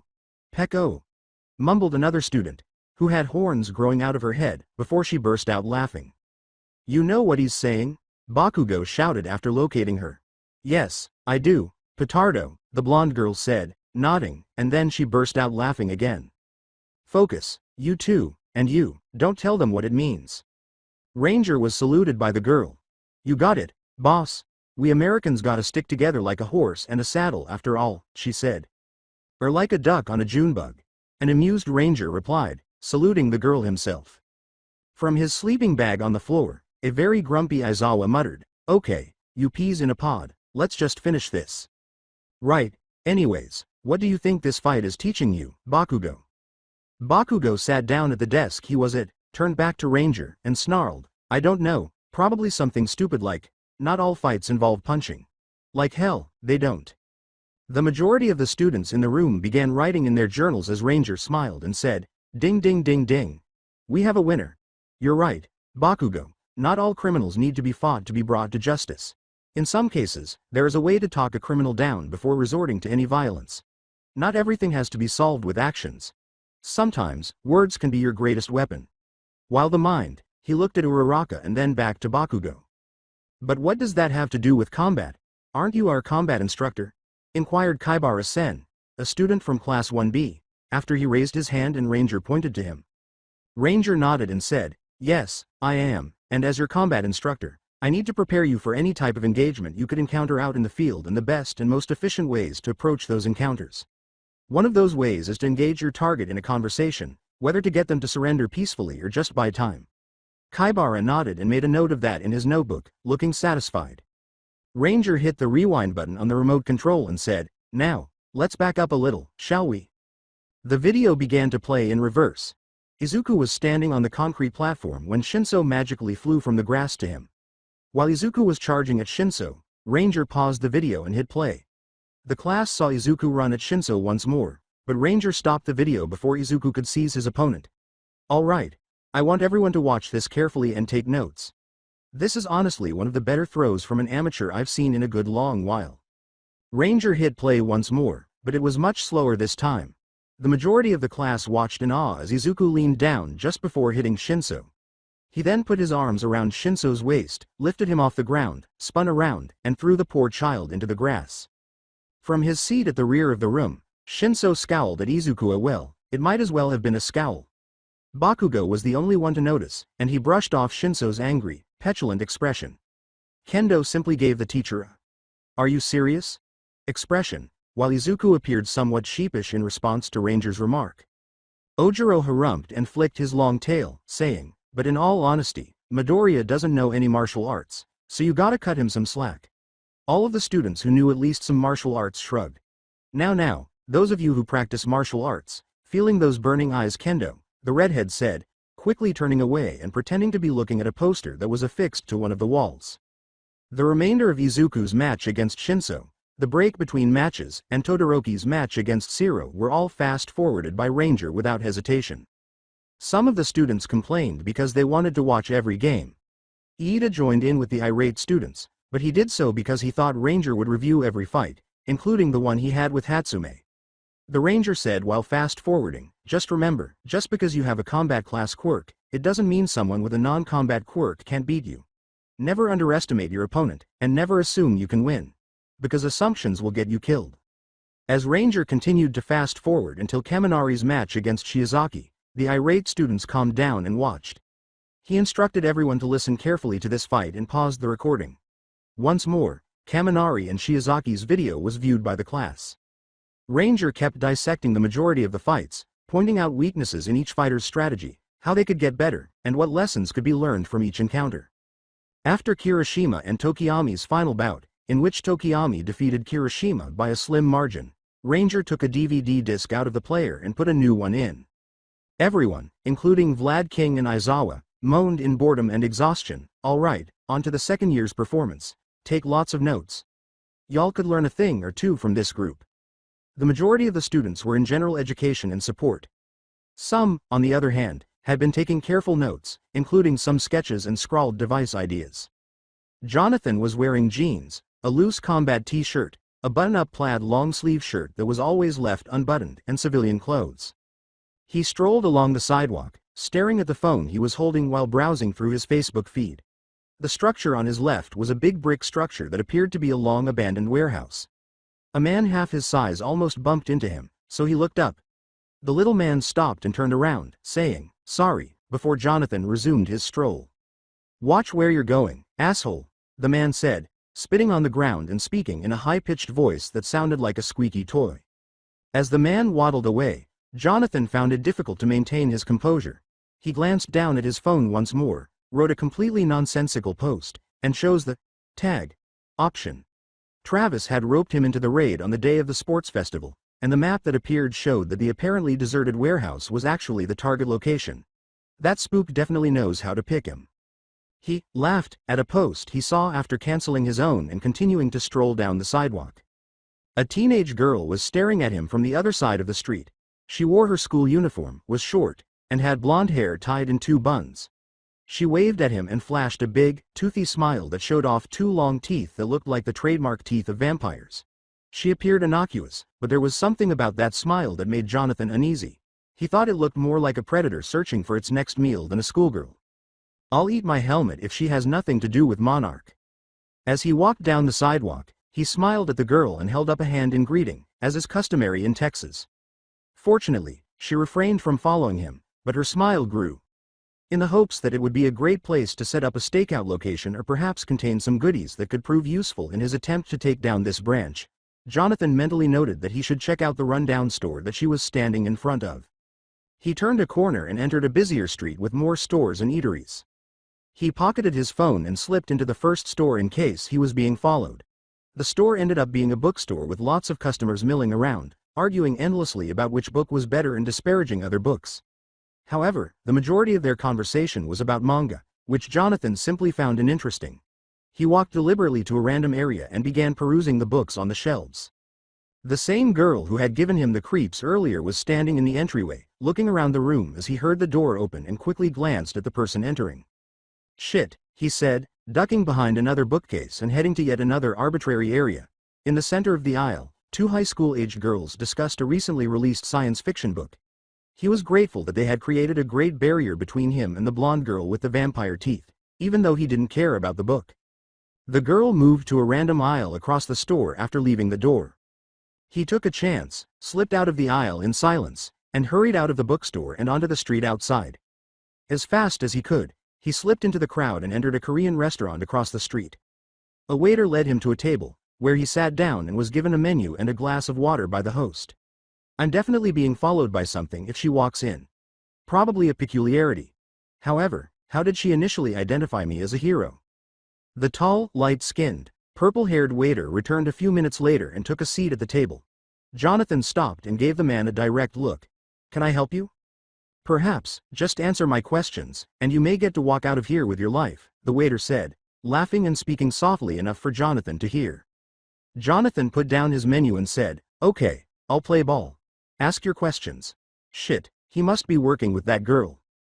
"Good, now, why were you sneaking around that warehouse?" the waiter asked with a smile.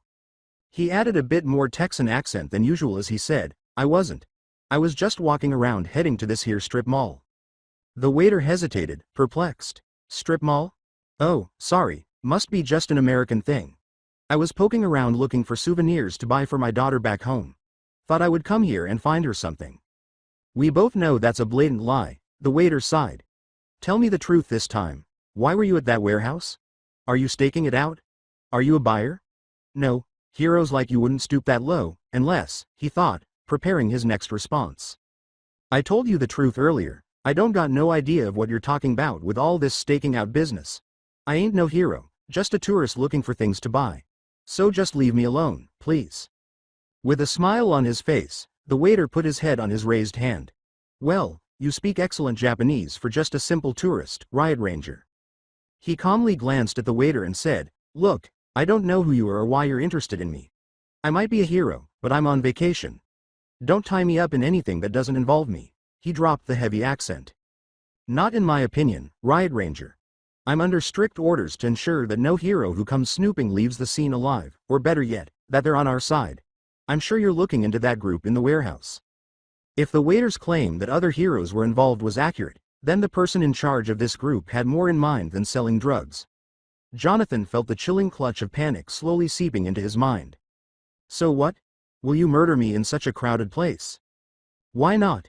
Even if I killed you in a busy restaurant, the police would probably blame this waiter rather than me, so it's not like they would recognize me. So I'm guessing you have a shape-shifting quirk or a control quirk." "Ooh, you sure are perceptive figuring it out that quickly." With a shrug, Jonathan said, "I have my moments." The man drew a knife from somewhere and stabbed Jonathan, saying, "But no matter how perceptive you are, it won't save you. The man's eyes shone as though he was enjoying this, but he wasn't prepared for Jonathan to grab his wrist. Before anyone could react, Jonathan had slammed his head down onto the table and twisted the waiter's arm behind his back, causing the waiter to drop the knife and grunt in agony. "You are under arrest for assaulting an O." The waiter twisted on the table, got himself out of Jonathan's tight hold, and landed upright on the floor, pulling another knife from somewhere. One of the restaurant patrons screamed, and the waiter tried to stab him, but Jonathan deftly blocked his arm and punched him in the nose, then grabbed him by the upper arm, bending slightly and flipping him over his back and onto the table they were just sitting at, causing it to collapse. By this time, a number of customers were fleeing the establishment in fear, and the manager was on the phone with the police. He had no handcuffs on him, but his handy zip tie, which he always carried with him, would be useful in an emergency. "You have the right to remain silent. Anything you say can and will be used against you in the court of law." He leaned over and flipped the moaning waiter onto his stomach while pulling his arms behind his back. "You are under arrest for assaulting an officer. During your interrogation, you are entitled to legal representation. If you are unable to pay for one will be provided. Do you want to talk to me now that you are aware of and comprehend the rights I just read to you?" The waiter moaned and asked in real bewilderment, his voice deepening, "What?" He finished fastening the zip tie around the waiter's hands and pulled him to his feet. "Simply put, what just occurred? If it's not a shape-shifting quirk, it's probably some sort of control quirk, but just to be safe, he shouldn't let the man go. You're under arrest, sir." The waiter flinched in agony as he struggled to free himself in a panic. "What? Why have I been arrested?" "You attacked me, sir. I'm Officer Jonathan Tyson, a registered pro-hero from America. However, I didn't assault you, I would have recalled it." "You did attack me, sir. With 2 blades. How did those end up there?" "No. You weren't attacked by me. Furthermore, I don't know what knives you're referring to." A couple of officers ran into the restaurant after Jonathan showed them his hero ID, and the officers quickly took the man into custody after he walked outside to get a ride to the station and fill out a report to give them. When he looked up, he saw the same girl from earlier standing on a nearby rooftop. Next to her, a man in a long black trench coat with dark hair. Sirens from outside and the flashing of red and blue lights signaled the arrival of the police.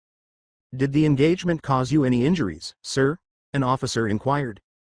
He glanced at the concerned officer and then back up at the roof where the 2 people vanished, saying, "But my spook ain't gonna like this."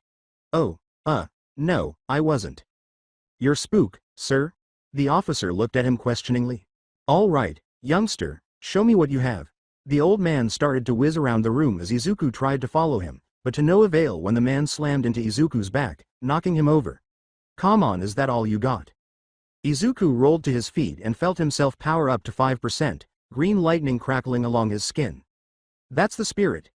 Izuku could see the old man almost in slow motion as he sidestepped, careful not to put too much power into his step, but failing spectacularly when he slammed into a wall full force, knocking the breath out of him. "Toshinori may have taught you to wield all for one, but he definitely didn't teach you how to fight. He obviously didn't teach you fine-tuned control, but we'll get there eventually." "Actually, All Might didn't teach me how to control my quirk," Izuku responded. For the first time since meeting Gran Torino, the elderly man appeared astonished when he landed in front of Izuku. "He didn't? You discovered it on your own, then?" Izuku nodded. "Actually, a pro-hero from America taught me how to start to use it. I've been able to fine-tune my control a little since then." "Those American heroes were never really a strong bunch, but they certainly know a thing or two," Gran Torino said, nodding. "The French heroes, or at least their equivalent, come next. They are now a work in progress." Fortunately for Izuku, the train station was close to Gran Torino's house, but at that moment, 4 blocks seemed like 10 kilometers. Gran Torino dismissed him, and Izuku began to wearily drag himself home before he could ask what he meant, and the old man took off again, rocketing around the room like some sort of possessed bouncy ball. They trained in this manner for the next few hours until Izuku practically collapsed from exhaustion. Izuku passed a small family pharmacy and thought he heard something, a crashing noise coming from the small building. The street was almost deserted, and most people had gone home for the day. The larger stores were still open, but few customers would enter at this late hour. Then why was there a crashing sound? Is anyone in there? Or did it come from an alley? Izuku ignored it at first, but tiredness forced him to pay attention. The neon sign was off, and the store's glass front window was shuttered. As he approached the store, he listened carefully. Izuku could barely hear the sound of voices through the shuttered window, but he heard something about boss, warehouse, and monarch. There were multiple voices, one deep, one distinctly high-pitched, and one more feminine. Izuku tried to recall what Mr. Aizawa had told him to do in such circumstances, but before he could do so, someone in the building yelled. And then a shelf crashed through the shuttered windows and landed in a mangled heap in front of Izuku. A female voice shouted, "I'm getting so sick of that." Time seemed to slow down as Izuku powered up, determined to save the person who had flown through the hole created by the shelf. He watched as the woman twisted in midair, planted her feet on the building across from the pharmacy, then rocketed off and back into the hole she had come from. There was a crash and a yell as she dove back through the hole. Before a big man nearly 3 meters tall staggered through the front of the pharmacy with the woman from earlier riding on his shoulders. Izuku stood motionless as villain after villain was flung out of the hole like rag dolls. Time for a dirt nap, big guy. The woman's smile wasn't the one she frequently flashed to the media. It seemed more real than her usual wide smile. She tightened her legs that were around the villain's neck, and a few seconds later, the big man fell face down onto the concrete as the woman hopped off and out of the way. After examining her work, the heroine saw Izuku and exclaimed, well, if it's not the green-haired kid with the killer arm. Maruko. Maruko laughed and said, "Calm down, kid, it's not like I bite or anything." "Sorry, alright. Why have you come here, of all places?" Izuku was genuinely at a loss for words, even though he already knew the answer. "There isn't much going on in the upstairs department, which should be clear. I'm kicking ass and taking names," Maruko said, raising an eyebrow. Izuku's face was now beet red as he looked sideways in embarrassment, saying, right, it was an stupid question."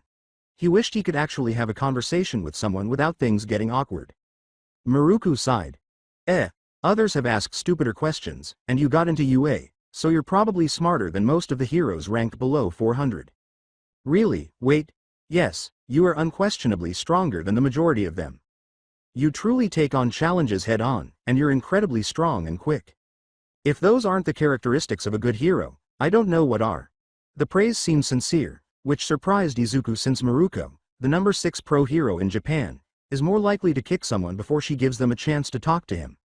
The other part of his shock came from the fact that Maruko was telling him that he had potential, which swiftly turned into one of the most memorable moments of Izuku's life, second only to meeting All Might and, eventually, his wedding day. Maruko reinserted a tiny gadget into a concealed opening in the metal plates covering her midriff. "You mean Midoriya?" Maruko gazed expectantly at Izuku. "Oh, yeah, Midoriya Izuku is my name. I'm glad to have met you." When Izuku bowed to the heroine, she chuckled a little. "I'm positive it is, but if it's okay with you, may I ask what you're doing here at this hour?" Maruko inquired in a friendly manner. "I'm headed home after working out with Gran Torino, a pro hero."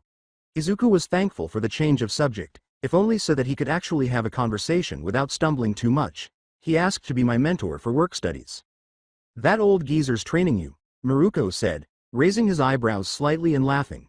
"It demonstrates how much I value my coworkers that I assumed he had passed away years ago."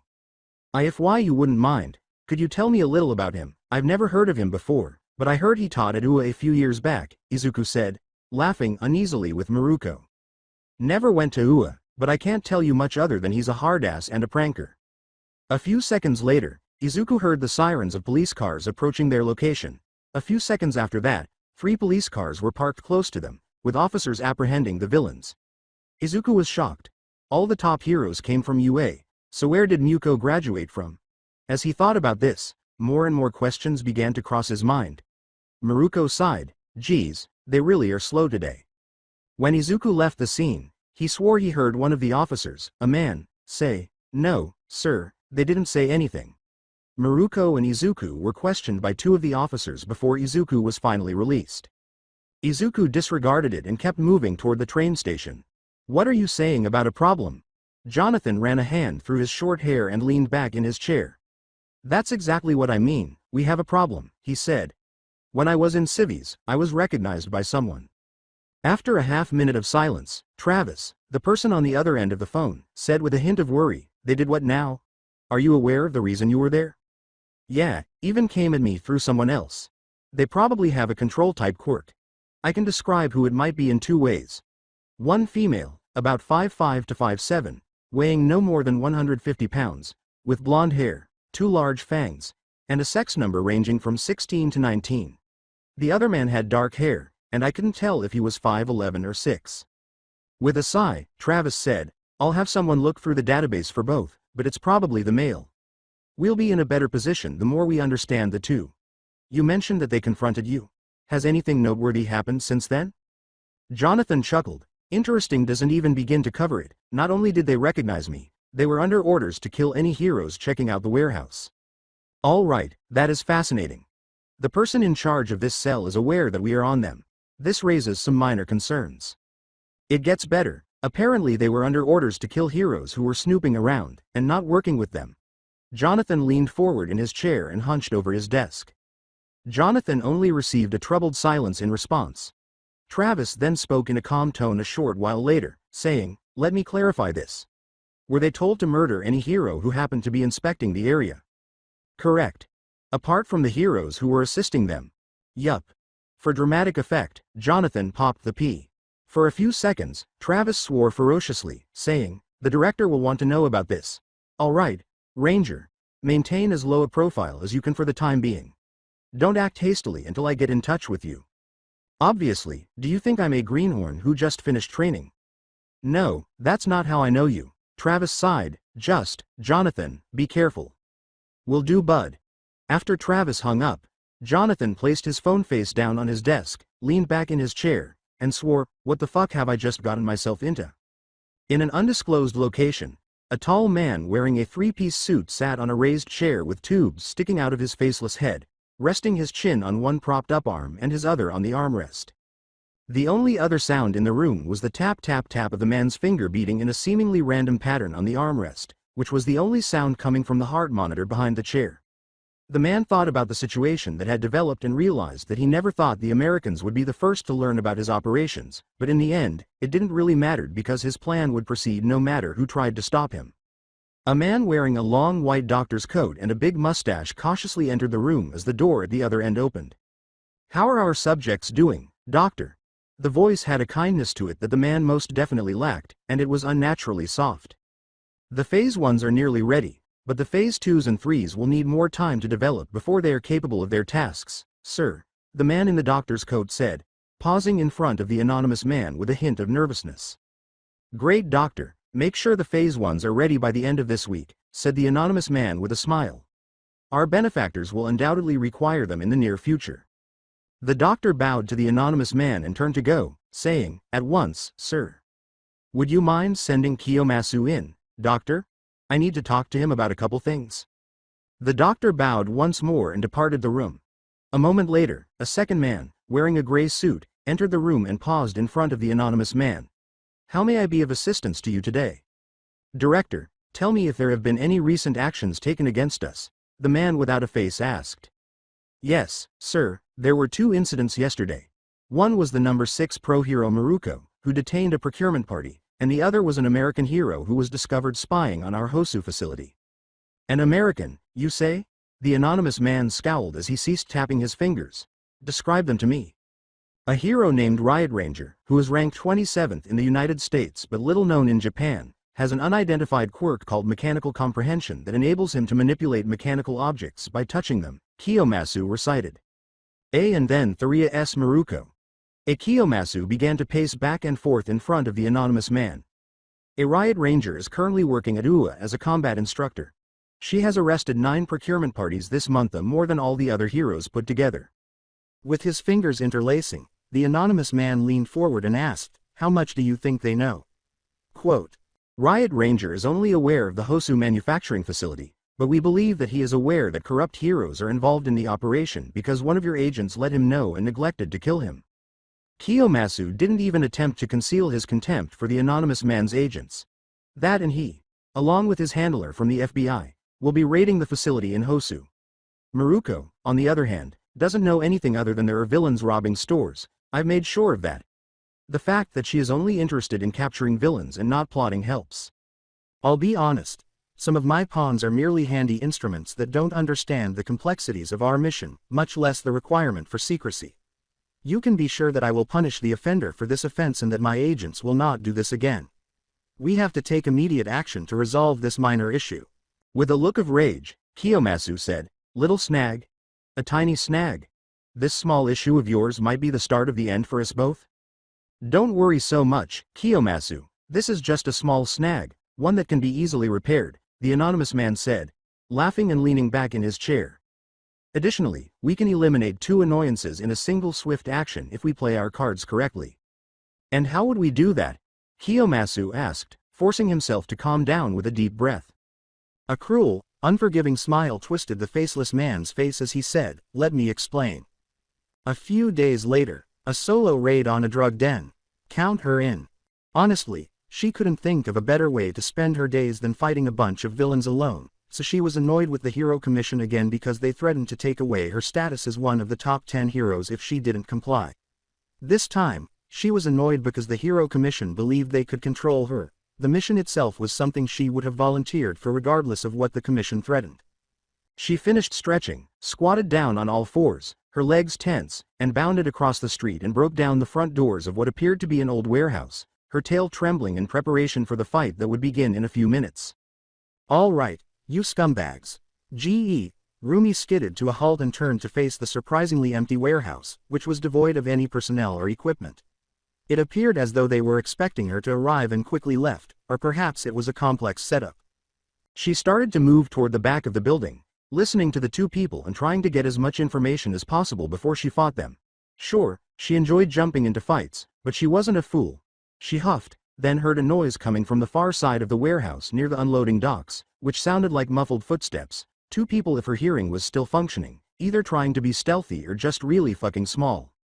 One of them was louder than the other, either because they were heavier, because they were wearing different shoes, because they were moving faster, or because all 3 were together. There was a faint clomp to their steps, suggesting that their shoes were more rigid, so they were probably wearing boots. It was a strangely familiar sound that she couldn't quite place, reminding her of the thick boots that SWAT teams wore, but these boots seemed quieter and somehow tougher. The other one was much harder to place. They were light and made little noise even when they sped up. Probably sneakers, or slippers. No, definitely sneakers. What made Rumi pause was how silent the people's footsteps were, either they were small or they had stealth training. There's no use in postponing the inevitable. Let's begin this performance. The 2 people were crossing the floor when she dashed down a few hallways and rushed through a double door into one of the storage areas. "Here RRRS Miru, wait, what the fuck is going on?" The man lowered his rifle and said, "I can ask you the same question, Fluff Butt," wearing a long brown coat and armor that made him resemble a real tank.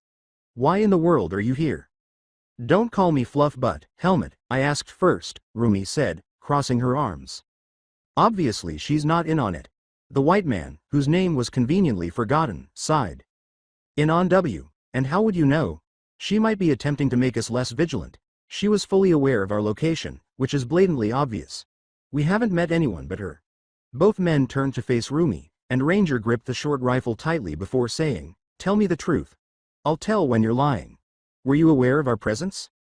"I was unaware that you were fucking here. No, I'm just as perplexed as you 2. What the devil is going on? Why are you 2 here, and how did this drug den be aware that I was coming?" The 2 men exchanged glances, and just as the white man was about to speak, there was an explosion outside the deserted warehouse. "What the fuck was that?" the white man cried out. "This is the pro-hero riot ranger. I just heard what sounded like an explosion in Hosu City. Anyone copy?" the ranger said, reaching up to the right side of his helmet and pressing a button. From the direction of the explosion, Rumi's enhanced hearing detected sirens and screams. "Hey, we must go assist them. Come on, let's go, you 2. When a big sheet of metal fell and covered the doorway, Rumi stopped her progress toward the double door she had previously broken through. Ranger raised his rifle to his shoulder and stood facing away from the white man, who raised both hands and surveyed the room anxiously. "I've got a bad feeling about this," Ranger muttered. "What a nice, but not surprising, surprise." Riot Ranger was an American hero who rose through the ranks fast despite having a quirk that shouldn't be used in hero work. Maruko, the well-known rabbit heroine, is more resilient than most heroes, bold, impudent, and most importantly, persistent. Finally, the FBI handler, an enigma everywhere, with an unidentified talent and peculiarity. The voice seemed to emanate from the walls themselves. "Who are you?" the white man asked. "My name doesn't matter. What matters is that you're all going to die. While you can, make amends with your gods." In the room gray clouds began to form, and forms emerged from them, all 6.5 feet tall, monstrous in nature, most humanoid, but almost all with what appeared to be a physical-type quirk. Ranger, what is the strategy? This is definitely going to be a difficult fight. Quote closing square bracket. With her back to the two Americans, Rumi faced the monsters. As usual, I'd ask, are you game? Quote closing square bracket. With a laugh, the white man said, am I game? I'm game for anything. Does rock sound good? Quote closing square bracket. What in the fuck are they talking about? The creatures from the gray mist asked, turning to face the three heroes en masse. Are you two really not worried about this? Hungry eyes peered at each of them maliciously. That is, the roughly 20 ruthless creatures attempting to murder us? Maruko inquired.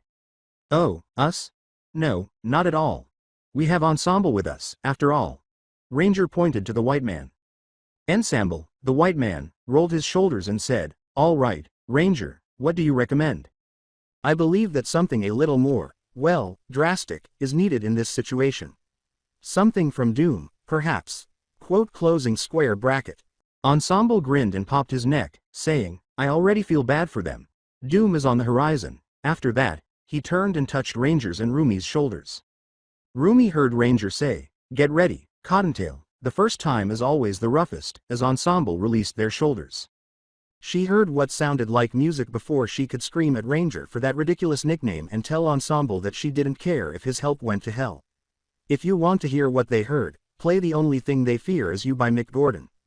Rumi could only describe the music as a combination of heavy metal and electronic. She had no idea what the song was, but she knew it was unlike anything she had ever heard before.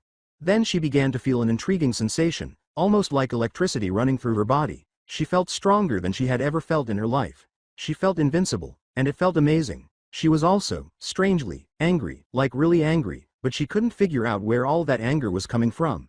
And she smiled as the monsters charged at the three heroes. Both Rumi and Ranger countercharged the monsters, and Rumi kicked the nearest monster in the side. The outcome was undoubtedly extreme. Normally, her kicks could deal a significant amount of damage and send a target flying, but this time, she kicked the monster so hard that it literally split in two. She then attacked another monster with a roundhouse kick to its chest, which sent it flying back through a gaping hole in the concrete where its torso was found. Ranger approached the monsters on the other side of the room more deftly, dropping his rifle before the fight and using his big chrome revolver and a 15-centimeter long knife instead. Although he was not nearly as strong as Rumi at the moment, he could hold his own against these monsters, and the large .44 rounds of his revolver tore through the monsters like wet paper, leaving gaping holes when they left the other side. The battle lasted no more than 4 minutes, with the final monster being killed by Rumi with a vicious axe kick that split the creature in two. Rumi and Ranger stood, both of them breathing heavily, taking one last glance around the room to make sure they hadn't missed any monsters. Excellent work. You have my admiration. I've learned so much from you about how to make my amazing creations better. I must say goodbye to everyone for the time being, but be prepared for this to be our final meeting. Hold on, you bitch's son. Are you scared that I'll crush you the way I crushed your monsters? The effects of Ensemble's quirk haven't entirely worn off yet, so Rumi was incensed. It seems like our wild card had more than one ace up his sleeve. His plan went off without a hitch, a perfect trap meant to set off his grand plan without killing anyone. The loss of his precious Nomu will be a small price to pay for his ultimate goal. As Maruko and Riot Ranger continued to shout insult after insult, some threats, some ordinary insults, but the faceless man had to admit that some had been rather clever and creative. He smiled and watched the TV screen that showed the warehouse in amusement. I do hope Tamura is having just as much success as I am tonight, he said.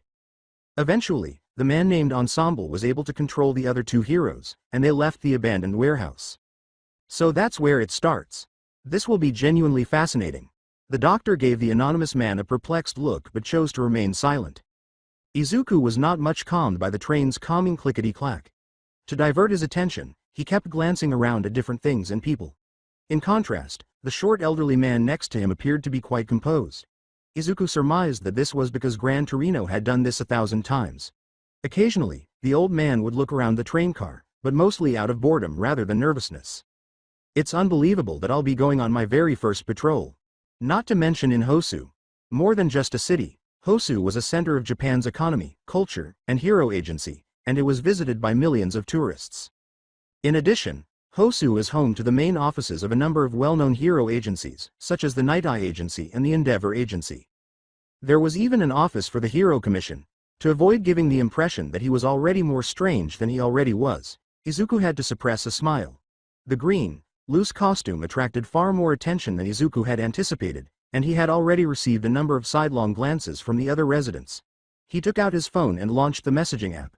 The Class 1A group chat was listed first. Izuku reflected on their earlier discussion that day. I heard about your older brother. Is he okay? Are you okay? Iida was still packing to go to his work study under manual as he sat at his desk. Iida's face briefly displayed a look of sadness mixed with hatred. I'm fine, Midoriya. Thank you for asking. My brother is alive and recovering right now. Hopefully, he will be well enough to resume his hero work before too long. Iida's smile quickly transformed into his typical everyday expression. Izuku ran after Iida as he left the classroom and entered the hallway, realizing that the smile was fake. Izuku knew he had to say something to Iida, but he wasn't sure what to say. Iida slammed into Ranger because he was preoccupied with whatever was bothering him. Before Ranger caught Iida and stopped him from falling, he stumbled and almost fell. Whoa there, you alright there, Iida? Sorry, sir, I didn't see where I was going, and yes, I am unharmed. Thank you, sir, Iida said, bowing to Ranger. No need to be so formal, Iida. Things happen. You sure you're alright? Something on your mind? Not to pry or anything, but you did seem a little upset about something. Do you want to talk about it? With his fists balled up, Iida gave Ranger another phony smile of assurance, saying, I'm fine, sir, there's nothing to talk about. The Ranger raised his eyebrows and replied, Okay, Iida, but just so you know, if you need to talk about anything, the rest of the teachers and I are here for you. All you have to do is ask. Iida gave Ranger another bow and walked past him down the hall. Thank you, sir. I'll make sure to keep that in mind in the future.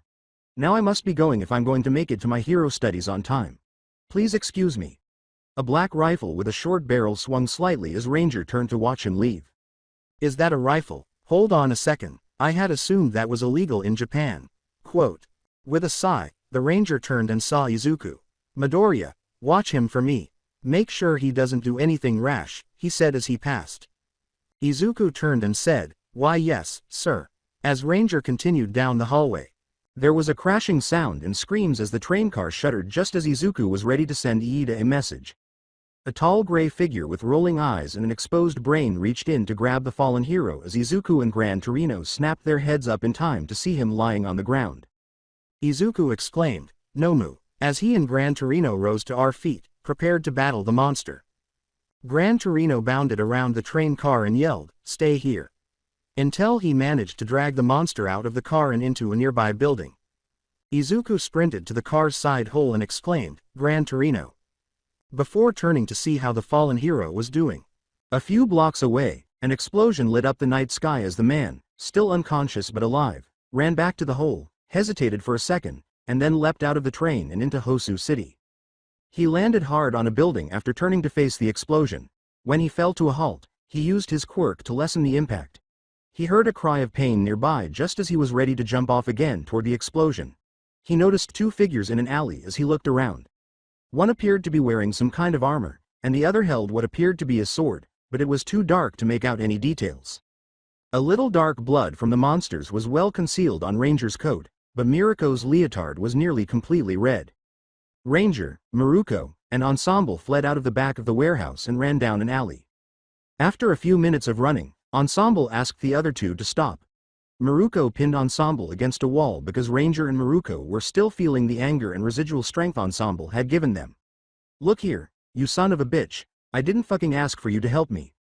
Hell, if it were under other circumstances, I wouldn't have hesitated to kick your teeth in. In fact, I'm still considering it. Ranger grabbed Miruko by the arm and dragged her away from the other man, and Ensemble collapsed on the ground in a heap. Who shit in your cereal this morning, you deranged fucking lunatic? Ensemble just saved our goddamned lives back there. Be fucking thankful he did, Ranger said. Miruko smiled fiercely as she pulled her arm free of Ranger's unexpectedly tight hold. Oh yeah? And what are you gonna do to make me be thankful, you armored bitch? He turned to Rumi and said, Look, I didn't mean it as an insult, so I'm sorry, it was the only way we could have gotten out of that situation. Ensemble, who was now well enough to stand alone, yelled, Quiet. He then turned to Ranger and said, And you also need to calm down, Ranger, and focus. First, we need to figure out what's going on. Try to get in contact with someone. Both Ranger and Maruko inhaled deeply and exhaled. Rumi gave Ranger a fierce look beneath his helmet, and Ranger returned the glare. With a sigh, Ranger pushed a button on the right side of his helmet, turning on the two-way radio system that was integrated into it. The response Ranger got was staticky silence. This is Riot Ranger calling all heroes and first responders currently in Hosu City. What's the situation? Over. This is Riot Ranger. Can anyone hear me? Over. He pressed the button once more, but all he got was static. With a growl of frustration, Ranger tightened his hold on his carbine and said, "Either my system isn't working, or something is blocking the signal. Damn it, I hate working in the dark. Check to see if you can get in contact with the stalker." Ranger reached under his coat, slung his carbine over his shoulder, and took out a small tablet. Pressing a few buttons on the tablet, he connected a cord he took from it to a tiny port on the right side of his helmet. "I got a loss on my end." "And what the hell is a stalker?" said Rumi, a few feet away, with a frustrated sigh. The Ranger glanced up from his tablet and said, "A stalker is a drone we use to mark and track targets while in the field. Comes in handy if you can get one. Unfortunately, it seems our stalker is less than cooperative at the moment, so we have no idea what the extent of the damage is yet and what situation we could be walking into." Before Ensemble called after her, "Hey, wait up, we need to stick together right now," Maruko began to run down. "Alright, well, you two have fun playing with your drone, I'm gonna go get shit done. See y'all losers." "And why's that? I work better alone, so piss off," said Maruko after pausing for a moment. "Did you just forget we were all led to a trap? And now the fucking city is on fire. Coincidence? I doubt it. Whoever that was we heard back in the warehouse is definitely connected to this somehow. We need to stick together and find out who and why." Rumi scowled because she disliked collaborating with other heroes, and if she had ever seen one, this was undoubtedly a team effort. However, she was compelled by these circumstances to work with these two for the time being. She wanted to ask the Hero Commission why, despite the fact that two other heroes were involved in the case, they sent her and her alone to a drug bust. Did they just happen to be in a trap? Or did someone from the Hero Commission have a hand in it and wanted her dead? But they needed to move. Now was not the time to ask those questions. "Okay, try to keep up, and don't get in my way," Maruko sighed. Ranger and Ensemble gave a nod, and the three of them dashed down the alley toward the blazing fire. A train was passing overhead just a few blocks away. All three of them could see that there were people inside shouting and screaming about something. Izuku walked toward the alley and the two figures, and at last he identified the one nearest to him. Ready to battle the one with the sword, Iida's armored figure stood hunched over. "Iida." The other figure sprang forward and slashed at Izuku as he hurried to his friend in the alley. Iida took a step back, then stepped forward and punched the person after the sword grazed her armor. The individual sidestepped the blow and slashed at Iida's bare right side with the knife in his other hand. Iida let out a painful cry as the blade sliced through the thin costume beneath her armor, finding a gap in it. Iida kicked back, sending the other person reeling backward in retaliation. With haste, Izuku took out his phone and pinged Todoroki with his location. The individual chuckled, raised the knife to their lips, and licked the bloody edge. A second later, Iida slid to the ground after colliding with a wall. "I shall cleanse this earth of all the fakers, by force if need be." The man, whose voice was so deep that it was unmistakably male, said, raising his sword above his head. Izuku yelled, "No, you don't," as he shot across the alley. With a look of surprise on his face, the man turned to face Izuku. The man was taken by surprise and failed to counter or avoid Izuku's forceful blow to the face. With the knife and sword clanking against the concrete, the man collapsed onto the ground. "Are you all right, Iida?" Izuku bent down to where Iida lay. "Be behind you."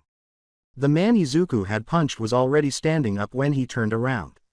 He grabbed his weapons and exclaimed, "Another imposter came to face me." It was fairly easy to identify the man because he was wearing a red mask that covered his nose and the upper half of his face. Stain. Izuku assumed a fighting stance, bending slightly and facing the wall while holding one fist in front of his chest and the other toward Stain. "GG, get out of H here, kid," a strained voice said to Izuku as he turned to face Stain. "Before he kills you, flee. He's pursuing me. Or run." Then, another person was slumped against the wall to Izuku's right. He was a tan man dressed in Native American clothing, and Izuku recognized him right away as the pro-hero native. Blood was starting to pool beneath the man, and his tan appearance was starting to turn ashy gray. Izuku knew that Native would die if he didn't stop the bleeding right away, but he couldn't do that until he defeated Stain. And leave you? No, you too will be protected by me. Time slowed, and he saw Stain's sword swing in an arc towards him. Izuku ducked under and around the blade to his left side and punched him. Stain was prepared this time, and as he knelt, his knife came whistling towards Izuku's leg, and he felt it dig into his thigh. A dull thunk and a blinding pain followed, and he fell backward onto the wall, the knife emerging as he fell, remaining in Stain's grasp. Stain smiled viciously, licked the blood off the blade, and Izuku felt a strange numbness spread throughout his body, similar to when a body part falls asleep. Another pretender, Stain said, laughing once more. I can't be defeated by any of you. All Might alone is entitled to that. Izuku was unable to ignore the irony of the circumstance. And Izuku was terrified, more terrified than ever, because he could at least defend himself against the sludge villain.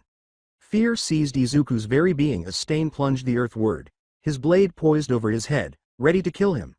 Recipro buurrrsstt. Suddenly, Stains was knocked away from Izuku when Iida's leg struck his side. After regaining his equilibrium, Stain charged an unarmed Iida, slashed at his hand with his sword, and Iida cried out in agony and fell to the ground due to Stain's enigmatic behavior. Damn, brat. This time, I'll kill you. No one is coming to your aid.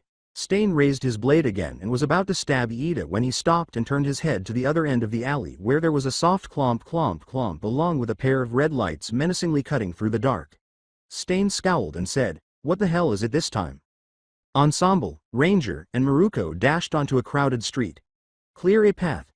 People stepped aside and cleared a path for the trio as Ranger yelled, drawing everyone's attention with speakers from his helmet. As they rushed past, they gasped at Miruko's blood-stained costume. What are people doing at the moment outside? They know it's unsafe, don't they? A panting ensemble asked. Obviously, they're here to watch the fight, Maruko responded. That is foolish. Ensemble was about to speak to the crowd when Ranger halted and interrupted. You two go on, I'll make sure they get inside. Go on, you two. I'll do it. On the front line, Ensemble, they need someone with your peculiarity. They'll need him, Maruko, so make sure he lives. What dio? Well, obviously. I'll make sure he doesn't pass away in a terrible way. Good luck, Ranger. Maruko had also paused and waited for Ensemble to catch up. Ranger, might I remind you that you are in charge of this situation? No, you don't. A hand was on Ranger's hip, and his voice was daring Ensemble to try to argue with him. But they need you on the front line, not here wrangling civvies. All right, you son of a bitch. Come on, Maruko. And you, Ranger, he said, remain alive, it's an order. After giving Ensemble a two-fingered salute and watching them dash off toward the fires and shouting on the next street, Ranger turned to the crowd and pressed the microphone button on his helmet, saying, "Will do, boss. Everyone in this room needs to get inside right away, so pay attention. A hunker is in place until further notice due to this emergency." Some followed his instructions and entered the buildings lining the street, but the majority remained motionless. Have I failed to clarify myself? Go in now. This is not safe for you? What the hell? He asked, turning away from the microphone button as he heard someone tap on his arm as people started to whisper. There's an issue, Ranger, sir. Midoriya sent me a text message with only the location. I believe he may be in danger. Ranger's mind started to raise red flags. Where? Over there, I'll show you. Todoroki gestured toward an alley a short distance down the street. He turned back to the audience and hit the microphone button once more, saying, Okay, lead the way. And when I return, I better not see a single person standing in this street because if I do, you'll be arrested. It got people moving, and that's all that mattered in the end, so Ranger turned and ran after Todoroki and into an alley. He heard shouting, a cry of pain, and knew it was serious. Stay here. Ranger knew he couldn't arrest them or write a ticket, maybe, but not arrest them. But sir, I want to hell. Ranger pressed a button on the left side of his helmet, which turned the tinted eyepieces a deep crimson and activated his helmet's low light filter at the same time. I said stay here. If you want to, play save our Solisa. The tone of Ranger's voice surprised Todoroki, who let out waves of pure hatred in response. Why yes, sir. As he prepared his carbine and began to move down the alley, Ranger heard the call once more. The voice that had been bothering him since Presidio returned, accompanied by a chilly numbness. He was emotionless and only heard a single word whispered into his mind. Kill, As he turned the corner, he was identified by the soft clomp of his boots. He saw a man standing over Ida's armored form. Midoriya was slumped against a wall, blood streaming from his leg. He felt a strange stirring inside of him, as if something was starting to awaken, a hungry hunger demanding the blood of the person who had done this to Midoriya and Ida. "What is it this time?" the man asked, his scarred face contorting in frustration as he looked up and at Ranger. The red bandana he wore over his upper face fluttered in the wind as he spoke in a low, rough voice. The voice grew louder, more demanding, and Ranger recognized the man from all the news programs and articles he had seen in the last week. It was Stain, the hero killer.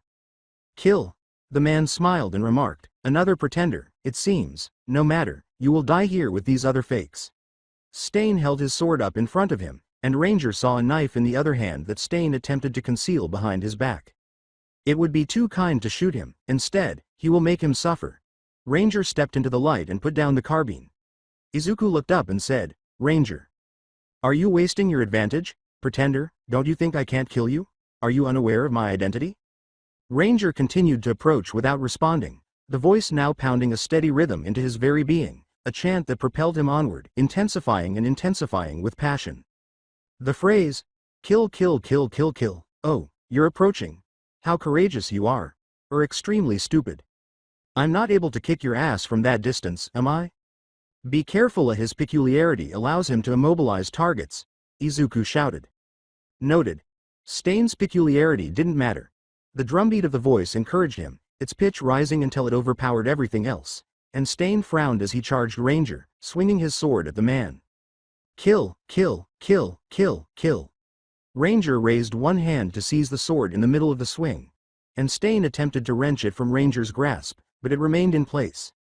Stain then used the knife concealed behind his back to stab Ranger in the stomach, but it broke when it struck the titanium alloy armor. Wah! Ranger headbutted Stain, wrenched the sword from his grasp, and tossed it aside. "Kill, kill, kill, kill, kill." Stain retreated, gripping the spot where his nose should have been and crying out, "I won't be brought down, B." Ranger took a step closer and grabbed Stain by the side of his head and slammed it into the alley wall. Now that he was fully conscious, the voice demanded more, needed more, and would not be satisfied until Stain was reduced to a bloody smear on the alley wall. However, Ranger was able to drown out the voice and release the man, and Stain let out another agonized cry and retreated from Ranger as he pressed forward steadily. "Damn you. Fuck you. I refuse to be brought down by a fake or imposter." He pulled a second knife out of his belt and swung it at Ranger. "Put the knife down." Ignoring the order, Stain charged Ranger once more, trying to stab the man in the neck beneath the helmet, but Ranger caught him by the wrist before he could reach him. "I said, put a knife." There was a crunch as Stain's wrist was fractured, broken, then splintered, and Stain dropped the knife as the mobility-enhancing equipment concealed just beneath Ranger's armor began to whine as they helped his slowly tightening grip. Stain gritted his teeth in pain and repeatedly punched Ranger's armored face mask without success. "Kill, kill, kill. This is a .44 caliber revolver, one of the most powerful pistols in the world," Ranger said, ignoring the voice, releasing Stain's wrist, drawing his big chrome revolver, and aiming it at Stain's chest. "It would cause such a huge hole in your chest that a closed casket funeral would be necessary if I shot you with it now. Kill, this is your chance." With his crushed wrist dangling limp by his side, Stain eyed the pistol fearfully. "I've already had to use this 6-round handgun tonight, and I've fired so many rounds that I've lost count. I might have fired all 6, or just 5. Tell me, Stain. Pull the trigger, just another inch more fraction." Since the revolver is double action, the Ranger didn't need to use his thumb to pull back the hammer, but it's undoubtedly the most menacing sound to hear when this is aimed at you. "How fortunate are you?" As Stain considered his options, a tense silence descended upon the alley. Eventually, he grimaced and said, "I give up, hero," raising his one good hand above his head. "Kill." Every nerve in Ranger's body cried out for him to shoot and put this dog down. The voice kept encouraging him, insisting that Ranger kill Stain. Despite the urge, Ranger kept his revolver aimed at Stain to deter him from making a foolish move. When Ranger finally saw another man, wearing a Native American costume, lying propped up against the wall with blood pooling beneath him to his right, he shifted his revolver from his right hand to his left and reached around until he found a small box, which he tossed to Midoriya, who fumbled to catch it. "That box contains a coagulant agent. Please apply a full tube to everyone's wounds." "RR right." Izuku stammered as he extracted a tiny tube from the box. On it, how do? Dumps it into the wound after popping off the cap. Before the numbing agent takes effect, there will be some stinging. As Midoriya followed instructions, Stain glared at Ranger. He hissed in agony as a white paste filled the stab wound on his leg, then relaxed when the pain went away and the paste solidified into foam. Midoriya attempted to stand up but felt dizzy and almost fell. As his vision darkened, Izuku felt the earth spin around him. He gasped, trying to fill his lungs with air, but it felt like he was getting less air with each breath. I don't feel so good, Ranger. Fuck it. Lie down, Midoriya, he's going into shock. Ranger knew that he and Todoroki, who was still hanging back, were the only ones remotely able to do anything at the moment. If they didn't, Iida and the other pro-hero would probably die before help arrived. Midoriya felt his hearing start to wane, but he was still able to hear him, so he laid down and took deep breaths, forcing himself to do so until he started to feel better. He hurried over to Stain, who gave him a sharp look and said, "Night-night asshole," before pistol whipping him until he passed out. Friendly's ass. As Ensemble and Maruko ran up to the police line, a police riot armored officer turned around and said, "Thank God. There are more heroes here." The police line cheered. Some were carrying steel batons and riot shields, while others were brandishing shotguns, and some were wearing their patrol uniforms with their service pistols drawn. Without any delay, Maruko leapt over the shield wall and entered the battleground, where the other heroes were engaged in combat with more of those gray monsters. "What's the situation, Sergeant?" Ensemble approached an elderly man who was directing other officers while standing back and assessing the situation.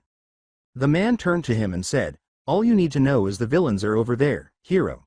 He spat out the word, "hero," with blatant disdain, but Ensemble grabbed his shoulders before he could turn around and give his officers another order. "I have the power to assume command of any local police force in accordance with Section 223 of the Pacific Heroes Charter." "Well, Sergeant, what's going on?" "All right, these things just appeared out of nowhere and started causing chaos," the older man said with a frown. "We moved as fast as we could and were able to keep them off this street for the time being. While the heroes tend to them, we are obstructing their exits. After that, we enter and make arrests. This line isn't keeping them out of the rest of the city," the Ensemble said, glancing at the human barricade. "My group already encountered 20 somewhere else. Therefore, engage your officers in combat right away so that we can find the remaining ones later. If what you say is true, we can't waste time here." The sergeant's expression went from bewildered to horrified to determined. He strode toward the police line and yelled, "All right men, we're pushing forward. Get ready to charge."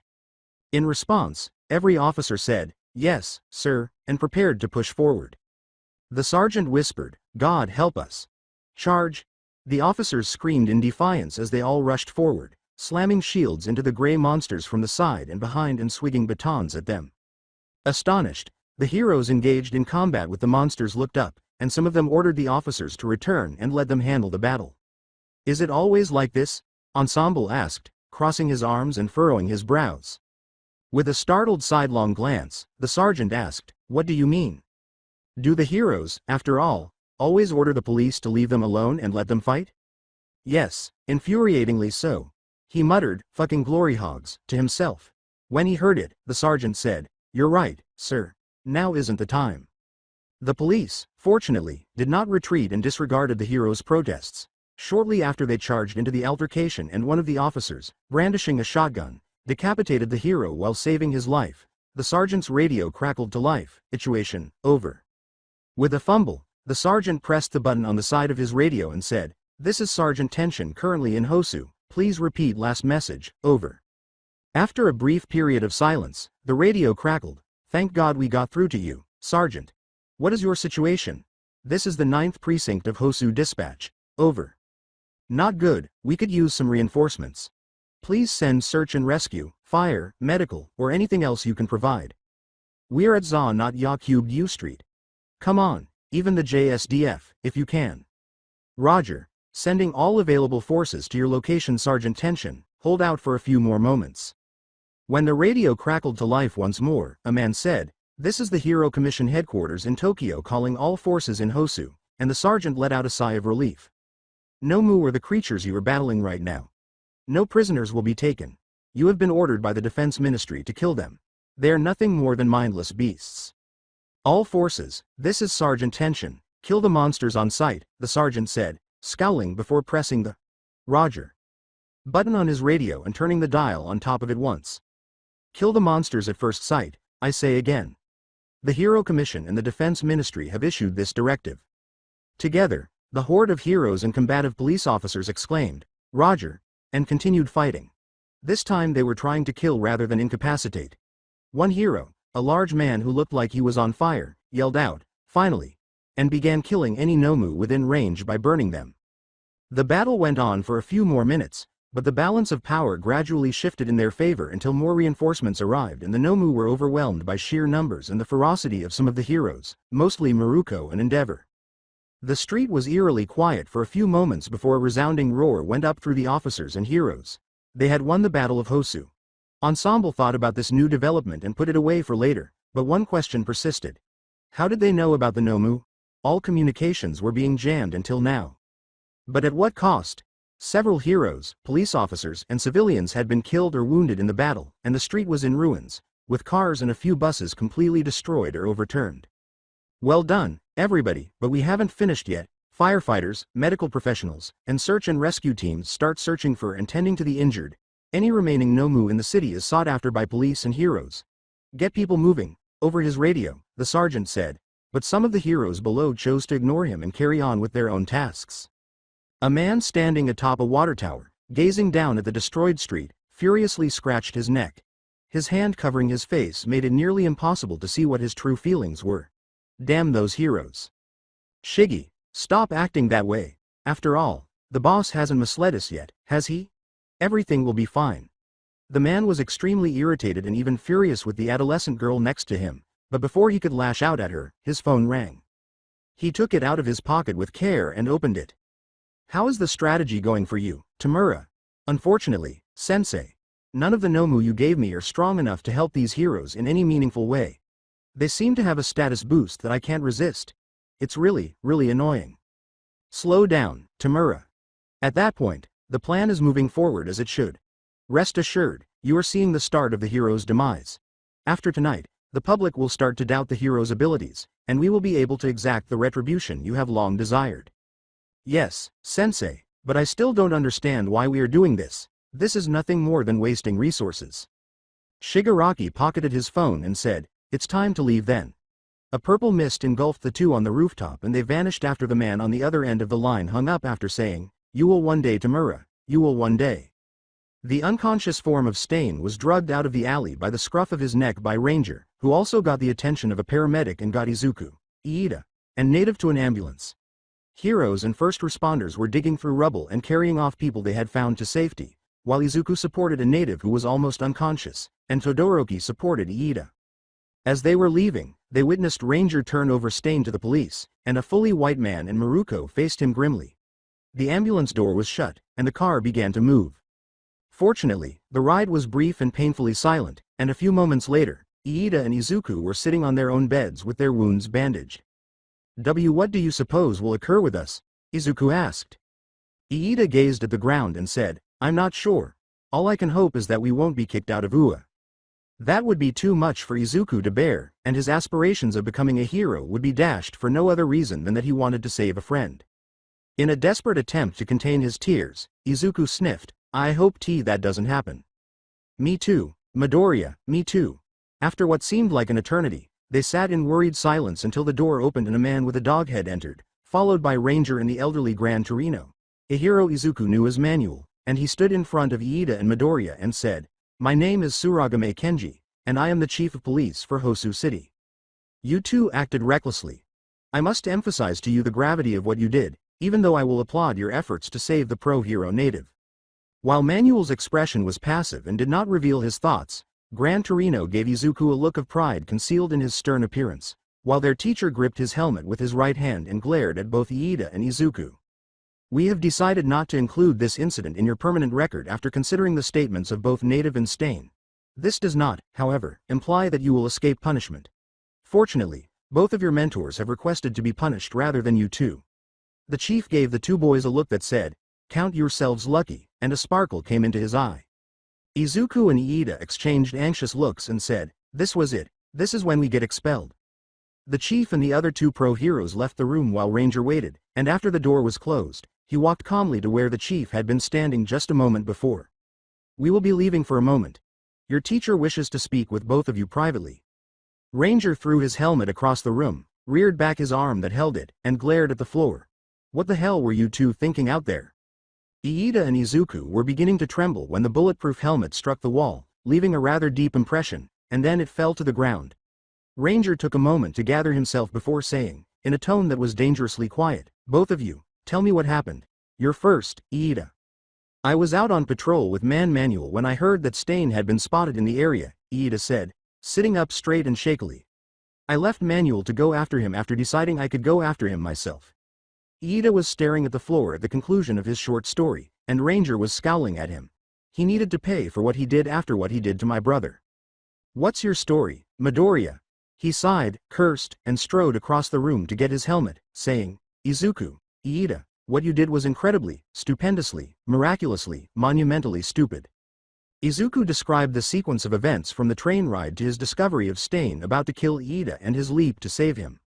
By the end, Ranger had crossed his arms and was pinching the bridge of his nose. "It's fortunate that neither of you was arrested. I can't let this go so easily, though, as your teacher. I won't make a decision right now, primarily because I shouldn't make life-altering decisions now and I'm already really mad about something else.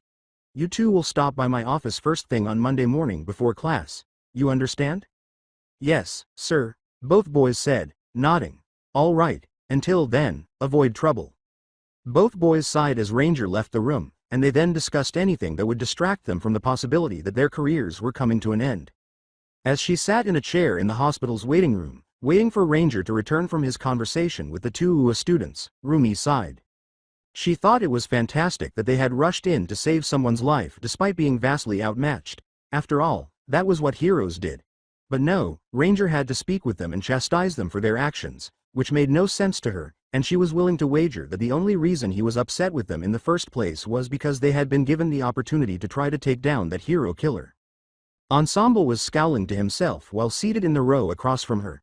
He had crossed his legs and was muttering to himself so loudly that not even she could hear him, which was impressive. "Hey, Whitey. What on earth was your name again? Ensemble? During a cycle?"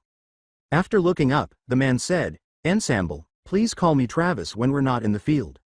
"Oh, I see. What are you muttering about, Travis?"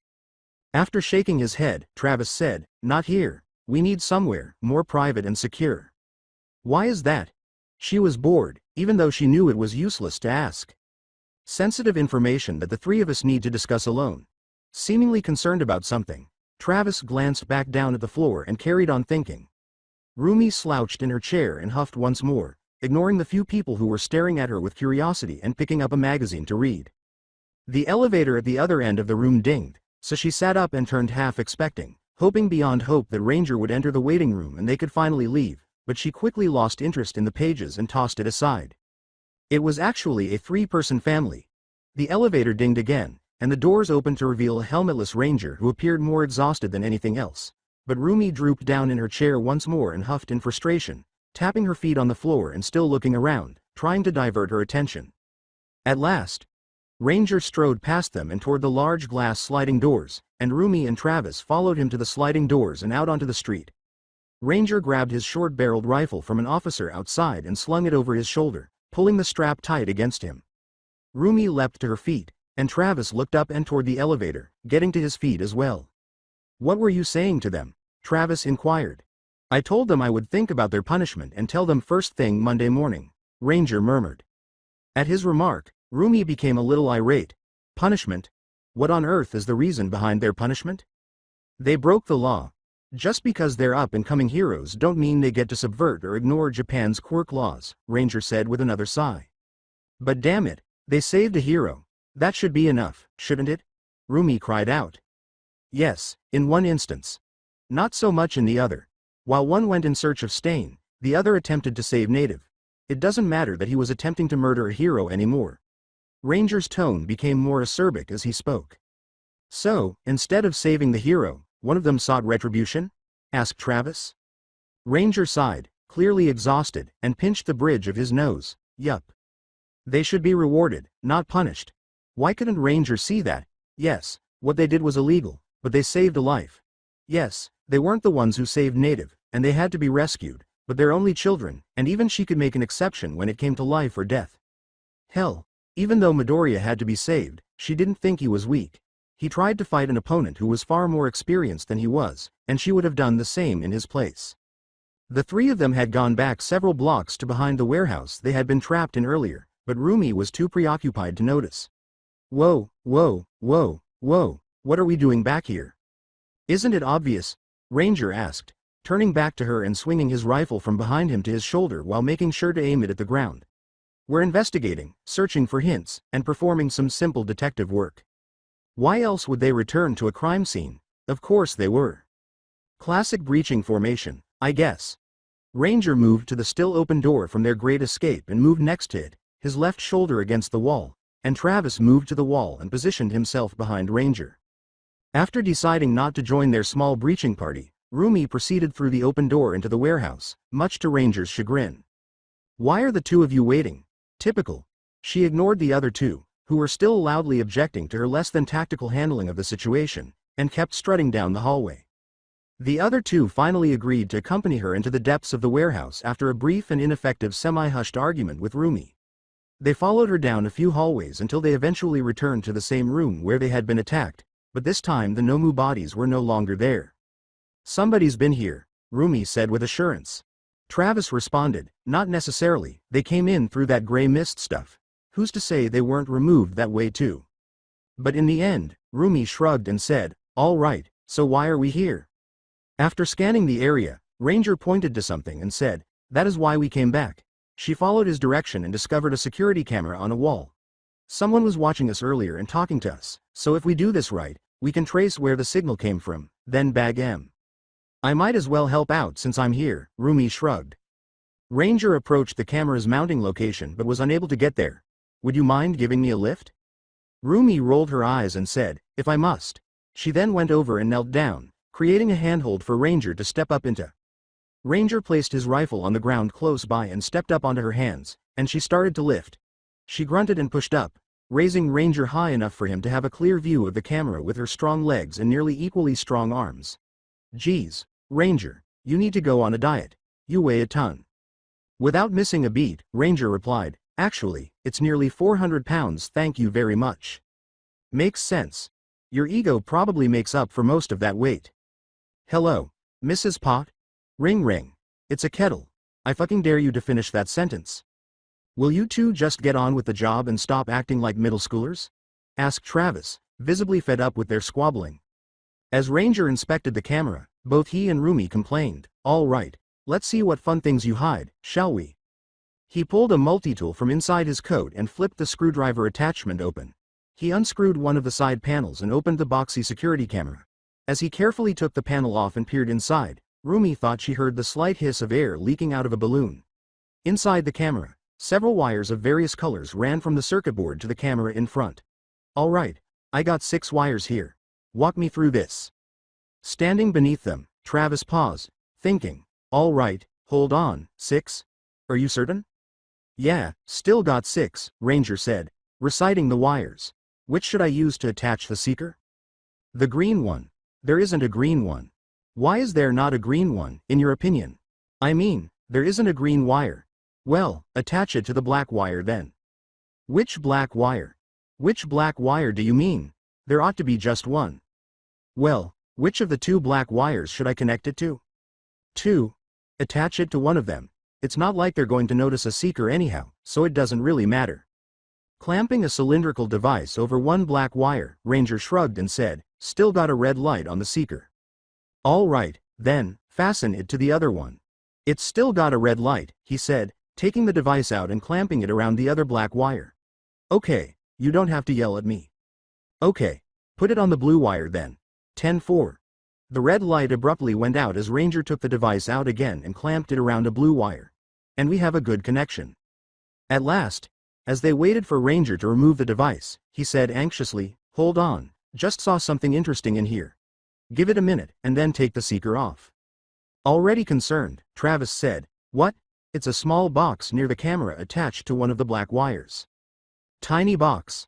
Explain it. Hold on, Rumi said, Let me smell it first. What? Ranger asked, looking down at her. Can you smell it? Why? My quirk is rabbit. I can do anything a rabbit can do, which also means I can smell things you can't. Rumi began to put Ranger down, secretly relieved that she could do so because holding him for so long was becoming painful. All right, I suppose that makes sense. Ranger knelt down and lifted her up, saying, "Be my guest." She climbed into his cradled hands and was effortlessly lifted to the top of the camera. She looked inside and sniffed, and a strange concoction of scents hit her nose. Odd, I'm getting tones of garlic paired with something acidic, also something sweet, like super sweet. Travis started murmuring to himself, what is garlic a sweet, acidic? It's recognizable. What is it? Come on, think, brain. Ranger, who was presumably thinking too, exclaimed abruptly, oh fuck. We have to go, Maruko, so get down now. Why? Maruko was unceremoniously dropped and only managed to land upright due to her quick reflexes, while Ranger was already heading for the door, followed closely by Travis, a look of realization crossing his face. That's a phosphorus bomb.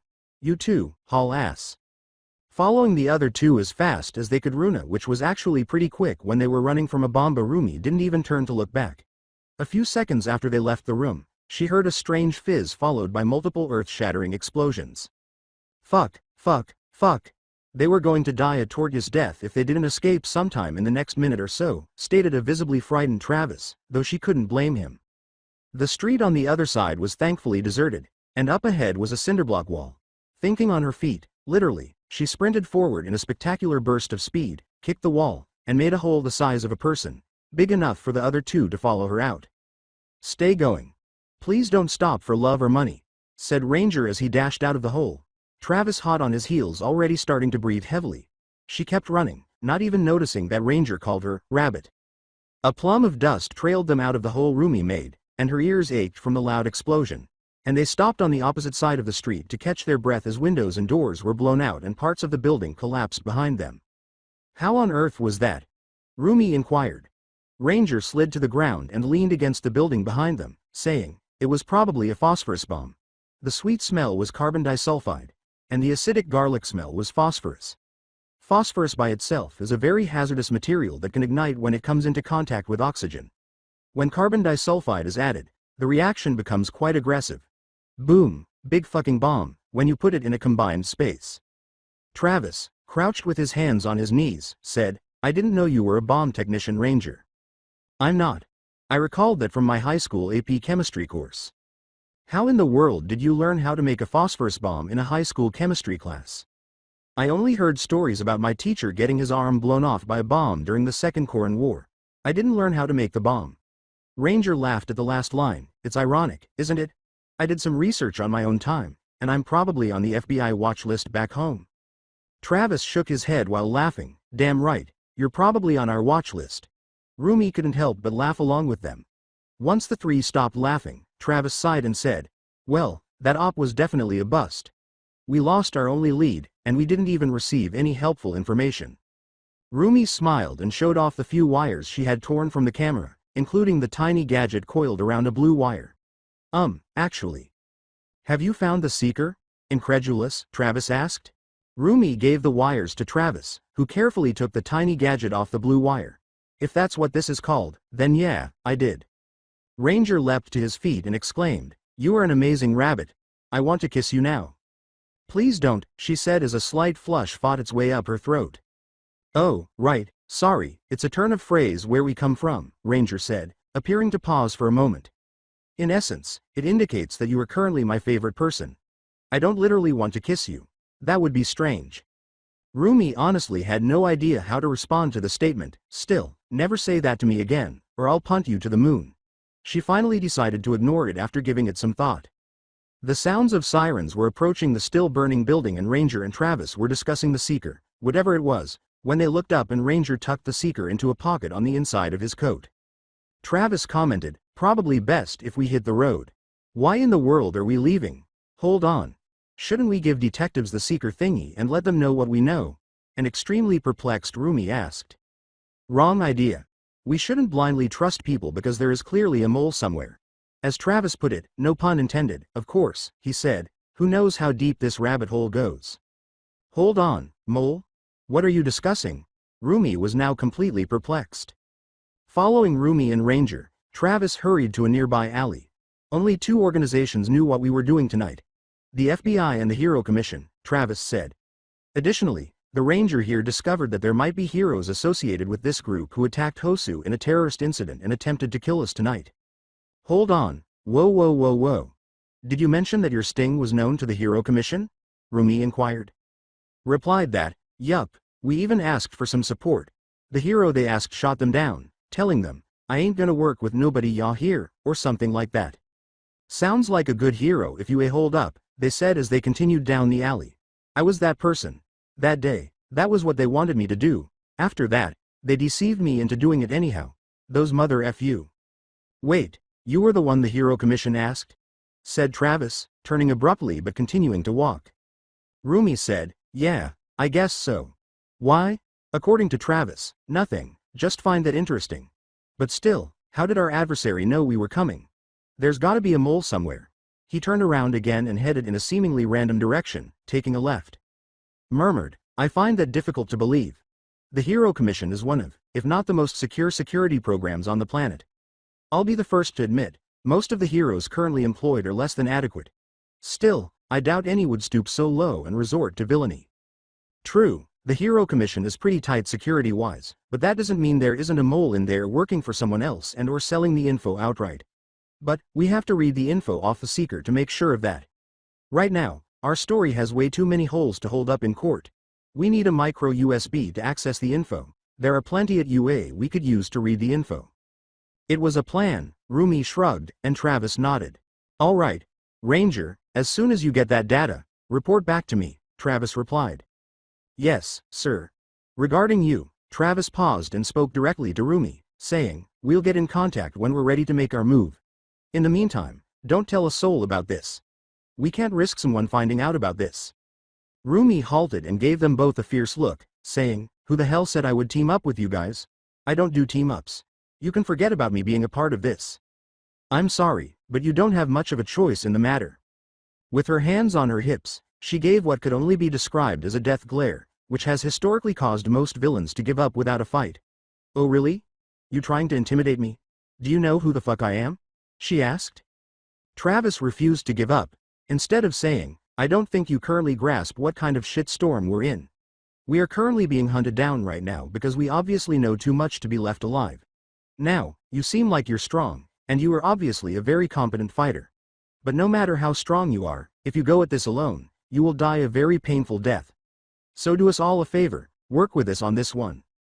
This whole thing was already above her pay grade, so Rumi glared at him. Her logical side was telling her that this was probably a good time to get rid of her I work alone mentality. Her insistence on working alone, however, prevailed. She turned away from the 2 men, knelt down, and leapt up above the rooftops, saying, I ain't gonna be working with anyone, no exceptions. It shows how weak you 2 are since you need help. You 2 are a disgrace to heroes around the world. She heard Ranger say, damn fool, as she leapt away, but she ignored it. She shouldn't have respected them because they were nothing more than poop ants. They aren't weak, Rumi, you're just running away like always, said the logical part of her brain, and she shook her head before jumping across the city. He surveyed the still smoking section of the building as wood and glass fragments crunched underfoot. Wearing fire-resistant equipment, a firefighter was searching through some of the debris for survivors or the source of the fire. Although they had already determined that the fire was caused by phosphorus, they were still unsure of how it began or exactly where in the building it began. He walked over to look at something that glinted in the searchlights from the helicopters above. Hey, one of you, get here now, and bring an evidence bag, he said, pointing to the twisted piece of metal that had some syrupy residue on it. One of his sidekicks shouted an affirmation and ran to get one, then rushed up to him with a pair of tongs and a big plastic bag marked, evidence. That right there, do you see it? The young sidekick enthusiastically nodded, took the metal with the tongs, placed it in the bag with the tongs, and sealed it. Yes, sir, he said. The sidekick hurried back to place the bag alongside the other things they had gathered. Shell casings, tiny pieces of metal, and a pipe that appeared to have been blown open from the inside. He had enough evidence to suspect foul play of some kind and to launch an investigation, but not enough to definitively paint a picture. He stepped on a wooden support beam that gave way under his weight because he was not paying attention to his surroundings. After cursing and pulling his foot out of the hole, he was ready to continue when he noticed something strange. He stooped to push the debris away. What he discovered would add interest to this case. What he initially believed to be just another bomb was actually a carbine rifle. The model was clearly not Japanese, but he could not identify it. From what he could see, it had a foregrip close to the front of the weapon and wasn't very long. The rest of a strap was fastened to the foregrip in the back of the stock, while a short magazine protruded near the bottom, close to the trigger guard. On top of the carbine was a scope, but the glass had been melted by the fire, rendering it inoperable. Even the serial number printed on the side of the carbine was still visible, suggesting that it was in generally good shape. To himself, he smiled. He was ahead. This weapon's owner could tell him what happened here, and if he was lucky, it could even point him in the direction of the bad guy who started this fire. And perhaps even the bad guy who had attacked earlier that evening. His ticket to the top spot was this.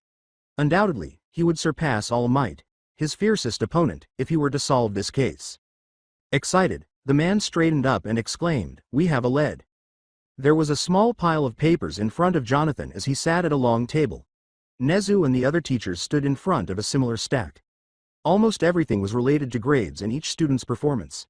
Some dealt with the work studies that students applied for in their respective performance. Planning for the semester finals, which were in 3 months, was one of the packets that caught his attention. All right, now on to the work studies. Most of the students did well. Some even did very well. However, we have had a couple of incidents that occurred last night during the Hosu event. Mr. Midoriya and Mr. Iida were both involved with fighting the hero killer Stain. A number of teachers gasped when Principal Nezu said that. Not to worry though, both are still alive and thankfully did not receive life-threatening injuries, and even better Mr. Tyson was able to rescue them and apprehend Stain. Thank you, Ranger, for rescuing my wayward students. But I do have to ask, why were you in Hosu last night to even save them? And why were they fighting Stain to begin with? Aizawa said in his usual dry monotone after receiving some congratulations and thank yous from other staff members. Jonathan pondered for a moment, trying to think of a plausible reason that had nothing to do with his mission. I was doing some hero work, and I was getting some civilians to safety when I ran into Todoroki. Well, more like he ran into me. Anyways, he told me Midoriya sent him a location via text and nothing else. I followed him and found Stain about to kill Iida, so naturally, I stepped in. Later I talked with the two and found out that Iida broke off from Manual and went looking for Stain.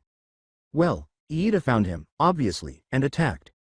At the same time, Midoriya went looking for Gran Torino and, by sheer coincidence, he ran into Iida and Stain and was just barely able to rescue Iida.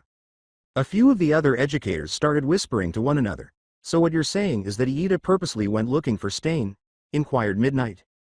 Yes, my guess is so he could avenge his brother, and I believe he needs some sort of punishment and some counseling, Jonathan replied. Aizawa murmured, really? Isn't the fact that he was nearly killed and nearly caused one of his classmates punishment enough? Jonathan was speechless. That is your version of punishment? That's pretty damn light as punishments go. He broke the law. He broke the hero code. He not only put his own life in jeopardy and the lives of one of his classmates and another pro-hero. The composure in Aizawa's voice was beginning to irritate Jonathan. Yes, I would consider that a punishment. This is a good learning experience for Iida. He's learned that vengeance isn't how heroes bring villains to justice. He's also learned that he has limits and to not be so rash when dealing with villains. He's also learned that the laws don't apply to him and that if he gets in over his head, someone stronger and more experienced will come rescue him. He and Midoriya broke Japanese quirk laws. They need to know that they can't flaunt the laws they will one day have to uphold. Principal Nezu raised a paw before Aizawa could reply, saying, I agree with Mr. Tyson, to a point. Mr. Iida must be held accountable for his actions. However, I do believe that Mr. Midoriya should not be punished because he broke the law to protect his fellow classmate. Aizawa was about to respond by saying, I second that. Midoriya showed true heroism rescuing Iida. He shouldn't be punished. But Iida's punishment should be light, as Aizawa said earlier. He has most likely learned his lesson about using vengeance as a motive for justice. Then Toshinori replied, it pains me to say it, but I also believe that Ranger is correct. Young Iida needs to be held accountable for what he did. Not only did he break the very laws we have sworn to uphold, but he did so to enact vengeance, which is a villainous trait. However, I believe that young Iida will not repeat this action in the future and should receive a light punishment. Let's put it to a vote. Those in favor of some degree of punishment for Mr. Iida Tenya, said Principal Nezu, clapping his paws together. With the exception of Aizawa, almost everyone else raised their hand. Those in favor of some degree of punishment for Mr. Midoriya Izuku? Jonathan was the only one to raise his hand this time. Marvelous. Iida Tenya will be punished for his actions during the Hosu incident while Midoriya Izuku will not be punished for his. I shall leave the punishment for Mr. Aizawa, Mr. Toshinori, and Mr. Tyson to assign. Now, on to the next and final topic, semester finals. They all moved papers to the final packet. There were at least 10 front-to-back pages of text in the packet. The first page explained how final exams were previously organized. In addition to a written exam, there would be a practical test. Teachers would engage in combat with 2 students at a time as part of the practical test. The pupils had to either catch the teacher or get away from her in order to pass. Jonathan had already identified shortcomings in their approach, chief among them being the glaring absence of any benchmark. Each grade level of the hero course took the same test, despite the lack of a standard. The elimination of the teacher's disabilities was the only change. Ironically, this rendered the practical portion of the finals unfeasible for the third-year students, who would only receive a grade. And then there's the whole escaping to pass thing, which he felt was a surefire way to harm any hero in training. Hell, they were taught by his instructor to never back down. Retrenchment from a criminal was not just an indication of a breakdown in law enforcement. Additionally, it was a dereliction of duty, which was punishable by arrest in the home country, and it endangered civilians. Naturally, this does not imply that fleeing a dangerous situation is always bad. In certain cases, it is even necessary. There is a thin line, though, between retreating out of necessity and fleeing. Offering it as a pass condition, however, appeared to support the idea that you should flee if things start to get dangerous. However, they must receive extensive training on how to handle that type of environment because it is standard practice in this field of work. Overall, Jonathan's believed that the practical test had serious flaws. He didn't say anything, though, because he couldn't just go around changing things whenever he wanted. The decision to use this test for the semester finale was put to a vote once more, and it was approved with a surprisingly large majority of people voting against him. Then the little furry mouse, bear, dog Principal Scoot jumped off his chair and left the room, followed by everyone else except Aizawa, Toshinori, and Jonathan. Nezu clapped his hands, paw thingies together, and said in a cheerful tone, "Well, that's all we had for today. Meeting adjourned." Jonathan looked at Aizawa and replied, "I suppose we should discuss Iida's punishment then. I propose that he be given detention for a week so he can reflect on his actions some more. I would agree if what Iida did was something along the lines of cheating on a test or destroying school property. If anything, the punishment should be no less than being removed from the hero course entirely," replied Jonathan. "That's a little harsh, Ranger, don't you think?" Toshinori spluttered when he coughed in surprise. "No, not really. It's actually lighter than what would happen if he was enrolled in an American equivalent to UA. There they would have expelled him and barred him from attending any other law enforcement academy. So you think that removing my student from the hero course is a fitting punishment for his so-called crimes? You do realize that if that happens, his potential of becoming a great hero will be only that, potential," Aizawa replied. "Only if he doesn't put in the legwork. Potential without drive is only potential," Jonathan replied. "I'm not proposing that we stop him from becoming a hero, just make it more difficult for him, let him mull over what he did wrong, and prove that he is able to bounce back and overcome his mistakes. Earlier, you said something about Iida breaking the hero's code? Could you illuminate on that?" Aizawa asked slowly after appearing surprised by his logic and turning to his right, as if considering what Jonathan had said. "Maybe I can help explain that, Aizawa," replied Toshinori. "During my days working in America, the heroes who appeared were primarily police officers. As such, they held a specific code of ethics that most police officers in America use when working. Well, the American heroes adopted the code and altered it slightly. If I remember correctly, it goes something like this." With Jonathan's assistance, Toshinori continues to recite the hero's code. When they were done, Aizawa leaned forward and clasped his hands together. "I understand now why you're so adamant on making sure that Iida realizes what he did. However, just remember that you're no longer in America. I'll concede this time and agree with the punishment you proposed." Aizawa stood up and looked down at him. "However, if you try to Americanize this school any more than you have, I will make sure you never work in Japan again." Toshinori whistled as he left. "I think he doesn't like you, Ranger." Jonathan said flatly, "Thanks, Captain Obvious, I would never have guessed that." Don't compare me with Captain Obvious, I'm nothing like her. Wait there's actually a hero named Captain Obvious? Obviously. When a sidekick in his hero uniform held out a manila folder and said, "Lab results have come in, sir," he grabbed it.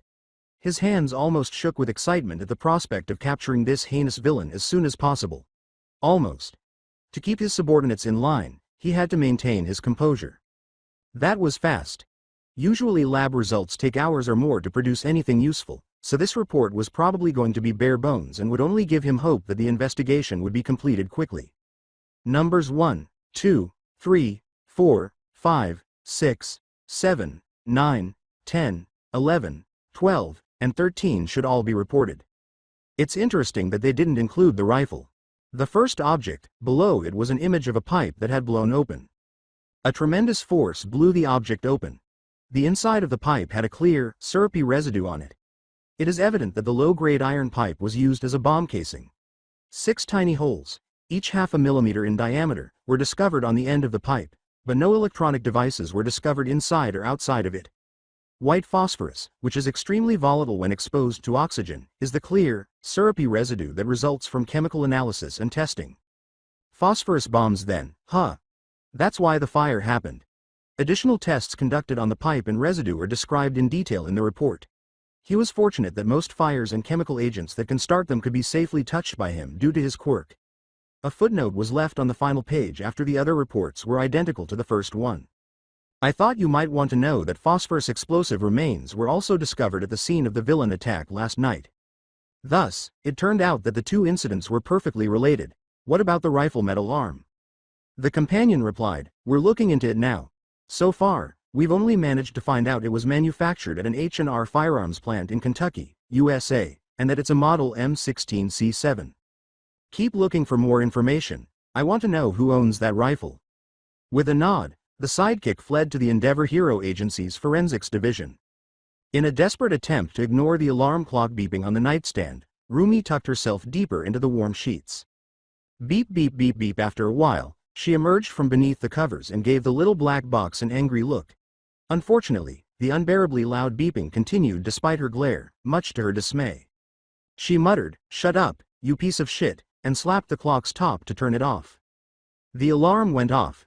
The room was once again quiet and peaceful, and she was drawn back to sleep by the bed's warmth. Beep beep beep beep. God damn it.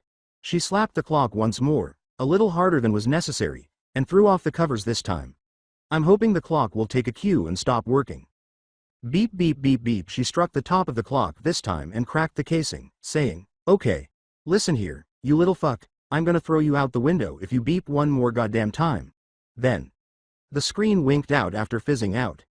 She curled back under the warm covers and was falling asleep when she said, finally, "Beep beep beep beep." It went out the window with her. A truck ran over the alarm clock so forcefully that it went on an Asaki adventure with a harem of wristwatches after it flew out the window and into the street far below. Rumi, meanwhile, was now fully conscious and fucking perfect in this universe. It was one of those great morning stretches where you feel every muscle loosen up and every joint pop in the right places. Oh, yes. She swung her legs over the side of the bed and stood up, stretching involuntarily as she did. There was a coffee maker and a small refrigerator in the room, which was definitely unusual, but the coffee maker didn't have her favorite blend. Yes, it was carrot flavored and she realized how stereotypical it was. Still, she didn't care.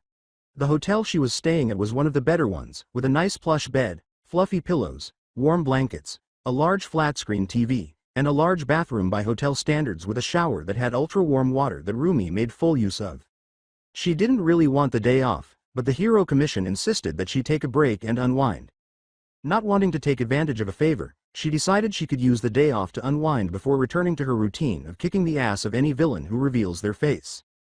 The thing that surprised her the most was how little attention she got from the other people, even though her skin tone and large rabbit ears made her stand out like a sore thumb. She enjoyed being the most badass in the room, but sometimes she didn't enjoy the amount of attention that came with that title. She nearly put on her usual hero outfit, but then forced herself to put on civilian clothes, a blue long-sleeve shirt, and denim pants, making sure to grab her wallet and phone before leaving her room and heading down to the lobby. She deliberately walked through the lobby without making eye contact, but only a couple of people gave her a sidelong glance but said nothing. She went outside, where the sun shining over the buildings across from her briefly blinded her, and when she was able to see again, she took a deep breath and headed for the shopping area in the hopes of finding something enjoyable to do.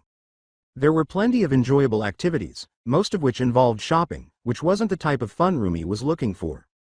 Then she noticed the gym and thought, why not? A little exercise won't hurt nothing. She went in, paid for a workout, and rented a workout outfit from a handy little gift shop. Rumi enjoys gift shops because they always have some amusing surprises inside, like the time her class went on a field trip to an aquarium in middle school, and while they were in the gift shop, tucked away in a small corner, she discovered a small display of fish-flavored lube. Her friends and teacher thought it was disgusting, but Rumi thought it was hilarious that someone thought lube should be fish-flavored, and that it would be sold in an aquarium gift shop of all places. She changed into her rented workout clothes, put everything in her locker, and entered the weight room, where she was surprised to see a few muscleheads and two guys who appeared to have never been to a gym in their lives. She ignored the conversation the two muscleheads were having about how she had one helluva ass, but she stretched her arms and legs before heading to the squatting station. Before she could begin lifting, she noticed a blond man who was much taller than her and appeared to be missing an eye. He looked familiar, but she couldn't place where she remembered him. Hey, lady, do you need some assistance? She was forced to look up at the enormous man who towered over her. All Might was the only one this taller than her. With a light-hearted smile, Rumi replied, no, I think I can manage on my own. The man shrugged and began preparing at the station next to hers, placing 200-kilogram weights on the bar. She chose to outdo him by placing 400-kilogram weights on her bar. Suit yourself. I'm not sure you should start with that much, little lady, the man said, winced. Rumi was enjoying this far too much. After 20 or so repetitions, she noticed that the man next to her had increased his weight to 450 kilograms. He too lifted that weight like it was nothing. Not wanting to be outdone, she increased hers to 500 kilograms. Piss off, meat brain, she said as she stood underneath and lifted the bar off the rack. Across the room, a man who was probably in his mid-20s and extremely thin was drinking a sports drink when he choked and spat out his drink when he saw that a 159 cm petite woman was squatting something around 400 kilograms like it was nothing. You want to turn this into a contest, don't you? The man inquired. Muscle brain, you're right on. The two kept one-upping until the bars finally started to bend and they were unable to support any more weight, so they called it a draw in good sportsmanship. The man smiled and held out his hand for a handshake, perspiration streaming down his face, which Rumi took firmly, her face beaded with sweat as well. The man said, you know, it's a shame, really.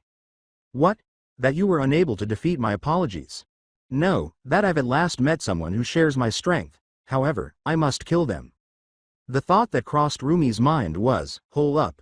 When Rumi tried to pull her arm away, the man's vice-like grip tightened, and what appeared to be muscles grew out of his skin and wrapped his arm. He spun her and threw her across the gym, and there was a crash, a cloud of smoke, and silence. The man laughed. Is that all it took to take down the great Maruko? He turned and walked to the exit in a composed manner. Hey, musclehead. The man turned around, and Rumi walked out of the smoke seemingly fine. She popped her neck, a fierce grin appearing on her face.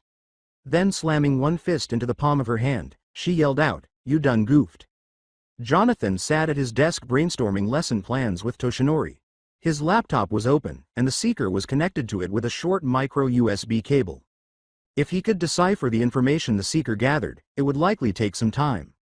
When Toshinori first plugged the seeker in, Jonathan told him the truth, which was that it was a device that was made to secretly gather information by tapping into wires.